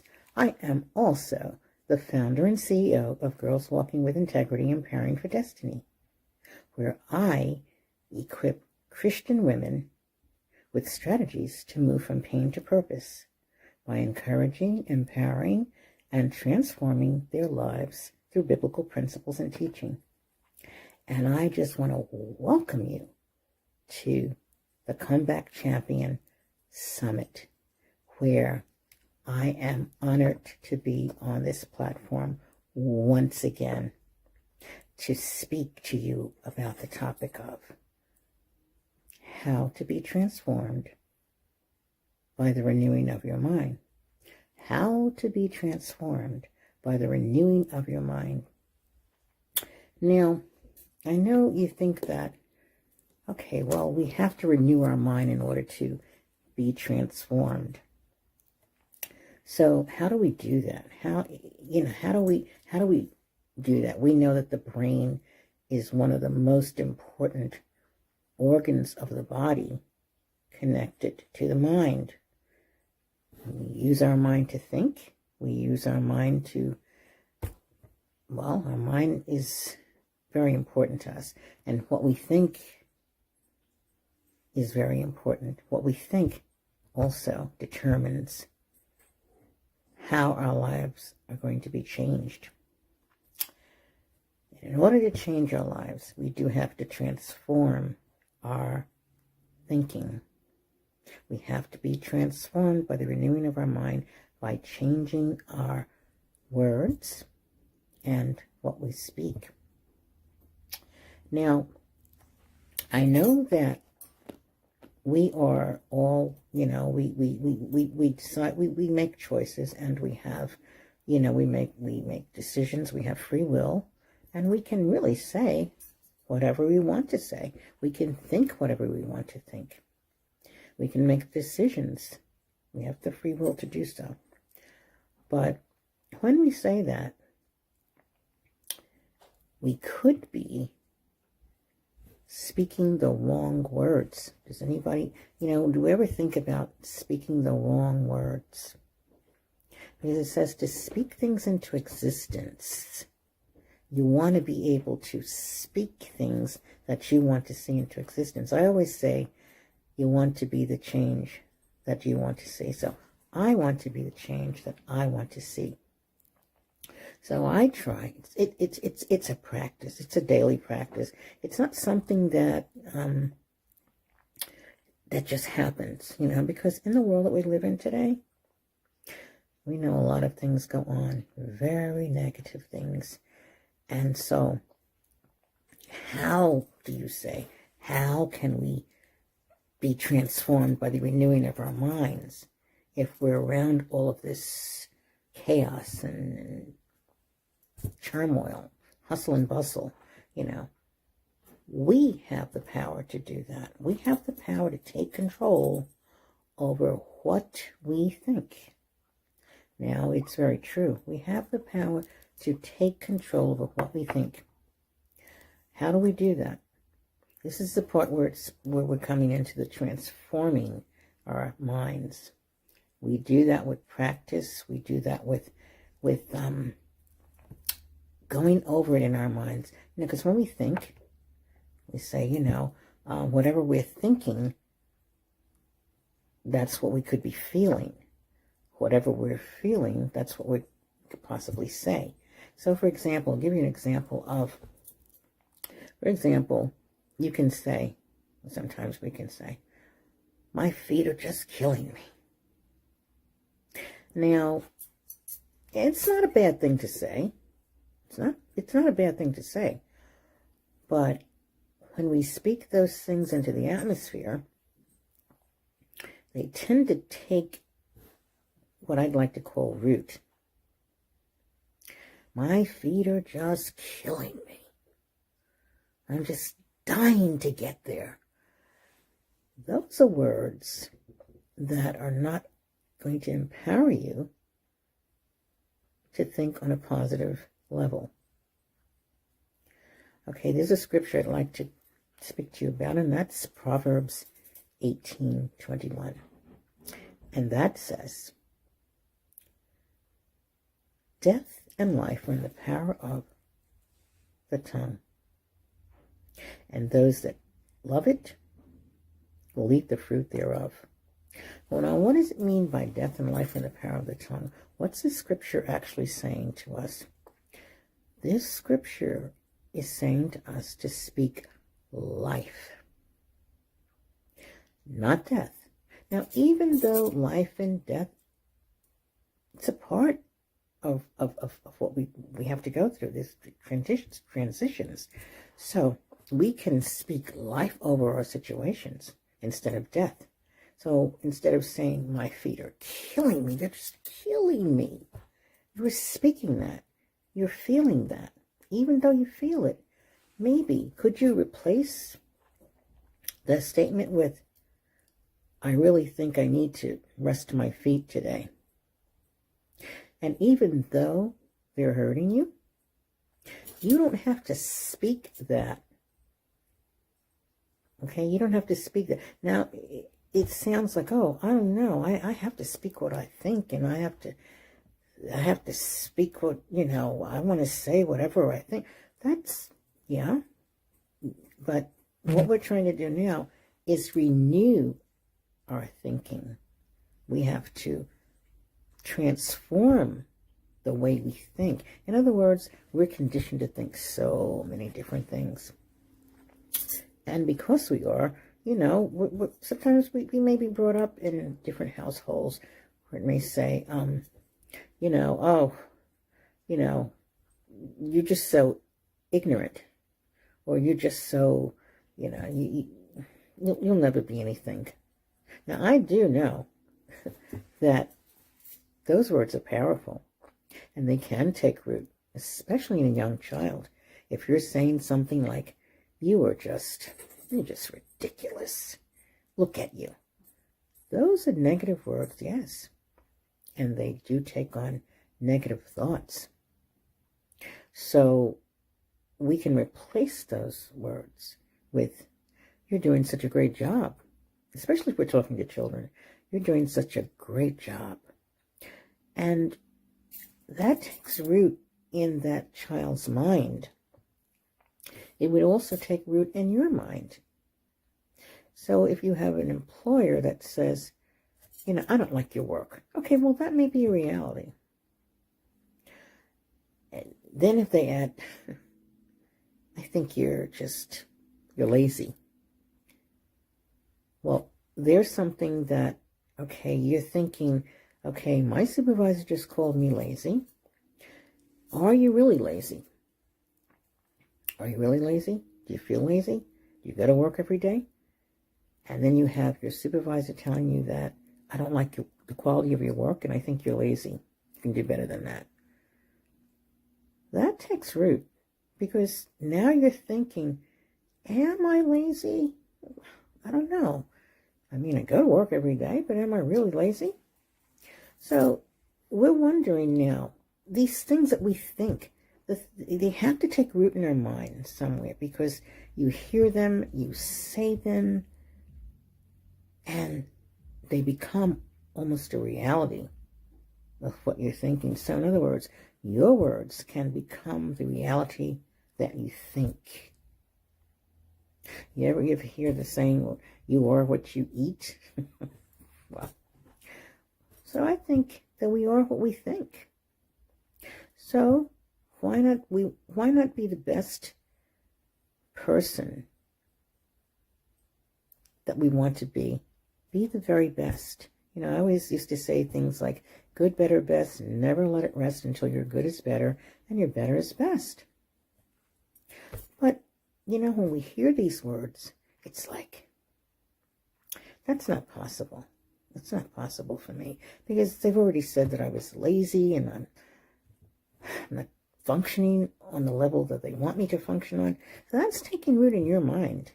So what you have to go home and do is say, hey, I know I'm not like that. I am not like that. I will, and you don't have to receive the words that people actually say about you. You don't have to receive that. Or you don't have to believe it as well, because you are what you think. So if you think that you can do anything, well, I know as a Christian, I know that I can do all things through Christ who strengthens me. And you know something? I have to tell myself that every single day. I may say, and it's okay to say you're tired. That's fine. I'm not saying that you can't say that or you shouldn't say that. But,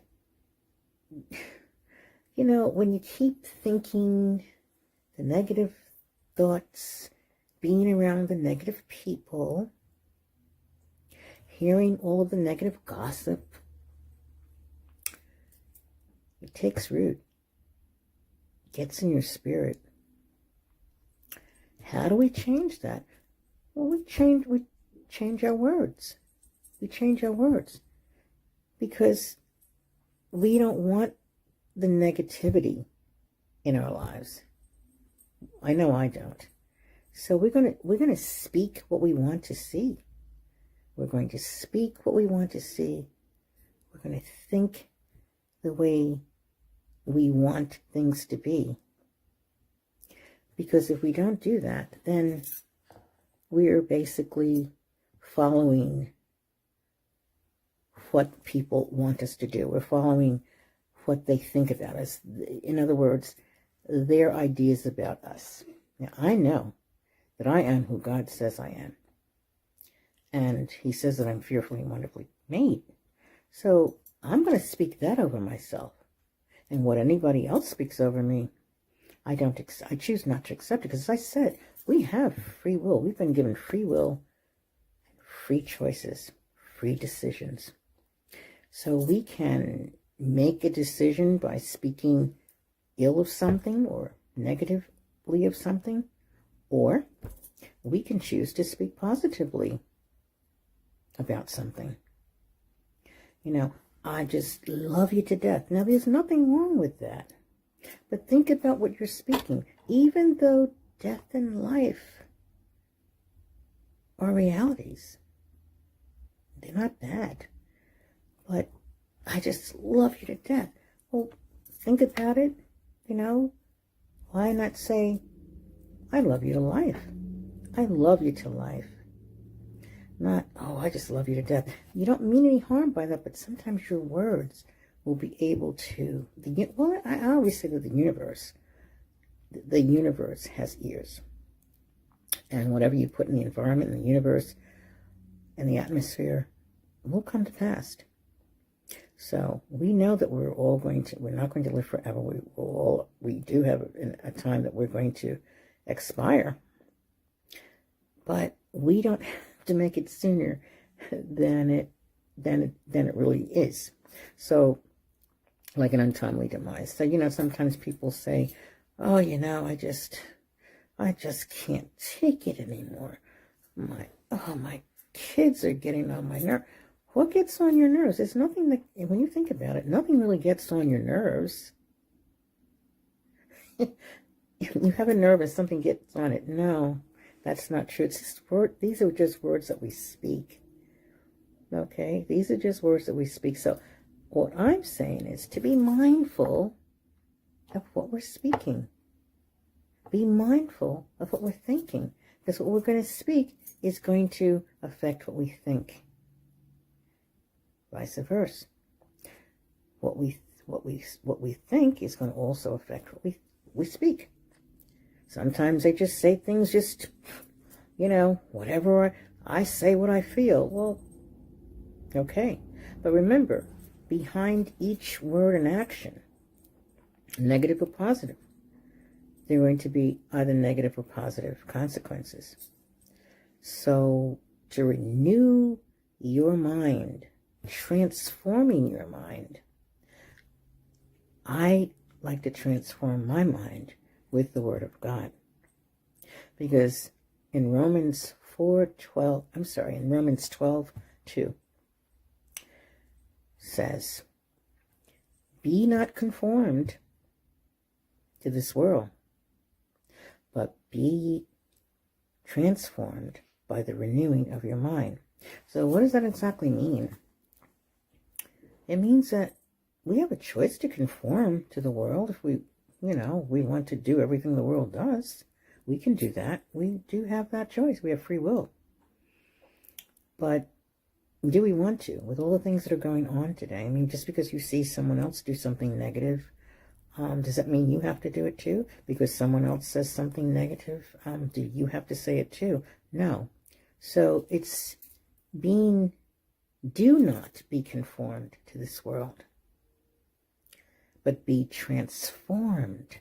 Make a change in what you're saying and what you're thinking, because that makes a very big difference in how you live your life, how other people see you, and how you see yourself. So we have to be very mindful of that.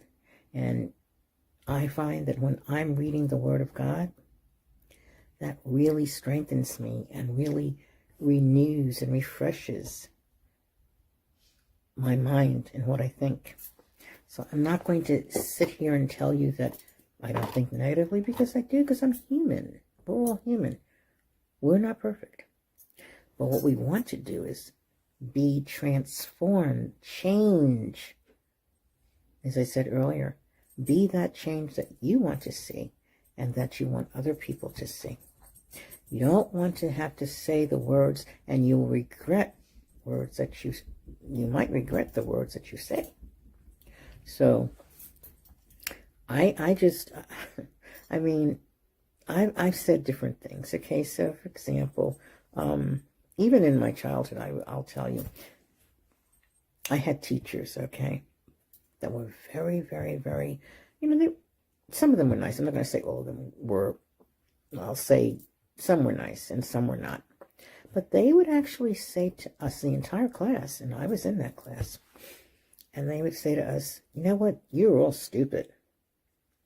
You're all ignorant, and you will never amount to anything. Now, can you imagine a teacher saying that to you? To a child? And see, back in my day, we had to respect the teachers. So, of course, you go home and you tell your parents. But that wasn't a good thing. So it depends on what you believe about yourself. Do you believe that you're stupid? Do you believe that you're ignorant? Do you believe that you're not going to amount to anything? No. One thing, I didn't believe that. I didn't allow myself to believe it.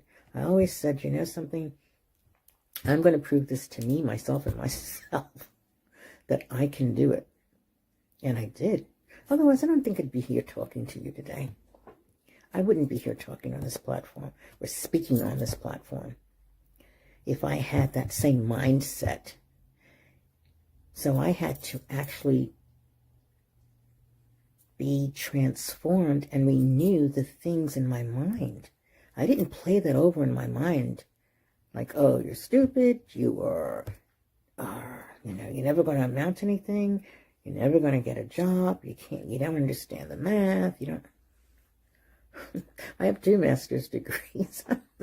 I could have worked on a PhD, and I'm not boasting in myself, I boast in the Lord, because He has given me that that power and authority to do the things that I'm doing. But I just didn't let that, even bother me too much, because I'd go home and I might feel like, I probably felt a little like, okay, who says that, I mean, who does it? And my parents, tell me, that's not who you are, So whenever people talk about you or say something about you negatively, you don't have to accept that, and you really don't have to respond, to that. Not really, if you don't choose to. But think about, before you respond, think about what you want to say instead of blurting something out that you might be sorry that you said. But I could have been anything. Growing up in New York City, in the projects, I could have been anything, and I could have let that take root. I could have let that take root in my life. Those things that people said, I could have thought and said, I guess that's who I am then. Not so. You have to have that kind of mindset that's going to push you forward. You have to be around the type of people that are going to move you and push you forward. You don't want to hear negativity, even though you will hear it. I'm not saying close your ears off, and you can't help but hear it, because look at the world that we live in. So you can't help but hear it. But are you going to speak that along with what the world tells you and says? Are you going to agree with everything that happens? No. You're not going to agree. You're not going to agree with everything that goes on. So Romans 12:2 says, be not conformed to this world, but be ye transformed by the renewing of your mind. It's not always easy, no, because when you think about it, you can easily just accept what people say and say, hey, that's great. But I learned something because I heard someone say that you should never allow people to, let's see, how did they say it? Never let people keep you past where they met you. So in other words, we've all changed. We all, change. We all transform. Every day we're transforming. Every day we're changing. But never let people maybe put you in a box, past where they met you. So in other words, some people may say, and this is another negativity. I remember you when you didn't have even a red cent. Okay. I'm just giving you an example. So now, okay, they meet you maybe 25 years later, they'll still bring that up. I remember when you just didn't have any money. Look at you now. But they still think that. They see you in that same light that they saw you 25 years ago. So never allow people to speak into your life what they think about you. It's what you think about you. And it's what God thinks about you. I know God loves me. And as I said, every single day, when I feel maybe, a little tired, drained, it's okay to say that. It's okay to speak it. But I say, God, I can do all things through Christ who strengthens me. And do you know, just by saying that and speaking that into the atmosphere, it's so true. It's so true, because I can do nothing without him. I can't, because he's the one who created me. So those people who have things that they're saying about you or thinking about you, they didn't create you. Nor did we create ourselves. So how can someone who didn't create you say the negative things about you that infiltrates into your mind, into your thinking? So we have to be the ones to change that. We have to change that, what we're thinking. It's not easy, because if you hear this and you've been used to hearing all these things all your life, are you serious? That's not easy to change. Not easy to change. You have to make up in your mind, I'm going to do this. Oh, I'm going to do it. See, because anything those teachers said to me, I said, I don't have to prove it to them. I'm going to prove it to me, myself, and I. That's the kind of child I was. I will prove it to me, myself, and I. And I did what I did. I didn't allow those things to really take root in my spirit or take root in my mind. And that's what we have to do. That's what we have to do, especially living in the world that we live in today. Wow. Need I say? Lots of things happen, but that doesn't mean that we have to do everything that the world is doing. We don't have to say everything that the world is saying. Even our parents said the same thing. If Johnny decides to jump off a bridge, would you do it? No. If you're smart enough, you wouldn't do it. So we're not trying to emulate anyone else. And you'd be very surprised that a lot of people want to emulate you. They want to emulate you. But transforming, we are the transformers. We are the comeback champions. How about that one? We are the transformers. We're the comeback champions. We don't take no for an answer. We don't take negativity to heart and say, well, it must be true. Not at all. The Bible says that we're more than conquerors. So here on the Comeback Champion platform in this summit,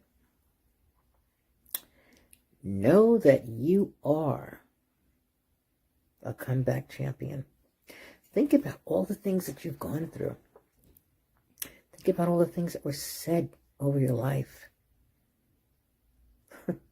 Look at, I write in journals, and I have maybe 15 journals. And I look back over the years and I go, wow. All I'm going to say is wow.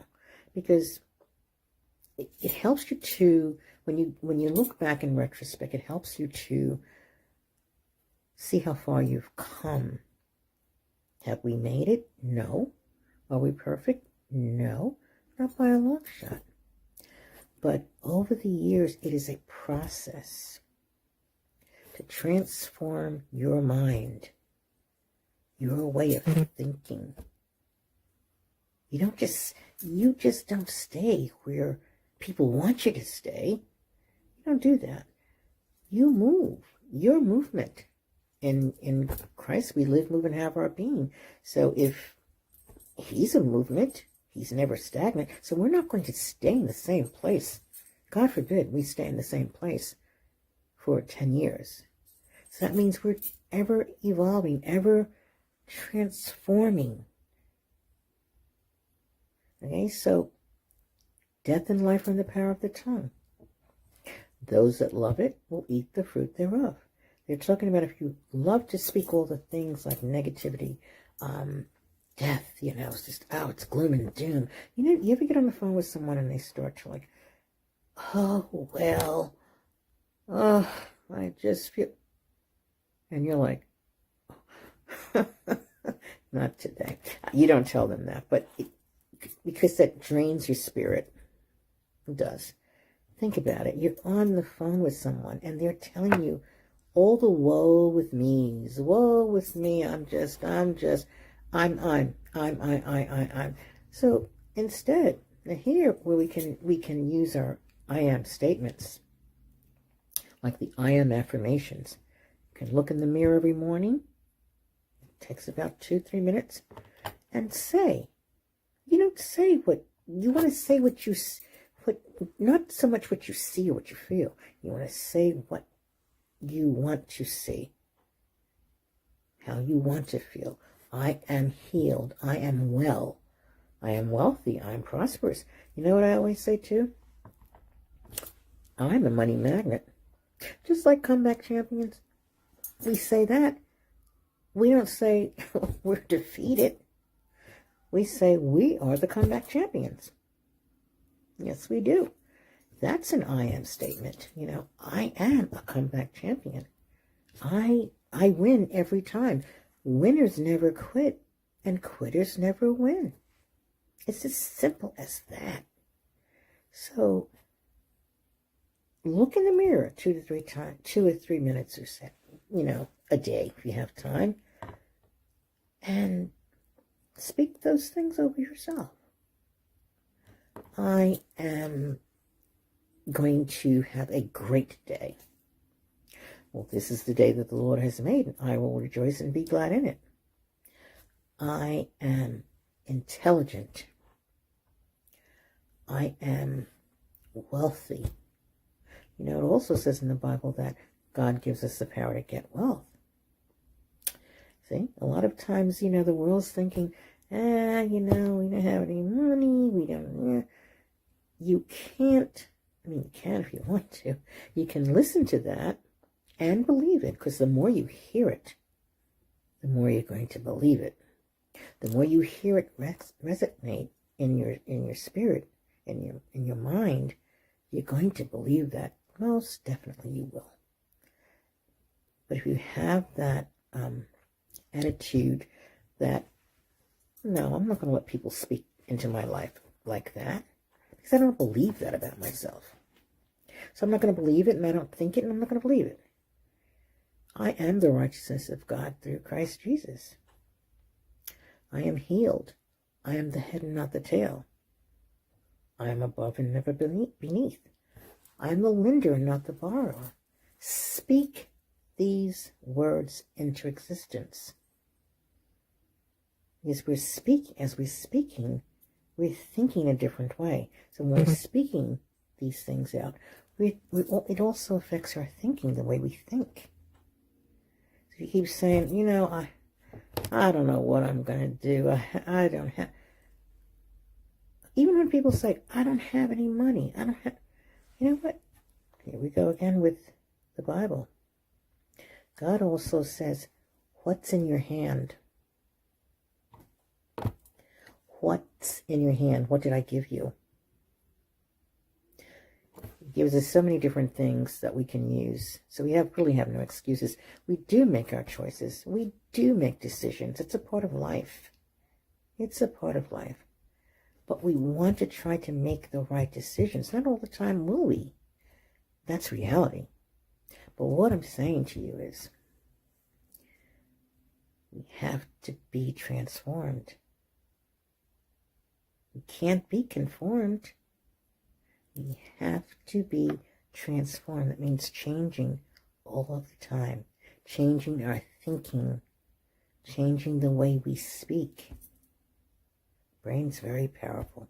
The mind is very... You know what he used to say? Mind's a very terrible thing to waste. You know they said that. And it is. It's a very terrible thing to waste your mind. It's not good. So you don't want to waste your time thinking negative thoughts that come into your spirit. You don't want to, and you really don't want to waste your time. Not that you don't like everybody, you know, it's okay, but I don't waste my time with time wasters. I mean, I don't. You know, I want to, you know, spend my time more or less with people who are going to encourage me, like I'm an encourager. That's my platform, you know, encouraging words for the mind, spirit, and soul. That's my book, along with other best-selling anthologies and collaborations. I love to encourage.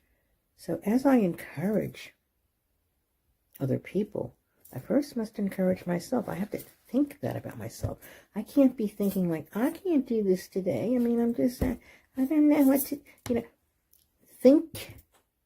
Say what you think the way you want to think. That little 2 to 3 minute exercise in the mirror in the morning will help you. It's a process. It doesn't happen overnight. It's not like a magical thing. It's a process, and you have to trust the process in order to get it done. So we are comeback champions, and I'm on this platform once again as a comeback champion, and I'm just grateful. I'm grateful to be here. I'm grateful for platforms like this. I'm grateful for this summit. I'm grateful to speak into your lives, because what I'm speaking right now is really speaking right back to me. And I will not speak gloom. You will never hear me speak gloom and doom to you. Never. You can ask any of the people who speak to me. They'll always say, she always has something positive to say. Because I'm thinking in that manner. It is a process. It's not going to happen overnight. Trust God and trust the process. You're more than a conqueror. You're fearfully and wonderfully made. You're even a money magnet. I believe you are. Money, I always say, money locates me and finds me. I don't run after money. Money runs after me, locates me, and finds me. See, these are the things that we have to change. It's almost like reprogramming yourself or your mind. You ever hear people say, oh, you got to reprogram your mind? But that's similar to, transforming and renewing your mind. Renew your mind with the words that you want to say. And when you say these words, it's coming from your mind. You're thinking these words.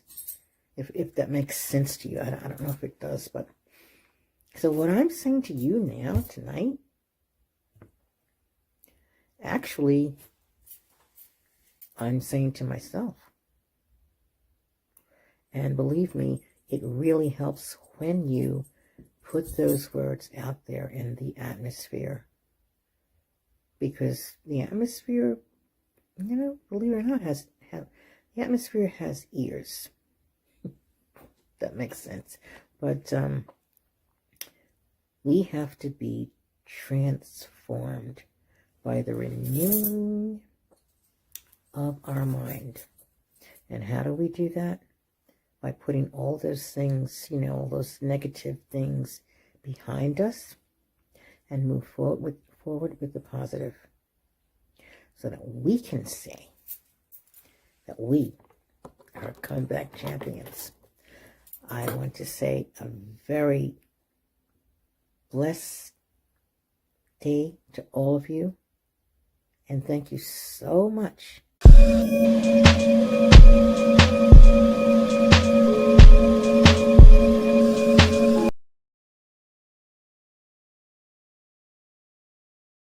My name is Tanya Powell, and today I want to invite you into a conversation that has the power to not only change your life, but collectively that of the world.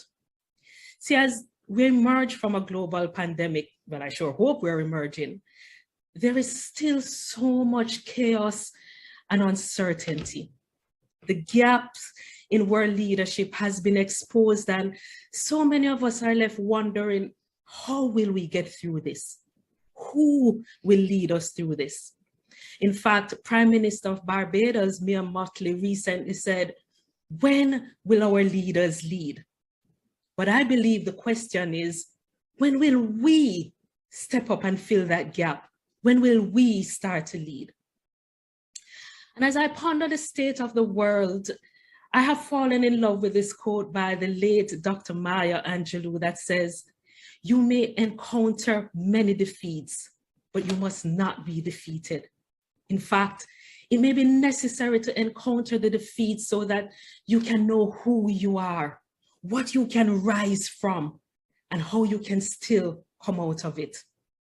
These words, ladies and gentlemen, have become such a source of inspiration and a call to action for me. So even as we face several global crises, I know that chances are that you have a personal disruption going on in your life. So many of us are battling fears, anxiety, worries.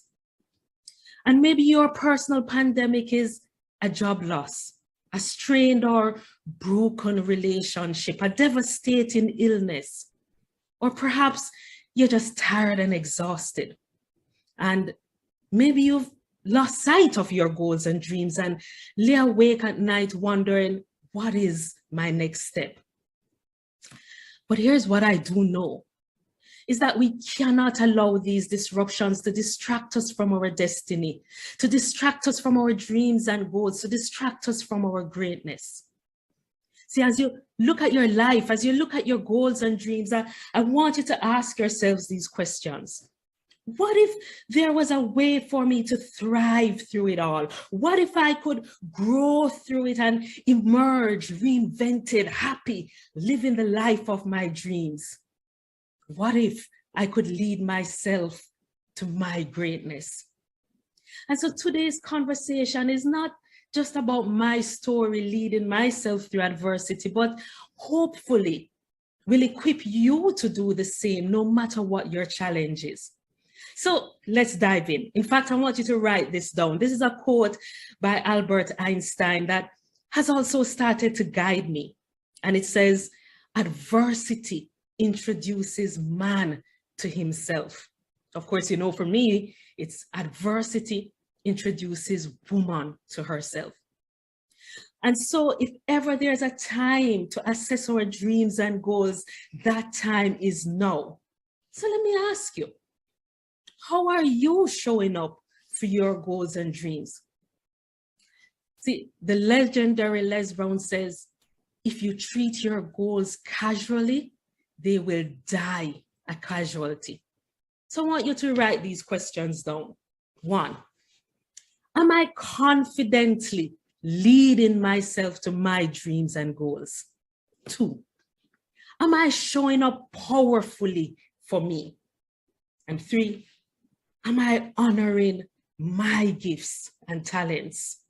And 4, am I leading myself to my greatness? See, in 2019, these were the questions I had to ask myself as I came face to face with me through my adversity. And I'm going to share with you just 4 quick points on how I led myself through.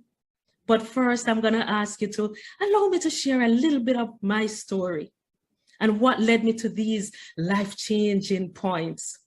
And one other thing I learned, as Louis Pasteur says, my strength lies solely in my tenacity. You see, it had been 2 years of trauma in our family. In 2018, our mom was diagnosed with a life-threatening illness, in fact, colon cancer. And I'm sure you've also had disruptions in your life out of nowhere. But in order to give mom the best shot at her life, living her best life, we found a specialist overseas. And so in December of 2018, I quit my job, went overseas, spent 7 months being her caregiver. We returned home in July of 2018, and mom is doing well, and she continues to do well. And I'm all ready to resume my life. And here's the thing, ladies and gentlemen. We've all had experiences in life where we have back-to-back blows. Because as I was getting settled, I'd just celebrated my birthday. As I sat across from my doctor, I remember it was a beautiful Wednesday afternoon. He gently took my hand. He leaned forward and whispered, "I'm so sorry, Tanya, but you have breast cancer." And in that moment, I felt like I had hit the floor of life again. And that night, as I lay in bed, engulfed in tears, I realized that perhaps I was prepared for my journey by mom's journey. And so I remember I sat up in the bed and I looked up to God and I asked, okay, how can I grow through this instead of just simply go through this? And I decided then and there that I was going to lead myself through this mess and create an even greater life. In fact, I remember it was March 25, 2020, as I lay in the hospital bed post-surgery, as I stared up at the ceiling fan going around and around. I remember the poem by Dr. Miles Monroe, and this is not verbatim. And it said, the wealthiest place on earth are not the gold mines of South America or the oil fields of Iran or Iraq. They are not the diamond mines of South Africa or the banks of the world, but that the wealthiest place on the planet is just down the road. It is the cemetery. Because there lie buried companies that were never started, inventions that were never made, best-selling books that were never written, masterpieces never painted. And in the cemetery is buried the greatest treasure of untapped potential. And I decided then and there that in spite of a cancer diagnosis, I was going to rob the grave of my gifts. I was going to show up fully and lead myself to the breakthroughs that I wanted. And so I coined this phrase, and I want you to write it down. She who leads herself leads her world. So let's talk about self-leadership. I love this definition by Coach Melanie and Leah that says, self-leadership is the ability to walk with duality. It is the ability to hold the floor while raising the ceiling. And what that meant for me was that whilst I am in the middle of this mess, I could still hold the vision of my goals and dreams. I could still focus on the breakthrough and not on the breakdown. You see, it's Tony Robbins who says, where your focus goes, your energy flows. And here's the thing I also discovered. I discovered that where my mind went, my body followed. And so I was determined to turn this test into a testimony.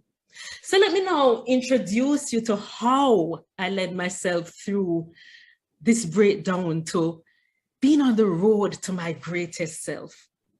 And I'm confident that this process works because as I stand here in front of you, in 2021, I became a multi-best-selling author, an international speaker and coach. I was intentional in creating the life I wanted, even as I was in the middle of chemotherapy, surgery, radiation, even in the moments when I was flat on the ground. So follow these steps and unleash that even greater side of you that you haven't even met yet. But I want to caution you. These are simple steps, but that they are not easy. Because easy demands commitment, easy demands discipline, and easy demands focus. Easy demands joy. Easy demands passion. But commit to them and they'll be easy. So remember the acronym LEAD, L-E-A-D. So step one is L, learn. We gotta learn, unlearn, relearn. There's so much information at our fingertips. And so we have to be discerning of the information that supports our dreams and goals. We gotta tap into what drives us and what empowers our dreams and goals and leave the rest. We gotta unlearn the beliefs and the systems that are limiting us and keeping us stuck. We have to create that shift in our thinking, that shift in our being. In fact, sometimes it's not about trying harder and doing more of the same.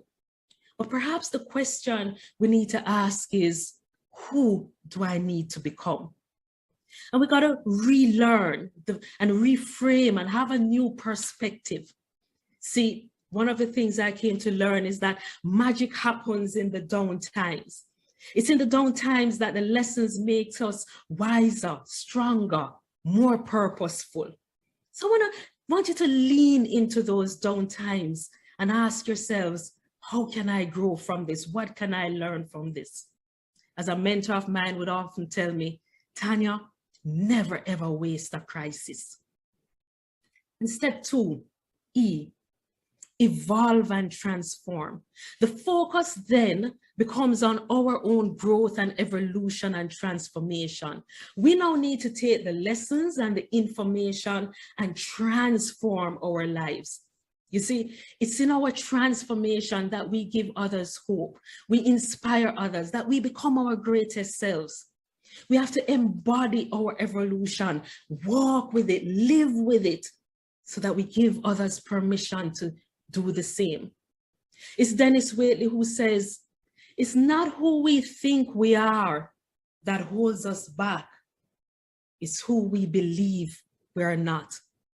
And so we must believe with unwavering certainty that we were made for a time like this. We were made for now.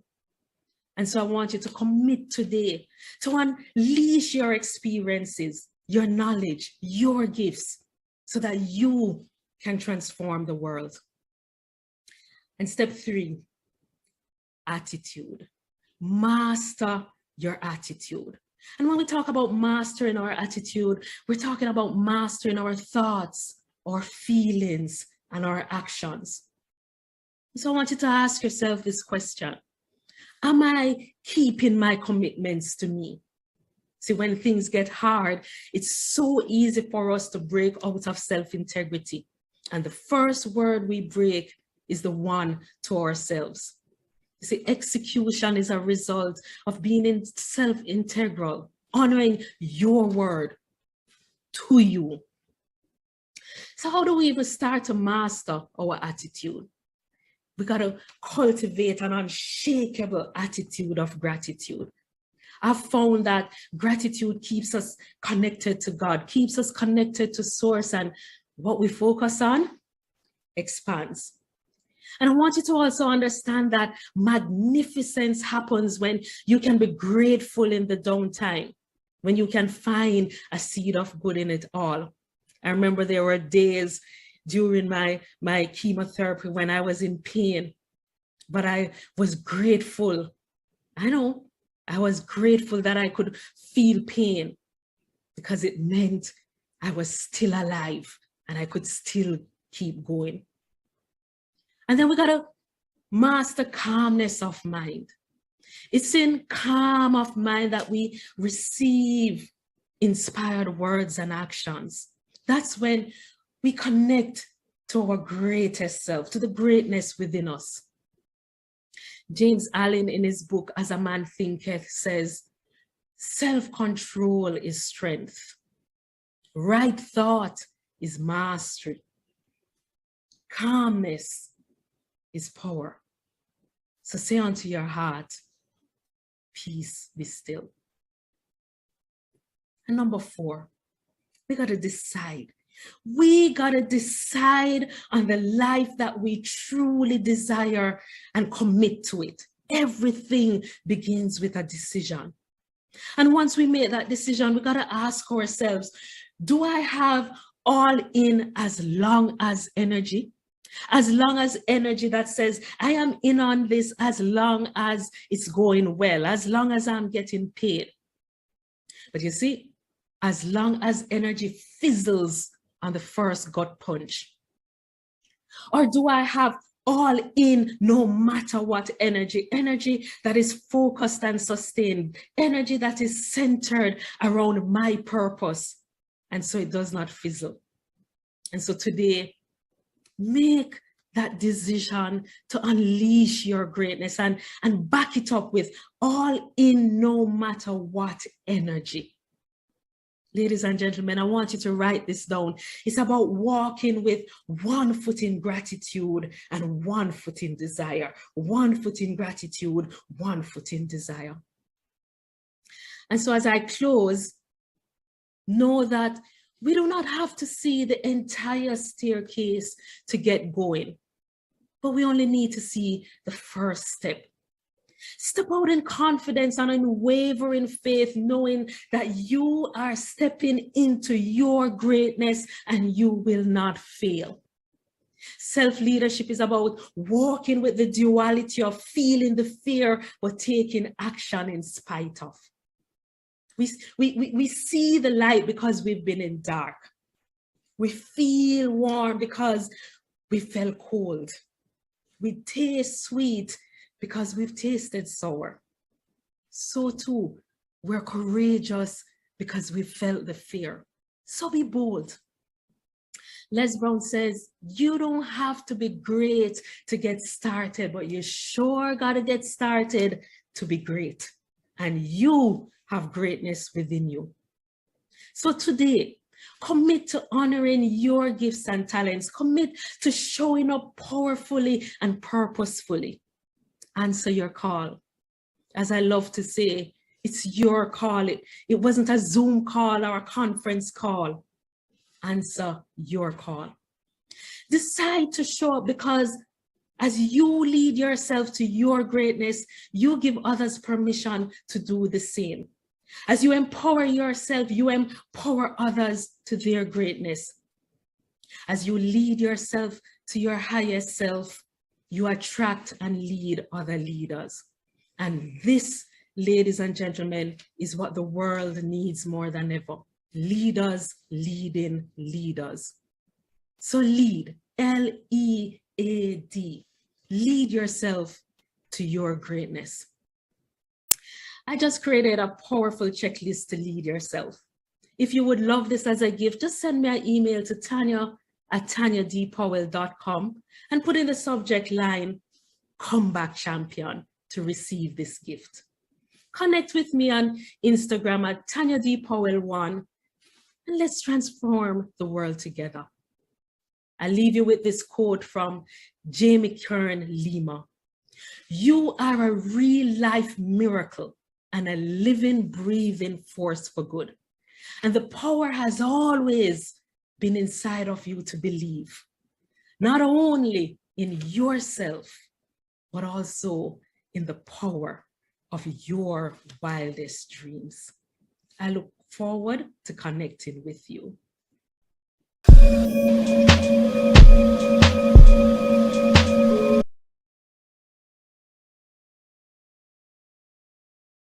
Oh, comeback champions. Oh, it's so exciting to see you here today.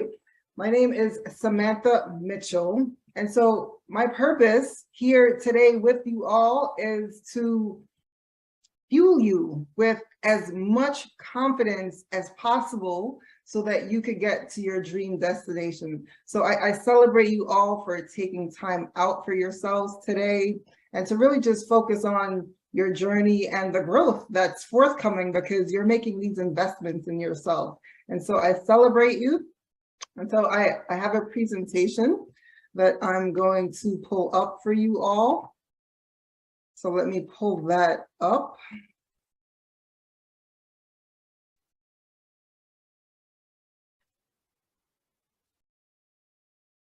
All right. So this is really all about taking flight. And I'm here to be your co-pilot in command, as you all are going to be pilots today. Who's ready to take this flight? All right. So our focus for today, we'll talk a little bit about my background and my journey. We'll talk about why confidence matters. We'll get to take that flight, right? Look, we all love a good flight because on the other side of the flight is something or somewhere amazing, right? We'll get to talk about self-work because those of you who know me, you know that I'm an advocate of being in the work, and listening alone is not enough. And so we have to do the work. And then just some ways for us to stay connected.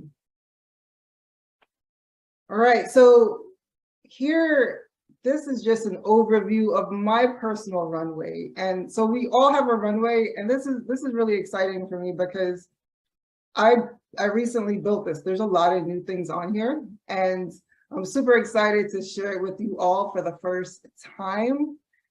And one of the things I just want to start with is that with our journey to our dream destination, fueled by confidence, one of the things that we always encounter is turbulence. Every flight has turbulence. The question is, what do we do when turbulence shows up? Are we going to ride it out? Are we going to pivot our attitudes, AKA our altitude a little bit? Like those are our two choices, right? Because we're comeback champions. We're not going to give up. And so we really just have to be equipped because for everything that we're going to do, 9 times out of 10, we're going to experience some turbulence. And so just a little bit about me and my background. So I'm a mom of 2. I have a 21-year-old soon to be and a 12-year-old. I've been married for 13 years.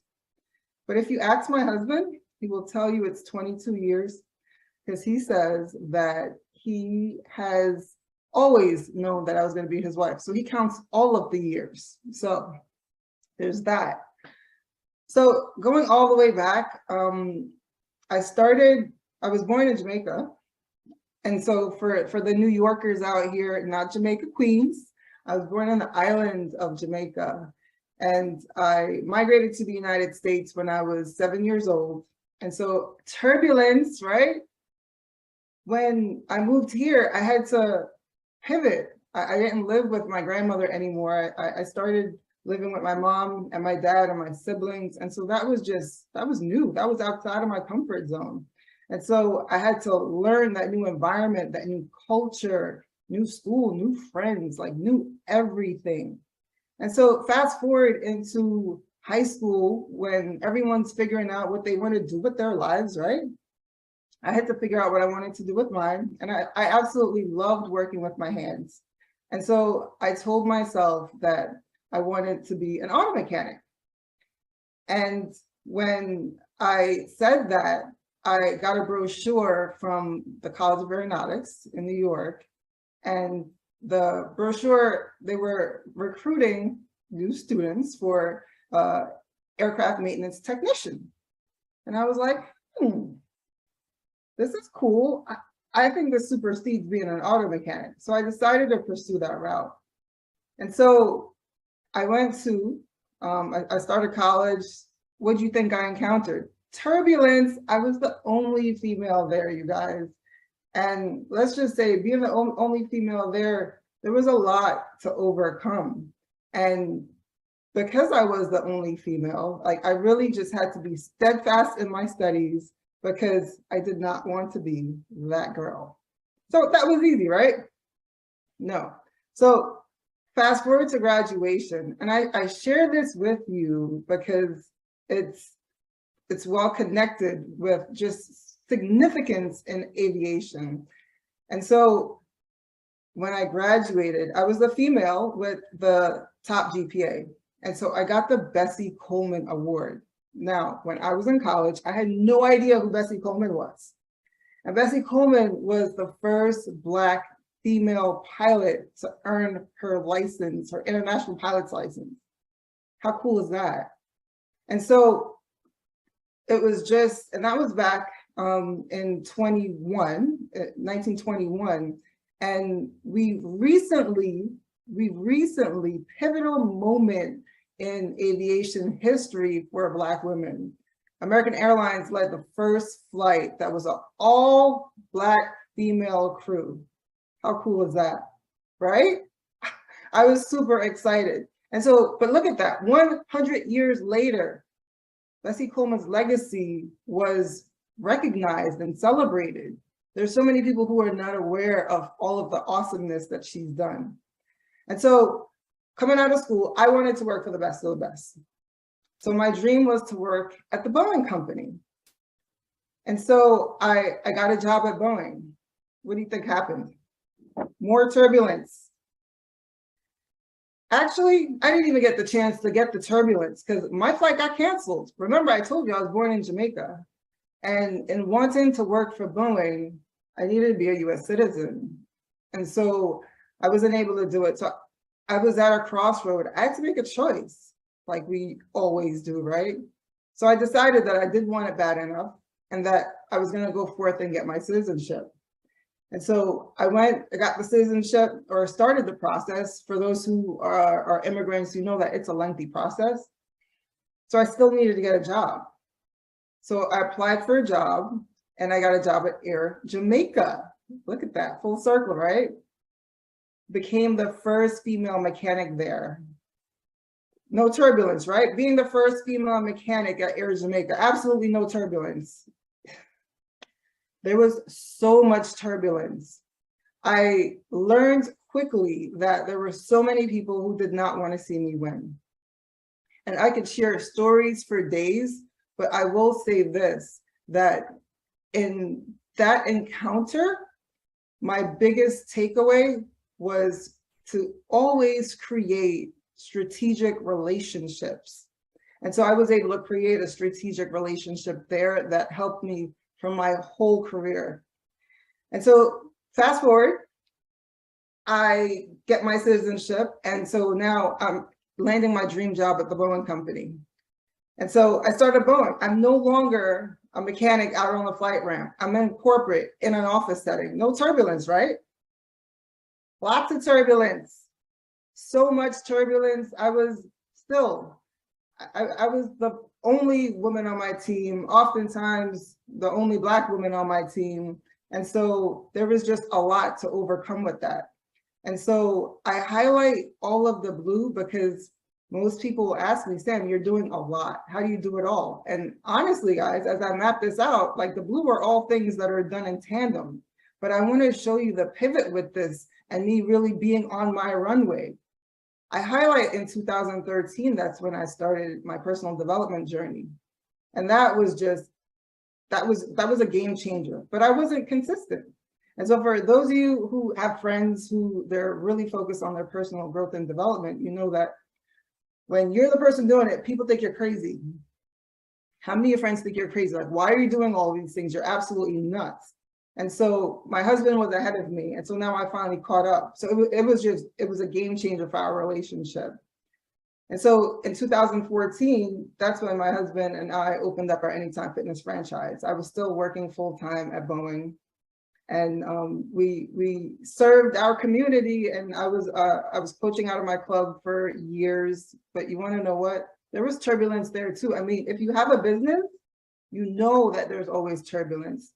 And I was working full time. We had our kids, and I was coaching out of the club. I was just showing up all of the time. And so I really had to figure out how to remove myself, but I felt like it couldn't continue without me. How many of you guys feel like you have to be a part of something?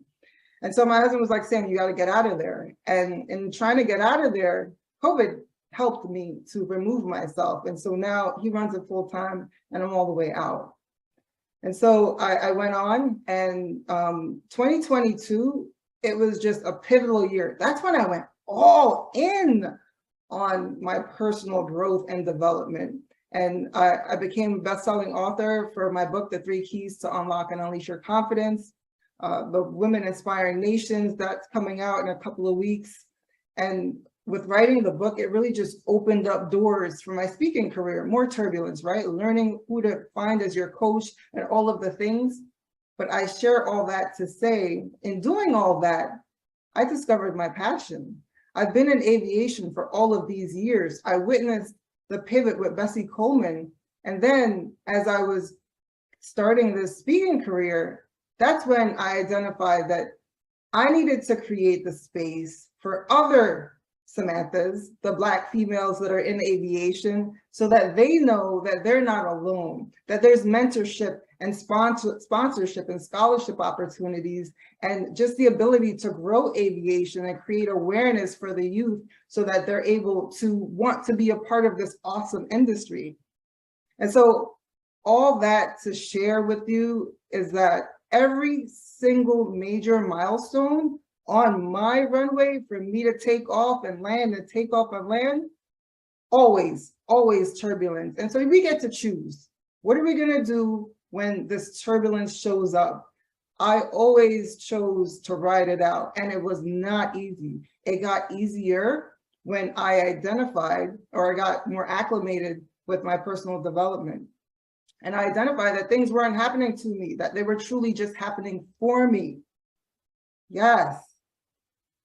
And so why does confidence matter? You guys, how many times have you been in the airport, you looked out the little window and you see the aircraft being fueled up? How many times, right?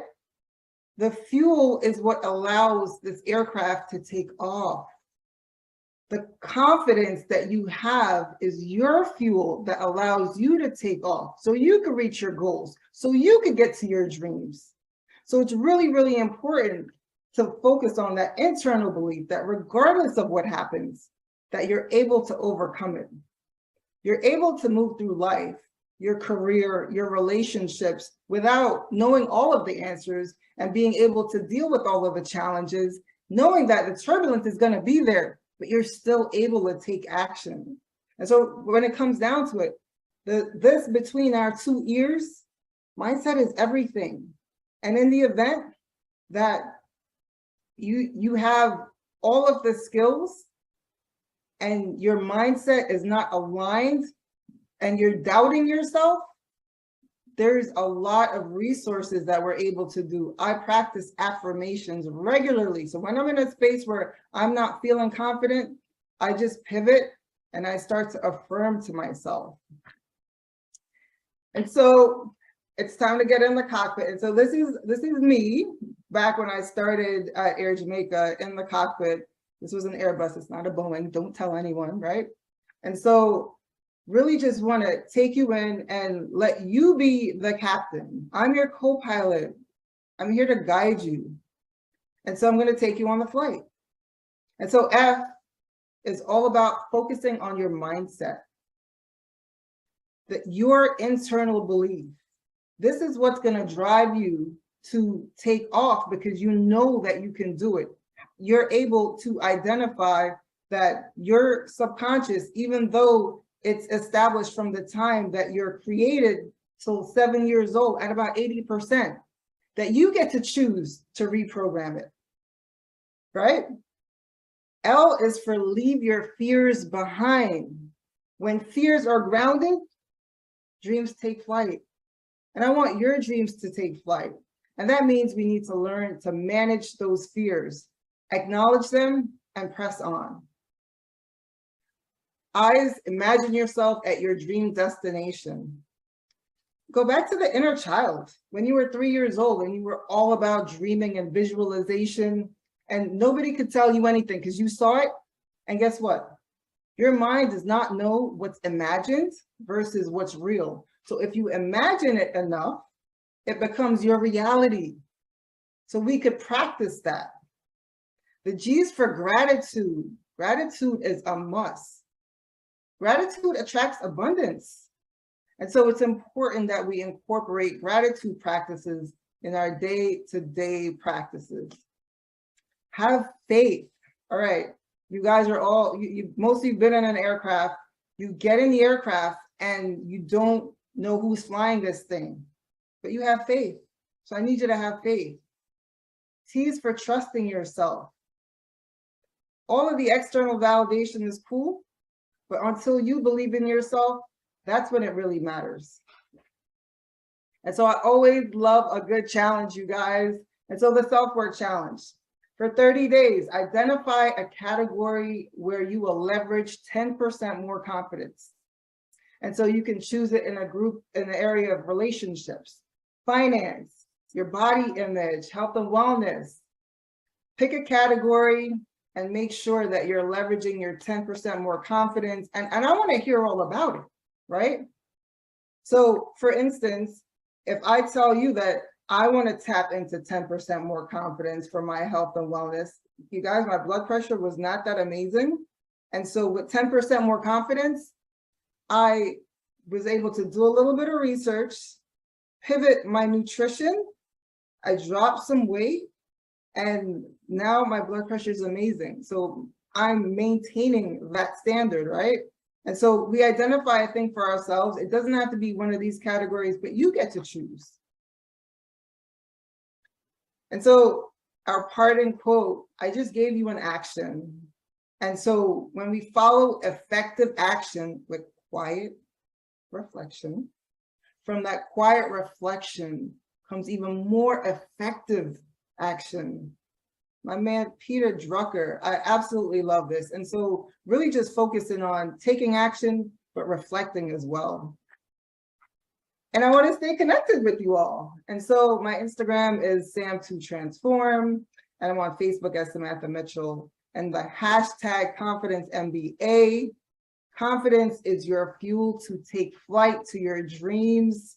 I'm super excited for you. Thank you for your time today. I look forward to your growth and your flight and hearing all about it. Take care.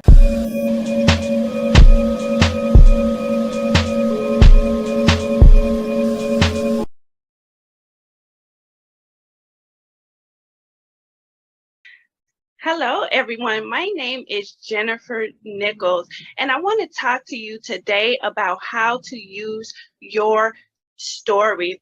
I want you to go back into your childhood, and I want you to think about the good, the bad, and the ugly. There were times in your life where you felt terrible, And there were times in your life where you felt bad, and there were times in your life where you felt good.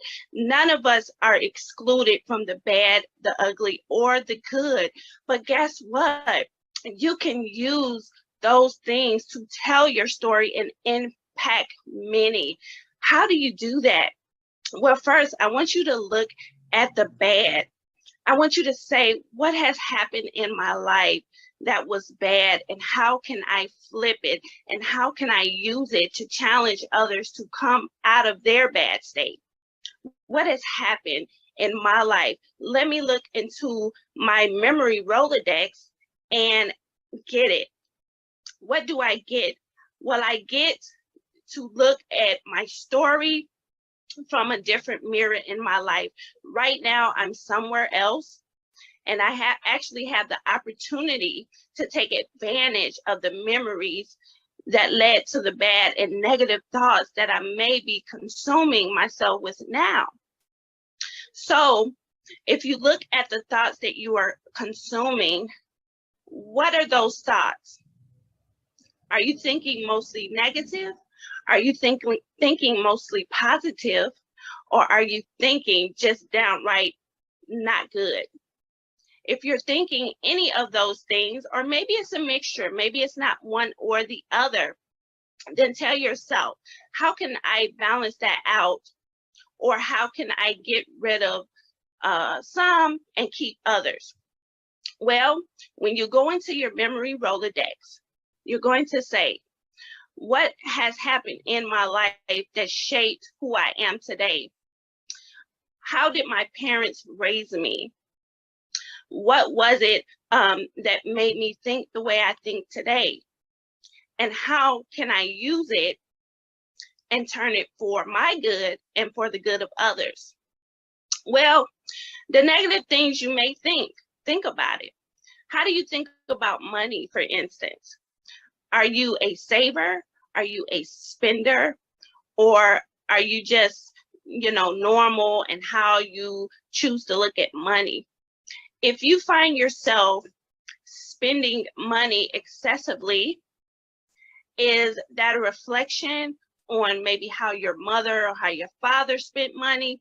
And if it is, how can you take that bad attribute and turn it and flip it and challenge yourself to do something different? This is an example of how you can take the bad situation of being an overspender and using it and challenging yourself to think differently about it. Well, your parents were bad at spending money, but that doesn't mean that you have to be that way. So what you can do, you can set a plan.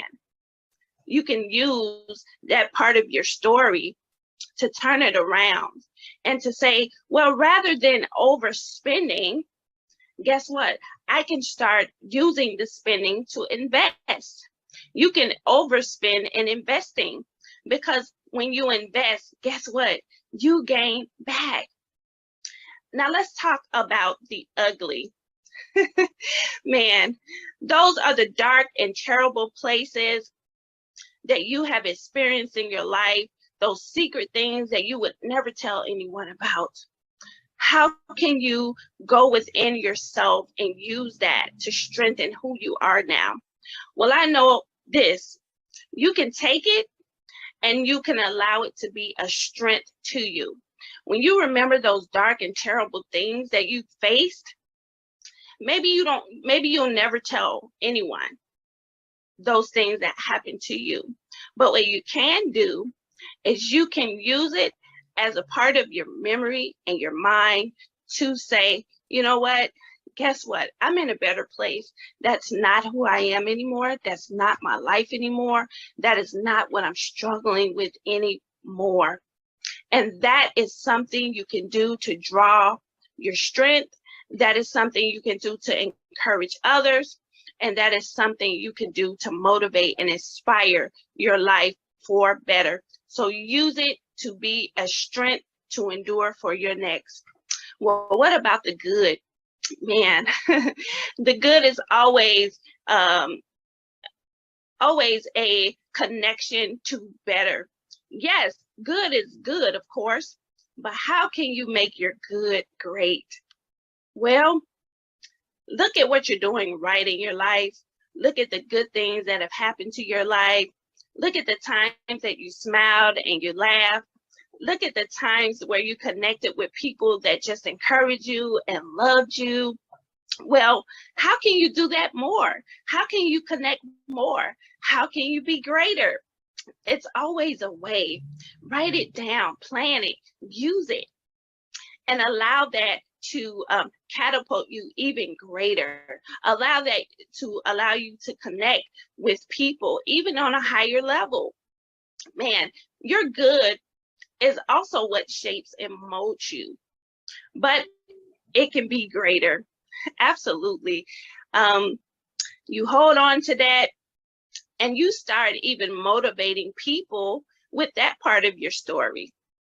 You say, what good has happened in my life? And you can encourage them with that. Look at the bad and the ugly that I've been through. And I want to tell you what good is happening in my life right now. So those good things were something that was an overcoming in my life, right? Because you know that you've been through these terrible things, which were the ugly things. You know that you went through the bad things, which were the bad things. But now you still have these good things. That is inspiration in itself. And you can influence, encourage people, and you can use your story. All three are necessary, but you just have to change the way you look at them and use them. You're definitely going to do these things, and when you do these things, it will impact people. But first, you have to set in your mind that you will use these methods and that you will apply these great ways to look at your life in spite of those bad things, in spite of those good things.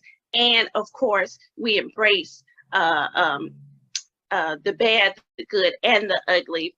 Because in order for us to live our best life and live a great life and to impact people, we definitely have to embrace all of it.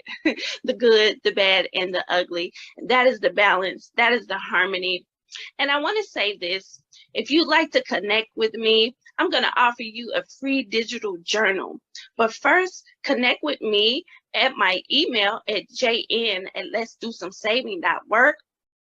And I want to ask you to just go to my website as well at www.letsdosomesaving.work, where you can connect with me to begin to write your story. I am going to help you master that. And once you make the decision, nothing will stop you. But it's only you that has to choose and have to make that decision. So connect with me and we will get started. I'm excited for your future and I'm excited for where you're going because you have greater ways to use your story. I also want to say connect with me on Facebook at author Jennifer Nichols. And also on Instagram, you can connect with me at author Jennifer Nichols. I'm grateful to connect with you, and I hope that you choose to use your story.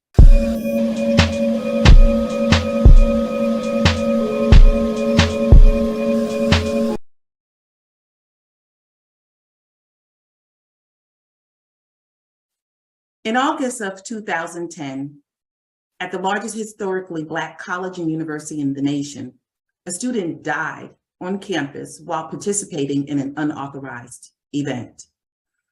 As the chief crisis strategist, I was responsible for managing the brand reputation of the university and the chancellor while honoring and respecting the dignity of the student and his family.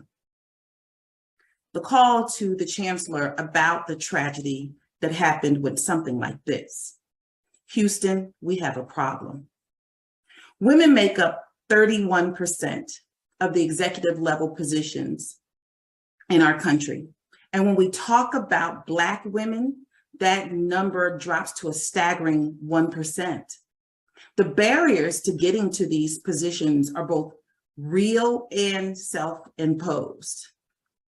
There's a whole nother conversation around maintaining the positions as well. And there I was telling myself, look at you managing this crisis for a university, 11,000 people, and you can't manage the crises in your own life. I was the Olivia Pope of my profession, complete with Ms. Pope's messiness. All of us, one thing we all have in common is painful experiences. Trouble in life, it's going to find you. All of us experience that and none of us like it. We don't like to have trouble in our lives, but we do. But great leaders know that to advance and deliver results, personally or professionally, that you have to have resilience to do that.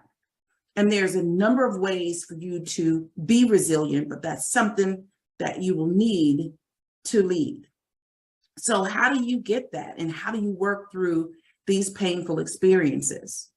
The first thing I'll ask is, what do you see when trouble comes your way? Do you run and hide from it? Do you duck? Do you blame other people? Do you just go away and pretend to ignore it like it's going to just disappear? I used to run from bad experiences like they were bill collectors. You can't escape bad experiences. They are going to happen. So what you see, your perspective about bad experiences will determine how far you will go and grow. You have to see opportunities each time a painful or bad experience happens in your life. I was about 30 years old and had just recently got divorced. I had a 10-month-old and a 2.5-year-old, and there I was back at home living in my parents' basement. I couldn't work because my infant son, my 10-month-old, was born with heart disease and a disability that was associated with it. And the top cardiologist in the world told me that he was going to die. He wasn't supposed to make it to the age of 3. I was home and struggling and thinking to myself, what am I going to do? All I could see is death, being single, broke, busted, starting all over again. I felt like at that time that my life was over and that $47 a week child support payment was not going to get me where I needed to be able to take care of my children. So then I got myself together and dried up my tears and said to myself, wait a minute, no, I have to take care of my children. I am responsible for them. And being sorry for myself as a single mom now, a single parent, is not an excuse for me to just sit there and cry and give up. So I knew I had to and decided I was going to fight back. And I started looking for the opportunities on what I could do with this new experience, with this new situation that I was in. So I opened an unlicensed daycare in my parents' basement. I took the books and the toys and all of the things that my children had and used them to have a daycare. So the same room that the 3 of us slept in, that was our bedroom, was the same room as the daycare. And that allowed me to get up on my feet and get myself together to go back to school. And that began the beginning of my career.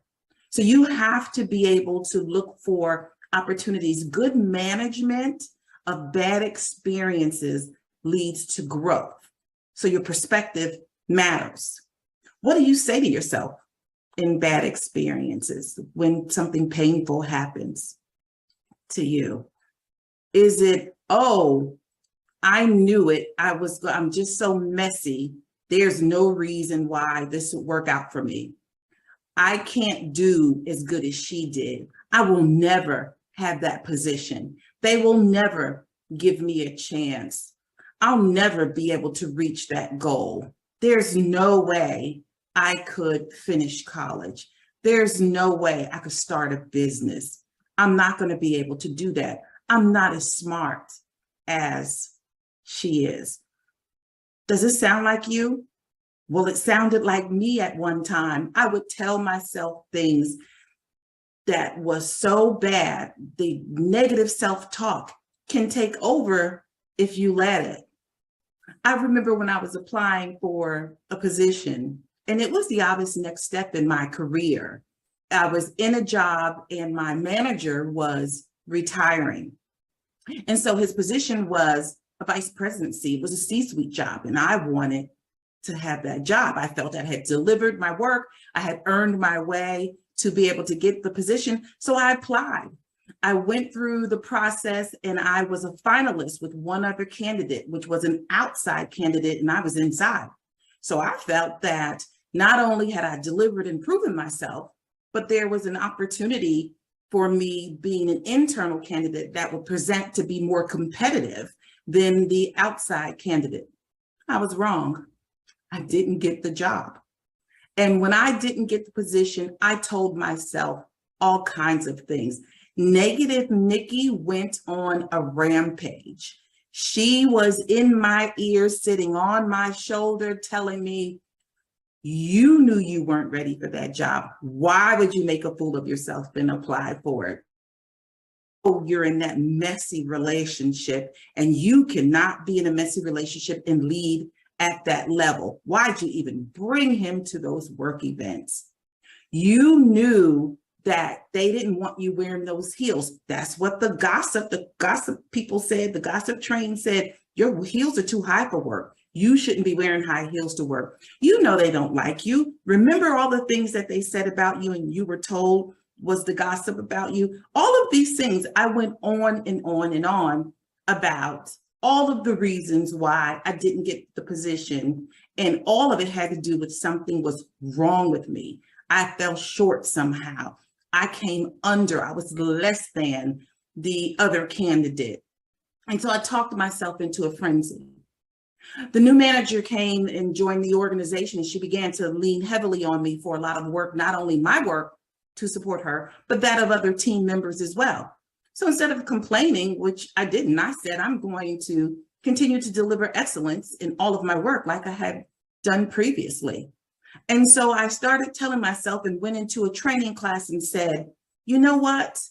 I'm doing great work. She needs my support. This is important. I have an opportunity to grow and provide some more learning for myself and gain some more skills and knowledge. It's never a problem not to be able to grow from where you are. You can always learn something new. So I continue supporting and delivering great work. Less than a year later, she lost the job and I was promoted into the position. So I fed myself a different conversation and I was patient and continued to grow. And I countered the negative self-talk, because you're going to have to guard your self-talk. And I countered that with positive conversation for myself, not only taking a positive life stance, but I really fed myself something different and put a cycle of value in my life about who I am as a person. And you will need to be able to do that too, so that you don't find yourself stuck and not being able to move forward because you're telling yourself something that's not true. It's one thing to lie to yourself. It's a whole nother thing to believe it. The third thing is, what do you do? So what do you do when a bad experience or a painful experience happens in your life? Do you just give up and sit there? Do you just let all of your dreams and everything that you've ever wanted, your goals, do they go away? You get under the covers and just cover your head and say to yourself, I can't do this. Get up. Yes, you can. You can do this. It's critically important that you take responsibility for your choices and decisions and for what happens to you. Whatever, sometimes things happen to you that are not your fault. You didn't bring it. It's somebody else's nonsense or messiness that actually becomes a part of your life. You still have to take responsibility for the choices you make in that mess. Do you stay? Do you not stay in the mess? How far do you get involved in it? Take responsibility. Whatever you choose, you need to take responsibility and find opportunities for personal growth. You have to commit to growing yourself. Personal growth, I cannot underscore how important that is. And finding lessons in bad experiences. They're meant to grow us. They're meant to stretch us. You stop growing when there's no more tension between where you are and where you want to be. There has to be this tension because you have to stretch yourself and grow. I was in a job and on my team at an organization, and I was a little troubled by something that was going on. There was a vice president who was firing people in her department who didn't have performance issues. This was a small organization, a nonprofit. And I saw what was going on. There was a lot of talk around the organization. So I went to the president and had a conversation with her about what was going on. She informed me she knew what was happening, and I expressed my disappointment with her that she was allowing this to happen. A few weeks later, the president eliminated my division and laid me off. And so I was unemployed. My lesson there was, and what good leaders know is, we have to not only teach ourselves, but teach our team what hills you die on. You're going to have to make choices about what hill that you die on. Where are you going to plant your flag? What cause are you going to take up? What matters? Everything that happens doesn't necessarily matter, or we want to see change, we want to grow it. You have to think through the ways, the channels in which that you could bring about change. So I took responsibility for my decision, and guess what? I would do it again.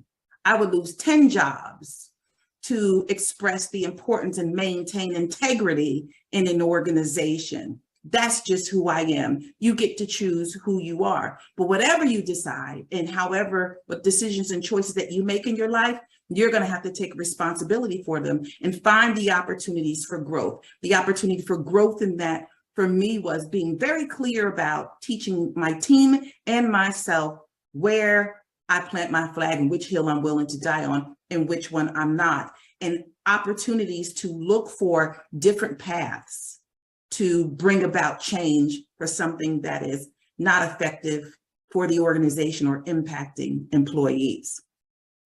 Personal growth is about finding opportunities, getting training, reading, growing, all of those different things. So listen, again, we all have trouble and painful experiences in our life. As long as you're living, you're going to have painful experiences. Sometimes you're going to be the pigeon, and sometimes you're going to be the statue. We all want to be the pigeon, and that's just not reasonable. It's not going to happen like that. So you need to be resilient, gear up, because even in your painful experiences and problems, you still need to live your purpose and pursue your dreams and your goals. Everything I have ever accomplished in my life was in the midst of mess. It just was.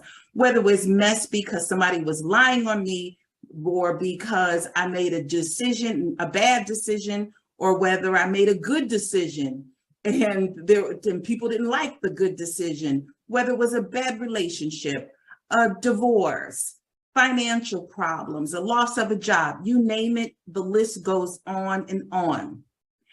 But it doesn't stop you. The messiness and the problems, you can clean that up.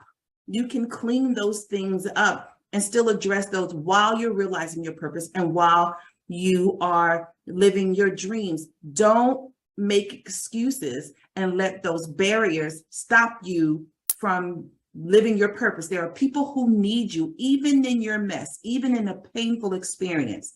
There is someone who needs you at that time to help them get through a painful experience too. Your lessons can help someone else. They can stop them from living the same thing or going through the things that you've gone through.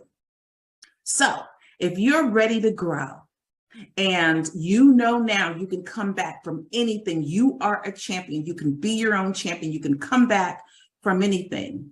And you want to be more resilient and you're ready to do the work because it takes some work.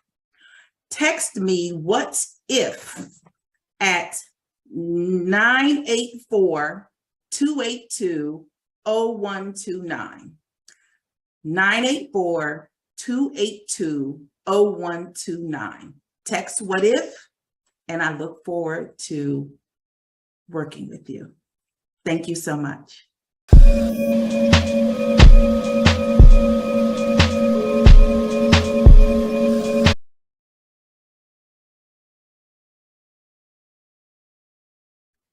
Good day. My name is Diana Lynch, and I am super excited to come to you today to talk with you about investing abroad. I am the only African-American female CEO of an international development company located in Dominican Republic. And we are the first owners and operators of a golf course in the international space. So I not only come to you from a point of just passion, but also from a point of personal experiences that I'd like to share with you today. And in this time together, I hope that you'll get your questions answered, many of which I had not too long ago about investing abroad. I fashioned myself as a pretty savvy investor all my life. I have been practicing as an attorney for 3 decades and retired in 2022 to devote my time exclusively to development and investing abroad. But before then, I really savvied myself as a learned investor. And it wasn't until I started to explore opportunities abroad that I was able to really learn and glean all of the opportunities, financial and otherwise, that I was missing out on by actually just closing my mind to other opportunities and not being willing to diversify my portfolio, not being willing to learn about other ways that I can make money. If you're like me, many of you have all of your life thought that you would work a job or get a career, you would buy a home, you would invest in the stock market and pray that nothing would uproot your plans to retire at a reasonable age. And before 9/11, I think many people were accustomed to investing in the stock market, understanding that that would mean some ups and downs, but by and large, historically, you would have a return upon retirement. After investing 2 or 3 decades, you would have an opportunity to live at least a comfortable life if you were prudent in investing throughout your career. I too subscribe to that model. And it wasn't until 9/11, to no fault of my own, I was being a good steward. I was investing as everyone had told me I should invest. As a lawyer, I had some disposable income. I was blessed enough to be able to consistently invest in the stock market. And unbeknownst to me, an event, while catastrophic to me personally, and many of us, and all of us actually here in the US, it hit home financially as well. The losses that I sustained after 9/11, I am only just attempting to recover from them, to find out that most recently a war in Ukraine with Russia would yet again uproot my plans for retirement and investing responsibly in the stock market. I remember not only in 9/11, but most recently, when the events of Ukraine occurred, I contacted my fund manager and I said, well, what are we to do? And I got the same story that I got after 9/11, which is, don't get on the sideline, leave your money in the market, and it will eventually recover. And I felt like I did in 9/11, very helpless, hopeless, helpless, really kind of at the mercy of things and happenings that occurred halfway around the world in this instance. And I just wanted to take better control of what my investment future looked like, what my retirement looked like. And so after 9/11, I was so dismayed by the market. I realized that for myself, at least, I needed passive income. As an attorney for over 2 decades, it was important for me and my business model, attorneys most attorneys bill based on an hourly rate, and I was one of those. So when I wasn't working, I wasn't making money, except for the fortunate times when I had individuals, other associates that work for me. Other than that, I can only make but so much an hour because there were only so many hours in a day.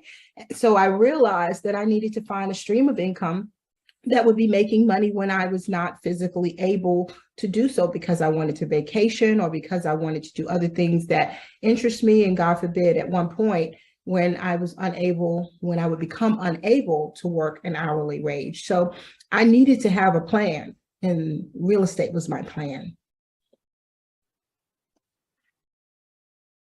So after 9/11, I sought out real estate investment opportunities stateside.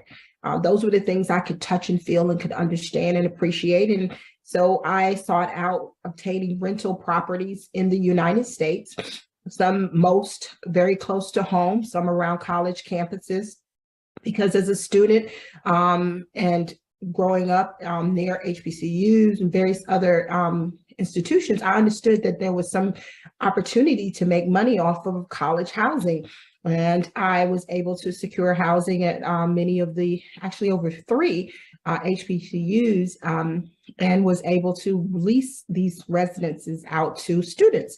That provided a stream of income for me. And that was kind of the entree into investing in real estate. And so as the years progressed, I continue to build a portfolio for investing in real estate. So why it never occurred to me to explore the opportunity to invest abroad is unbeknownst to me. It wasn't until many individuals started coming out that looked like me and I identified with, especially African-American females, who were calling themselves expats.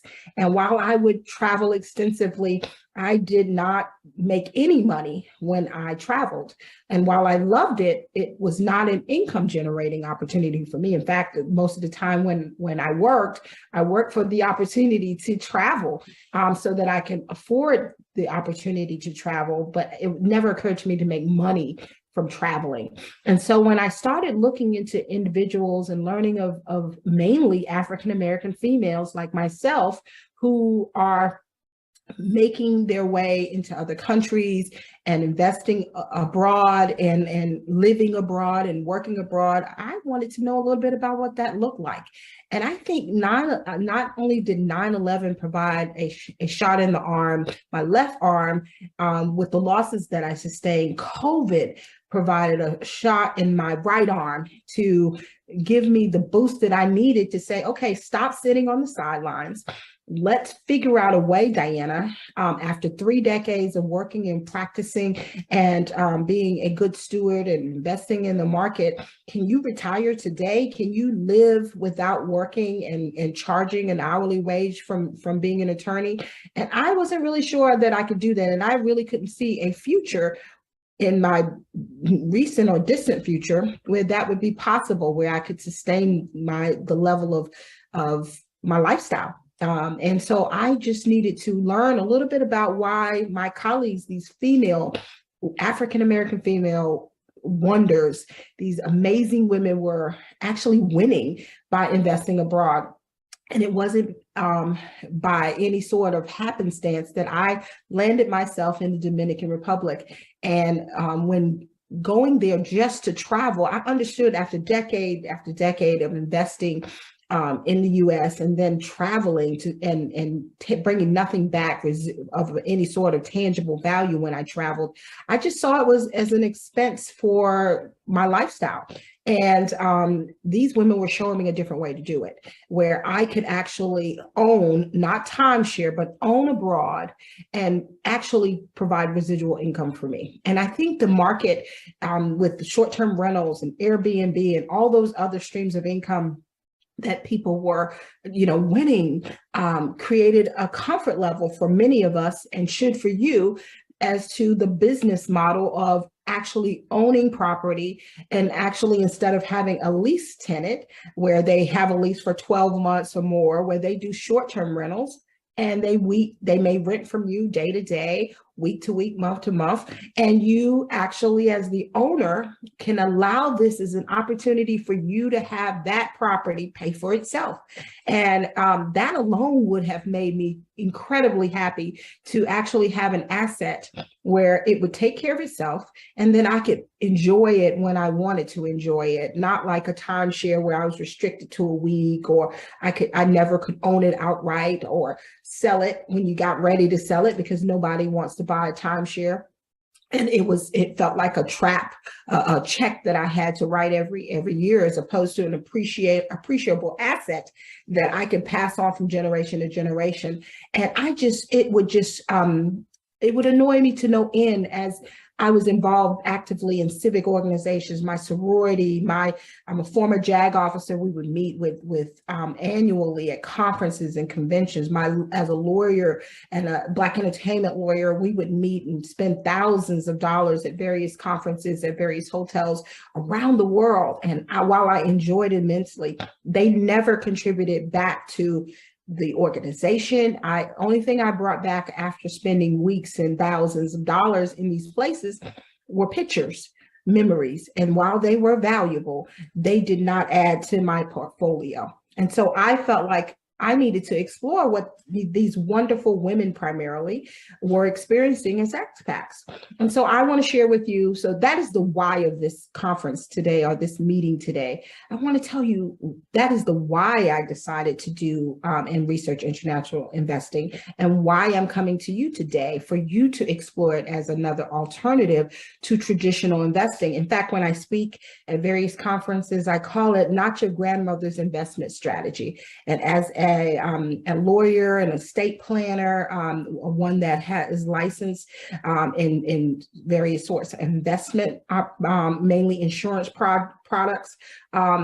This just provided another avenue. And while I would never provide you any sort of financial or investing advice, I do say, definitely take an opportunity to speak with your fund manager, speak with those people who advise you in investing, and see where you may be able to, surprisingly enough, find assets that you hadn't thought about that are sitting on the sideline, that's not making you any money, any substantial return, and that you will have access or can have access to now to be able to diversify and to put your money into various other resources that could generate not income in the future, not only income in the future, not only a generational wealth, not only something you can pass to your children and your children's children, but can provide you present income, disposable income for your own use. And so we're gonna wander down this road and learn how it is that you can invest abroad. And so what I would like to, we've already discussed the why of the conversation. Let's talk about the who. Who would be the ideal person to invest abroad? I would say anyone. While mainly African-American females have flooded the market as expats, mainly professional women who find it that they can not only invest abroad, but live abroad and work remotely. COVID provided an opportunity for we as a culture, not just even as a nation, but as a culture and a world where we realize that we don't have to have brick and mortar. We don't have to have the large overhead of major office buildings and that sort of thing. We can work more productively anywhere. And that was not something that corporate America accepted at one point. In fact, as a lawyer, unless I was going into the courtroom every other week or several times a week and talking to the judge and sitting in a calendar call with 50 other attorneys for 3 hours waiting for the 10 minutes that I have an opportunity to express my concerns before the court, I would not have fathomed a time where we could have been as efficient as we have been in COVID, where we are through Zoom and various other technology, team meetings and those sorts of things, we're able to be as productive and conduct business. And as a result, I was not tied to being for being present at a calendar call in any particular courthouse. So that was very freeing for me. And for many of you, it may be a similar scenario where you have now the opportunity to work from anywhere, not to mention all of our entrepreneurs who work and historically work from anywhere. They work from home, they work in conferences and coffee houses around the world, and they meet and they're very productive. Our newer generation business owner, an entrepreneur, they're not tied to four walls. And I am so impressed with them, but they have taught me that while my profession is very conservative and there was a way that it was always done, that is not necessarily the most efficient way. In fact, many times in the last year or so of working and as a lawyer, when I was hauled into court, I questioned, why did I have to go to court when you could see me on Zoom?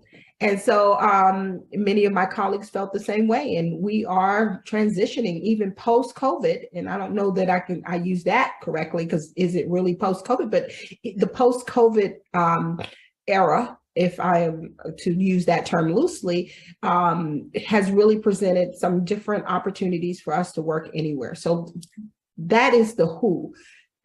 You are the who. You as a business owner and as a corporate executive, if you are afforded the opportunity to work from anywhere, you could be an expat.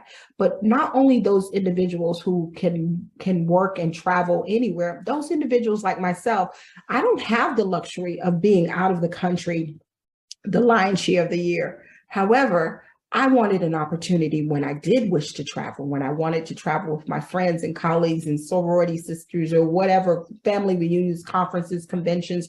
I wanted to have an opportunity to travel somewhere that welcomed me, but that also I had a financial interest in. And unfortunately, many of the opportunities within the United States for investing in luxury and or communities where the income generating opportunities or short-term rentals are plentiful, like near the water at the beach, Hilton Head, Martha's Vineyard, various other places that I've frequented as a tourist. It was just not feasible for me to get into that market now, because it was a well-established market. And to get into a market that's well-established means that the price points are higher. And so the margins that I needed to be able to, in this fourth quarter of my life, be able to capitalize on just weren't there. I mean, certainly if I was at 25 and I could have gotten in on some opportunities then and been able to sit on it for several years before retirement, I probably would have found some of those other pockets in the United States very feasible for me to invest in and pay down enough to be able to enjoy in these later years of my life. However, that was not the mind space I was in back in those days. And so for me, even though I was not one that could be an expat, I was one that could benefit from the opportunity of owning abroad, getting in on the ground floor of development, and then being able to capitalize on it from short-term rental. So after I determined the who was me, that I could actually identify with someone who could invest abroad, and that I had the desire to own abroad, where I can get in on the ground floor of opportunity, where the market was not already established in many cases, and it provided a cushy opportunity for me to get in without an enormous financial haul. So the next thing I'd like to talk about is the what. What is it that I would want to invest in once I made the decision that this was a market that may provide me an opportunity for soft term. So after I determined that the opportunity to invest abroad and the idea of researching it was for me, I then needed to know, well, what would I invest in? What kind of opportunities were within my price range? And so essentially, I I sought out to learn a little bit more about what sort of investment opportunities were abroad. And in doing so, there was a wealth of information that I could glean both on the internet as well as through relationships that I was able to garner from people who were doing the same thing, that looked like me and was in my space, and even those that were not in my space. I know that I'm from Brooklyn. I'm a Brooklyn girl. I grew up in a very urban environment, and everything that I have been able to accumulate, I've done so by just working a job and being a business owner. And so many of you who may say, well, this is out of my reach. I want you to rethink that, because there's so many assets that you can attach to be able to get into this market. So first, let's talk about what is available to you. That would mean that there are opportunities in various countries that, whether it be in the Caribbean or Europe or even in America, Hawaii or in St. Thomas or various other territories of the United States. And in looking at those particular territories, I wanted to see, I looked first at the US territories because I was familiar with the laws. I thought it provided me a level of protection that would make me feel comfortable for investing abroad. But I found that many of those economies were unfortunately not thriving. My family's from Barbados, and so that was naturally, instinctively, someplace I wanted to own. However, the GDP was not outperforming many of the other Caribbean destinations. And so in my research, I was able to learn that in this instance, the Dominican Republic was actually outpacing all of the other Caribbean destinations, not only in GDP, but they were outpacing them in the number of tourists that were coming into that region to actually enjoy that region. In fact, during COVID, the Dominican Republic outpaced, if you ask someone from there, they would say, what COVID? Because it provided a refuge for many people who wanted to be outdoors and did not want to be sheltered in place during the COVID term. And so as a result, those areas thrived. And the Dominican Republic, not only did I find that it was outpacing other Caribbean destinations, I found that they had a strong democratic government.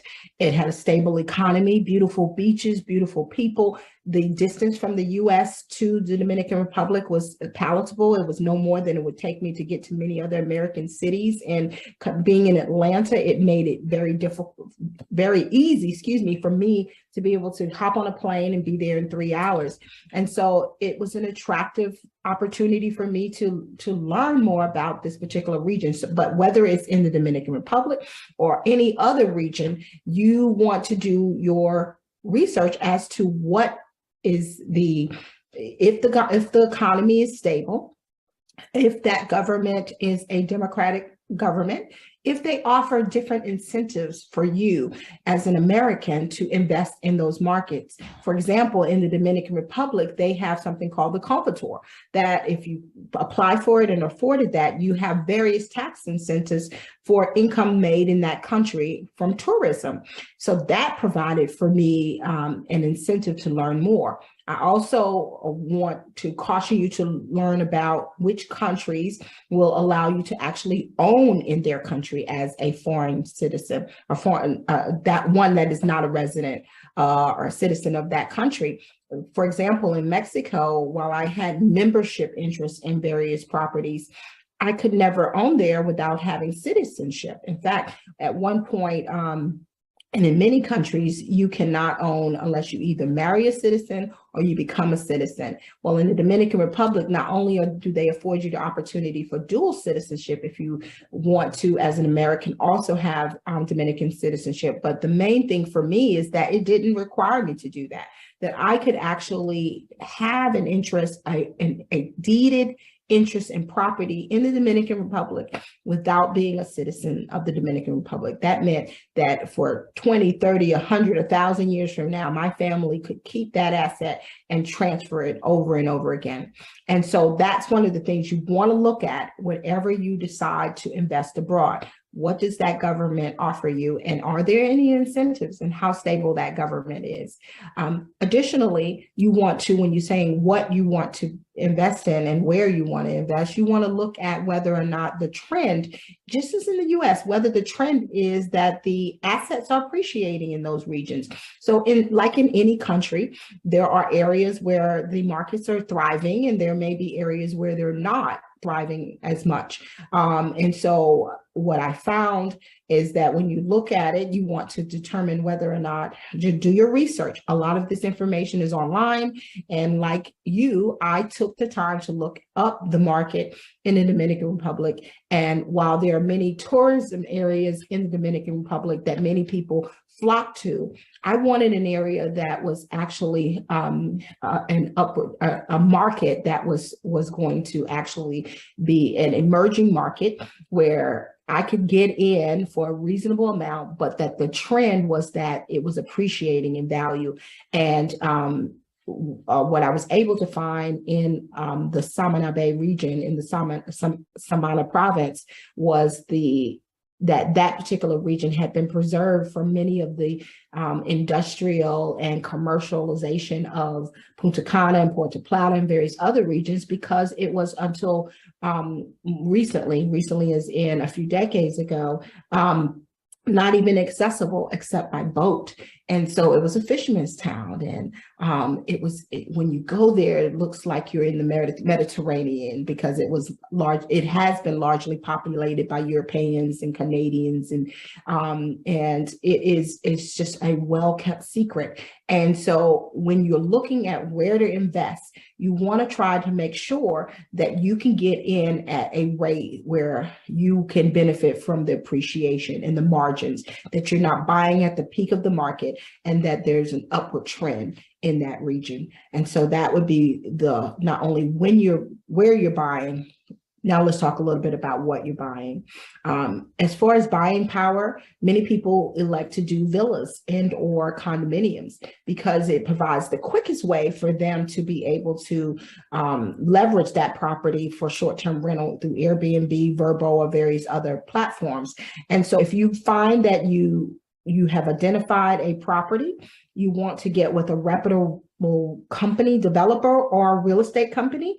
And the thing that was really challenging for me is that while I could look on the internet, and many properties are bought on the internet, legitimately so, I just personally, as a lawyer, was more accustomed to more traditional buy and sale agreements and closings and various other things. So it wasn't really an area that I felt admittingly comfortable in just buying over the internet. And so one of the things that I say is know who you're investing with, and you want to research the company. One of the things about the development company that I serve as CEO is that the principals of this development company are U.S. citizens.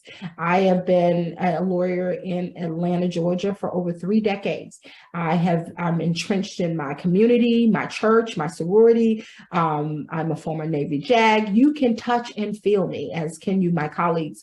And so the people who have invested with us feel comfortable that you can regularly speak with us, you can talk with us, you can ask questions, you can reach out and make sure that you can follow your investment. So you don't want to just lay your money into someone else's hands that you really haven't researched or have a connection of some sort with. So look, like in this scenario with our company, look for a company that you have some comfort level that they're going to be around for a while. And so, and while you're going through, if they're building, most of the time when you're investing abroad and they're in the process of building the condominium or building the villa, you can follow that build. You may have a local agent who is entrenched in that market, and you want to stay in constant contact with them because your benchmarks for payments are usually tied to the level of construction. So as they construct, you pay.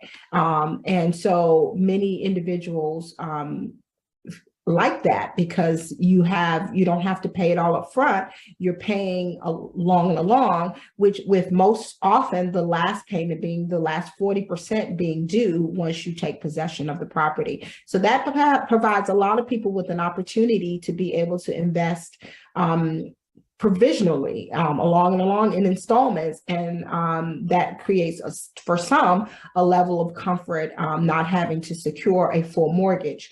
What you buy and how much you buy and how much it's going to cost, it varies based on the property, just like it is in the US, based on the property, whether you're buying a lot and building later, whether like in our resort, you're on a golf course or you're in an infield, if you could see the ocean, or you're on a mountainside looking at vistas and views, whether it has a full development and master plan. For example, when I sought to purchase property originally, I was just down in Las Terrenas, Dominican Republic, looking to buy, like you maybe, a villa where I can actually stay, pull out a month a year, sporadically with my family, friends, SARS, whatever, and come back and enjoy this property and rent it out the rest of the time and have it to pay for itself. That was the scope of what I initially thought I would be invested in. And that may be the space, and likely will be the space that you're in. But one of the things I wanted to know is how vibrant was the community? Did it have activities planned? How can I ensure for myself that there were going to be opportunities for rental income, because people were going to come back again and again. A lot of times when I travel places, I don't come back several times. In Las Terrenas, I've been back even before I became an owner or had any financial interest. I would come back time and time again. It is like the Martha's Vineyard of the Dominican Republic, the Hamptons. It is laid back and beautiful and lush, and so I found myself gravitating there. And so when you decide to invest abroad, you want something where people are going to want to continue to come back. But unfortunately, many people don't travel to the same destination several times. Even when I owned a timeshare and I had a home property, I don't know that I've ever gone twice to any of them. So it was only attractive if I could move around. And many people who want to invest have a concern about, well, I'm not going to be there all the time. Why would I want to invest and put a flag in any particular place? And the answer there is because if you invest right, you're going to invest where there is going to be a reasons for not only yourself, but for your customers, these other tourists, to come back again and again. So you want to invest in a property that has a master plan. Our Samana Bay Resort has a master plan for an amphitheater, a sports and medical facility. It has a golf course. It has a sky lounge and pool. It is in its whale watching season, and the activities that are planned and the partnerships with all of the other corporations and golf, night golf, and various other things. Those things make it attractive for me to want to come back, but not only for me to want to come back, but for me to want to bring my colleagues and me to want to bring my families. And the next conferences my sorority have, we won't line another hotel franchise's pocket to the tune of $10 million. We will be able to have our own resort where we can actually come back to, and we could actually have a partnership with these organizations where they actually are benefited from bringing tournaments and conferences and various other things. And I could imagine a day where our Founders Week, where we have lined the halls of this particular resort with people who are all encompassing of all the things that we are, not both our organizations and it being all inclusive, and actually having the opportunity to have the community come in and actually experience the culture as opposed to just seeing the culture. And those are the kinds of things I did when I traveled. I wanted to make sure I was a part of the culture, that I could comfortably and safely interact with the locals. And that is the things that made it so attractive for me when I decided to invest in this particular property. So when you decide to invest, look for a property that people, not only just you, would want to come back time and time again, because that is your pull. That is how you're going to guarantee yourself to make residual income, because what that does is they have activities and conferences and concerts and sports and pro athletes training on off season. You'll be able to fill your villa with people who want to vacation there and want to be a part of the experience when you're not there. And so that creates a dependable source of income, stream of income for you to ensure that your villa is taking care of itself and taking care of you when you're not there, and your family as it goes along. Because additionally, not only are you making money from rentals, as you continue to have this resort continue to appreciate in value, you have an asset that's appreciating while you take down the debt. So look at not only where you're investing, but what you're investing in, and make sure it's a profitable business model.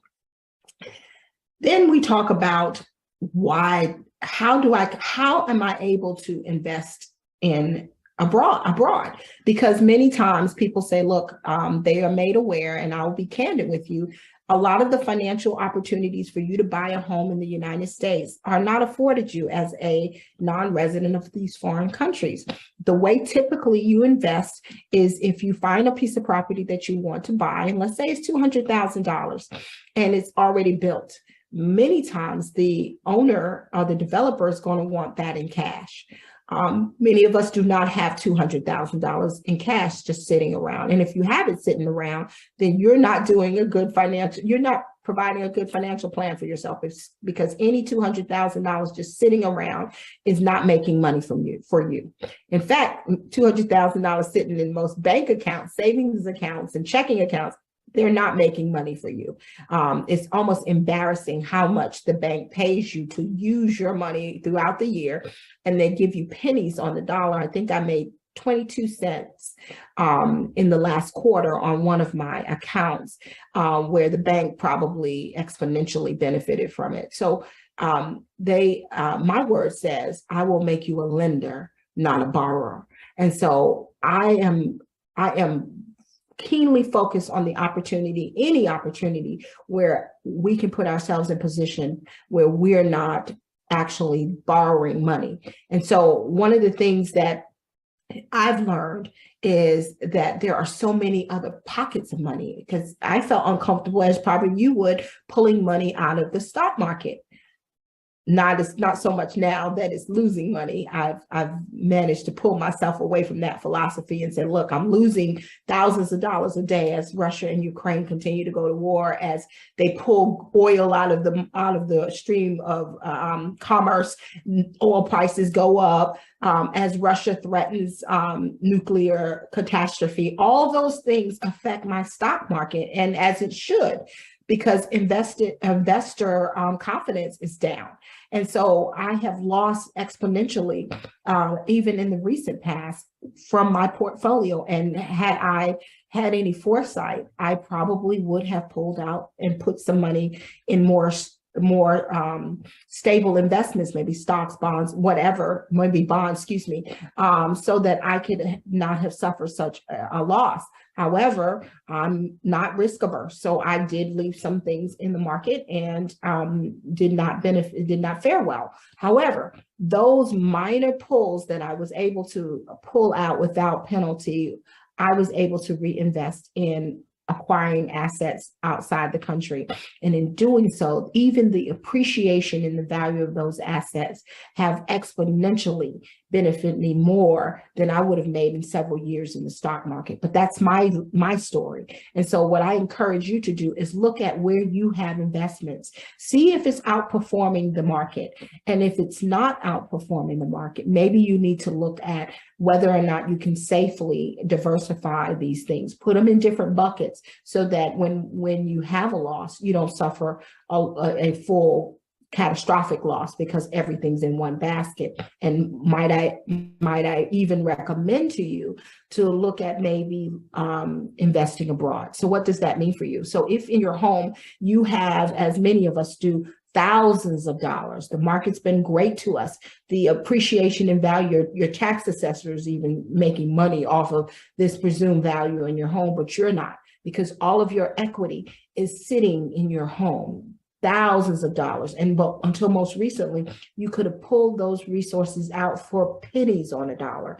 And while it's still, the interest rates have gone up to slow the market allegedly down, there are still opportunities to access this capital through HELOCs and various other things. And you say, well, why would I attach my home if any of you experienced the downturn of the real estate market as I did, being a massive real estate investor, I wish I had accessed those funds, because once that downturn occurred, I would have had cash to be able to buy at a lower price when the market was down, as opposed to buying at the peak of the market. And so if you have assets in your home, the interest rates that are there still usually outperform credit card and other commercial and hard money debt.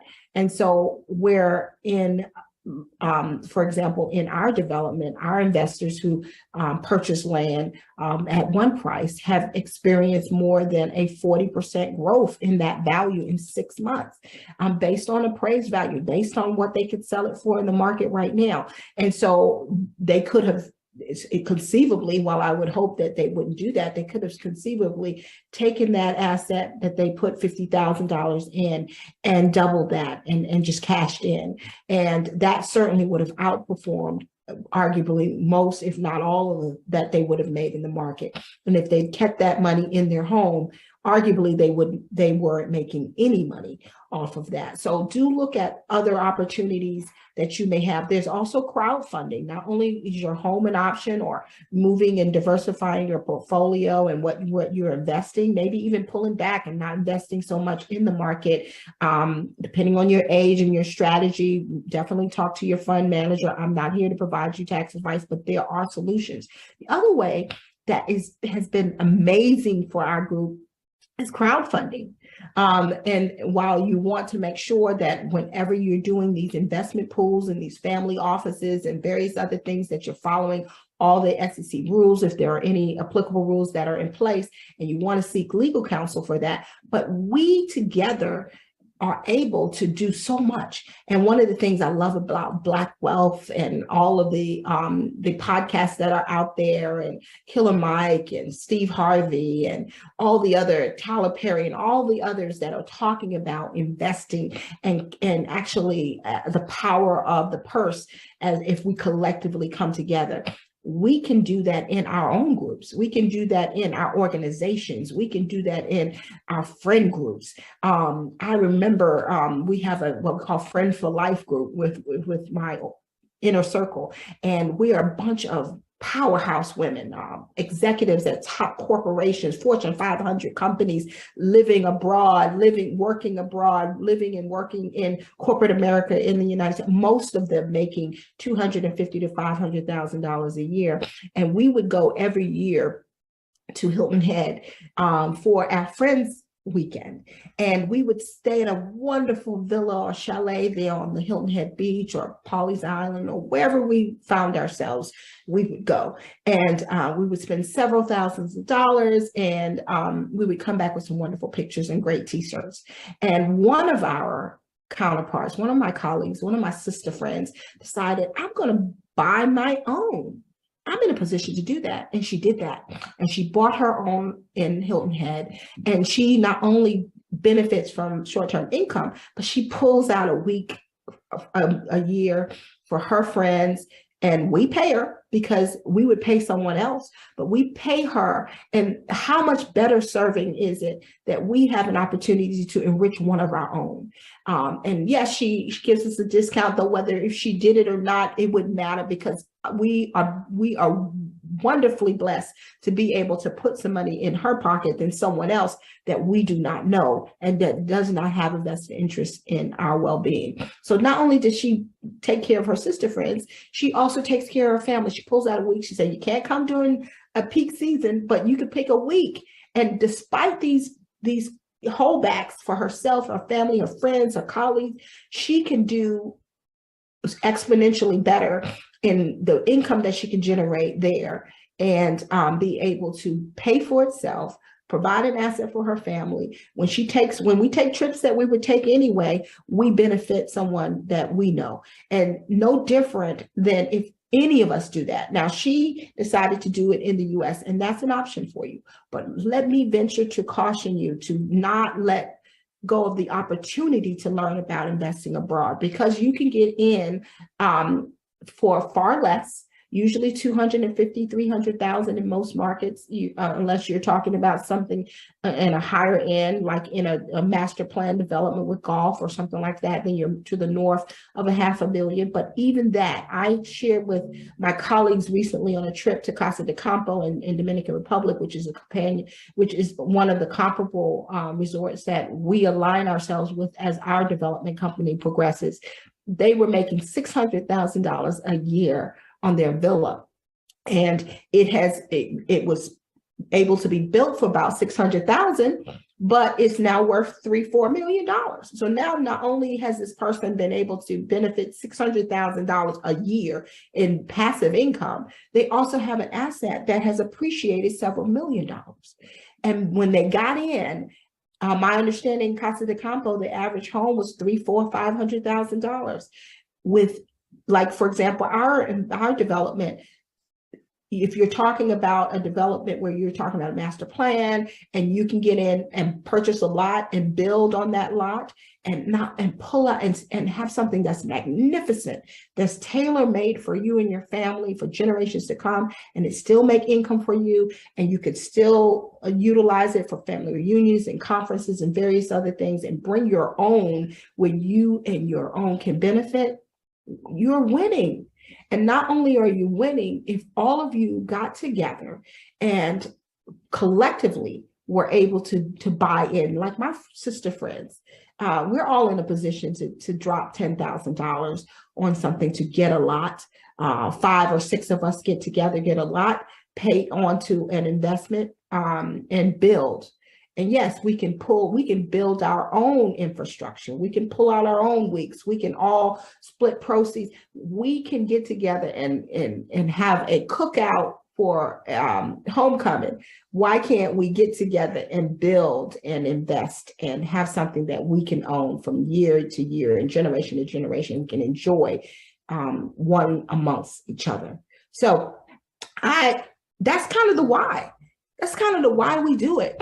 Not only because we can do it, if we think about how we can crowdfund, how we can, as siblings, as communities, as sororities, as fraternities, as conferences and groups, and how much power we have and how much we spend on travel and various other things. And it does not mean that you'll have to go every year to this place, but we hope that when you decide to invest abroad, you pick a place that you wouldn't mind coming back year to year, that you wouldn't mind leveraging your relationships and organizing events around the Founders Week, that you would not mind passing on from generation to generation, so that just like the Hiltons, when your children's children and their children's children come to the Founders Week, many, many years from now, they'll see your name on the marquee and not Hilton.